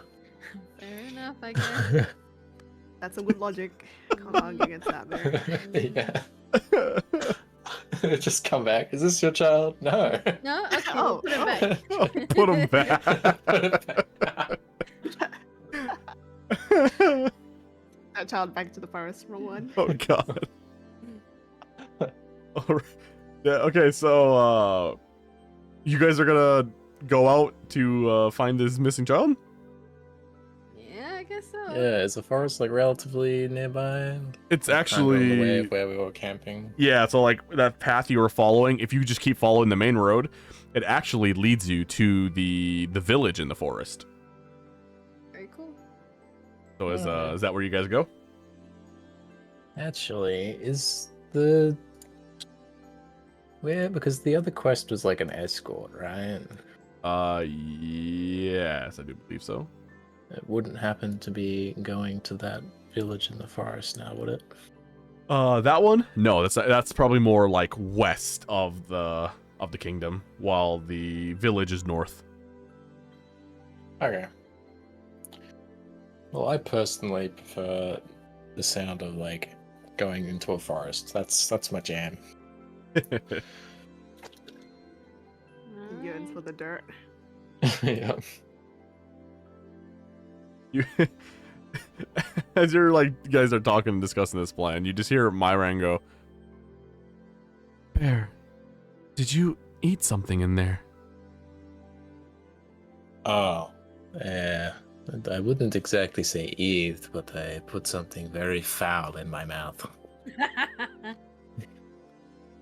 Smells like poo-poo. Yeah, his breath probably stinks. Myran just goes, understandable. Understandable, girl. If only you knew. Maybe she's been there. Done that. Maybe she's been there. What, she's into scat? I didn't say that. Oh no.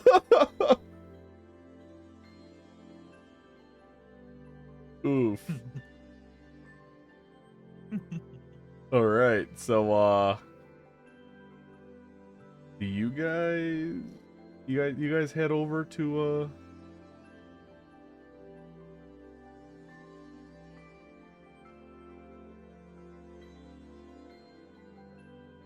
where is it? All right, so you guys do you guys head over to the village? Yeah, let's go check it out. Like if it's like a shortish trip, I reckon we can do this quest within the day. I think it's worth. Yeah, it's about an hour's walk. Alright. Yeah, cool. Alrighty. Let's see here. Wow, this looks nice. Kind of like a change in art style. Yeah, it is actually. Huh. Nice little village. Welcome to Velden Reach. Oh wow. Wow. Golden Reach, you say?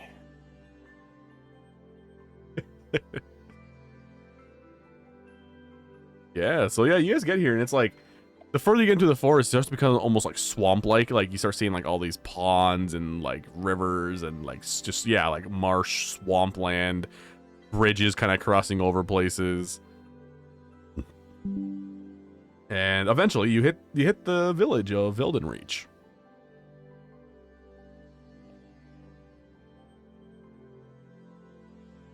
All right. Oh, we'll just waltz on through. Look for the guy with the quest marker above his head.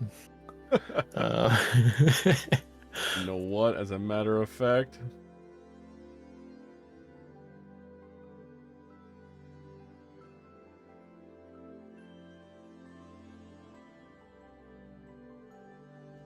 There's your quest marker. Please, Tony.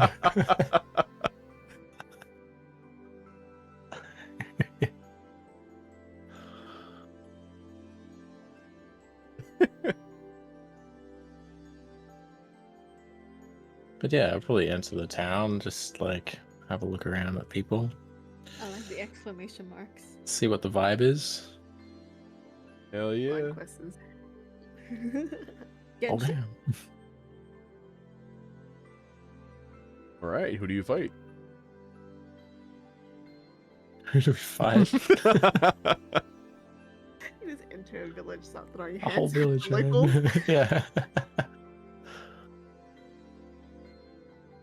Rustling and tussling the village leader. Mm. But I think we're good. The general thing is look for the big building, look for the important looking person. Someone to know what's going on. All right. Where do you guys go anywhere? Well, as we cross this bridge, if I just see this guy hanging out around a large hut, I think that's kind of like the first go-to. Yeah. Everyone else is kind of like doing their own things. Yeah. All right. Yeah. Well, This watch guy's- Oh, this look, it's fisherman. You can get your fish here. fella. Yeah. No. Scratch that. Yeah. Where's the Instead of fish? like, got any games on your phone? It's got any fish on yours? Got any fish on your hook? basket. How much are those fish you got there? All right. Yeah. So you approach this the guy who seems to be the village leader. He's like the one that's like dressed in the most like tribal-esque clothing. He seems to be the biggest guy as well.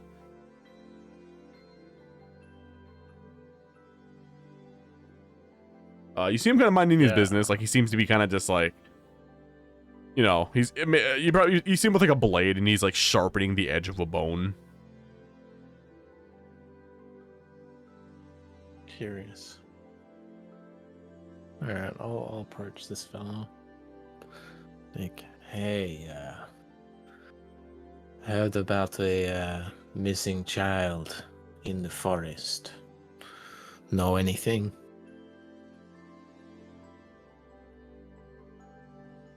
He looks at you and he goes, Must be from the guild, correct?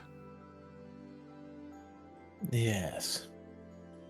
he turns his head over and he points back and he goes, Cross that bridge. The little hut back there. She's the mom. Right.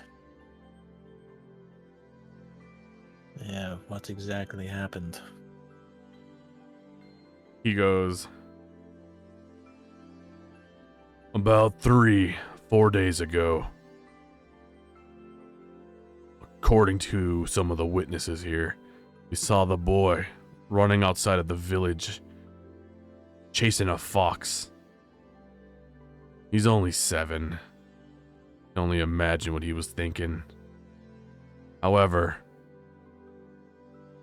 some of the people around here say they thought they saw the fox talking to the boy. I don't know how much I believe in that. Shoots a side glance at Satsuki.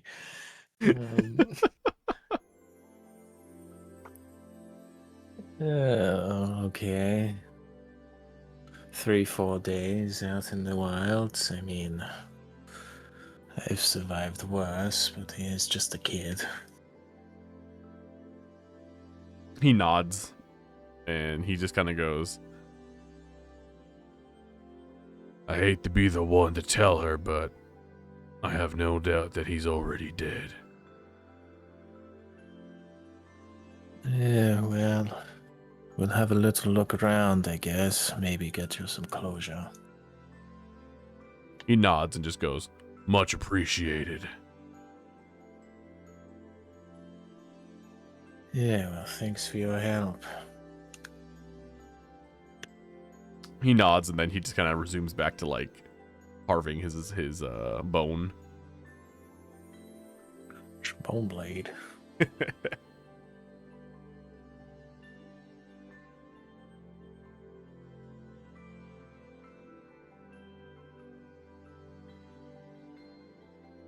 All right, you approach a stranger at their hut. It's the mom, right? Yeah. Not that one. Oh, Oh, not that one? No. where? Shoot. Behind the This yeah, there we one? go. Yeah, Oh, I have to do a little jump. little jumpy jump. I can just fly. You don't can't have just fly. wings. You have no wings. Oh yeah, I forgot. No. It's probably a very strange experience for you, actually. Oh man. You're I like, don't I'll know just if fly over the gap. Wait. Wait a second. Myron just looks over at Rosetta. Can you throw me? I can try. Okay. She I'm goes, ready. how much do you weigh? Not very much. All right. Well, we're about to find out. Let's see.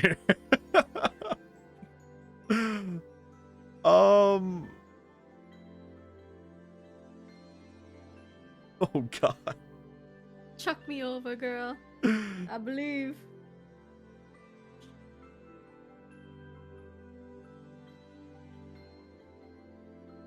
All right, so.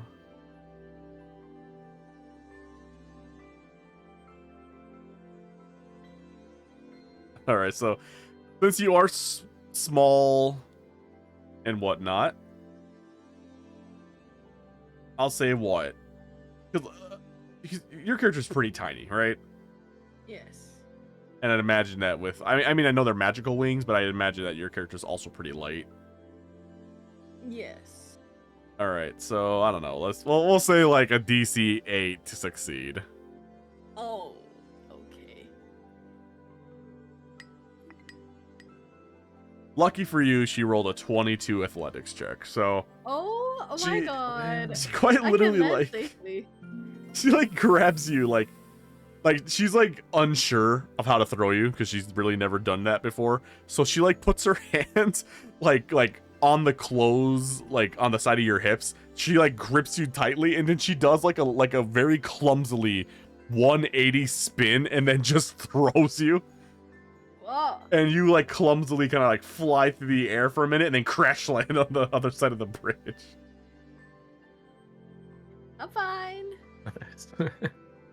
Stuck the landing. Thanks, girl. Myra just like stands back and watches and just like waves. Wait, how do I get over? You gotta throw me next. Alright.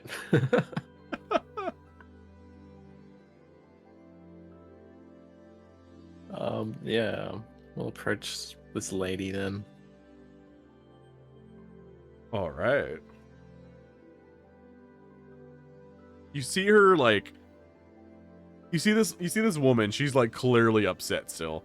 And you see her eyes are like very red. She's still kind of like putting her hands like wiping her tears.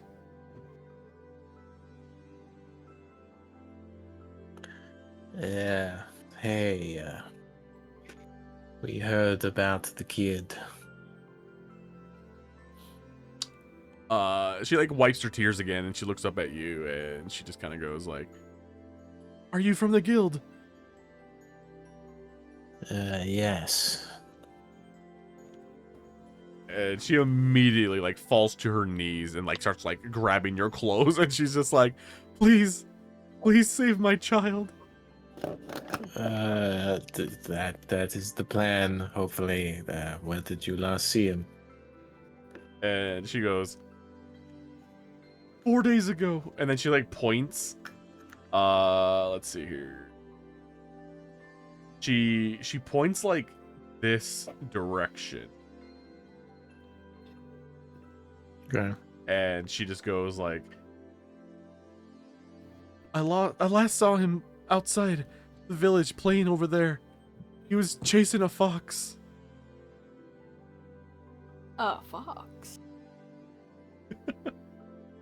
Okay.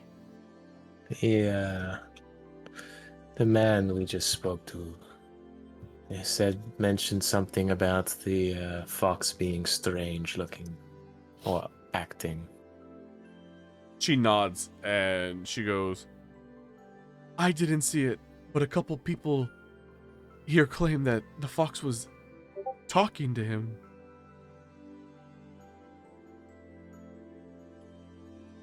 Intriguing.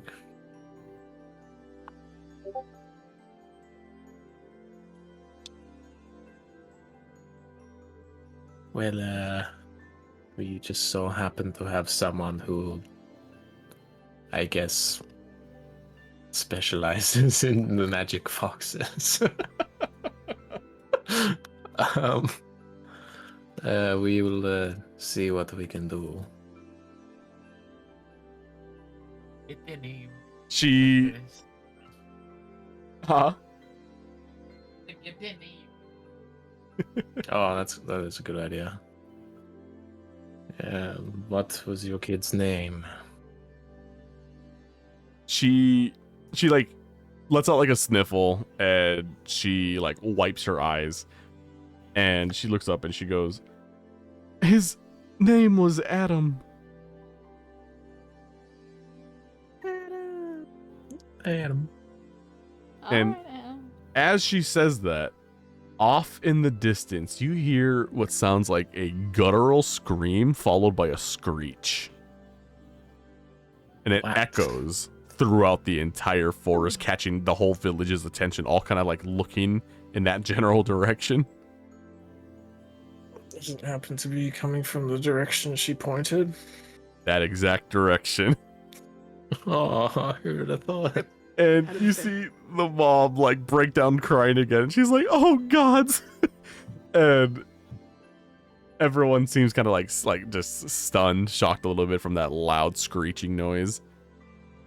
And it's like faintly just Well. echoing, and you hear the birds like scattering and flying about. I suppose that is worth investigating. At this point, she's not even like, she can't even like keep control of herself. She's like sobbing at this point now. Alright, I'm just gonna awkwardly just leave her there. I don't think Bear knows how to deal with people like that. Alright. Yeah, so you want a lift? That's the Rosetta. Yep. Yes, please.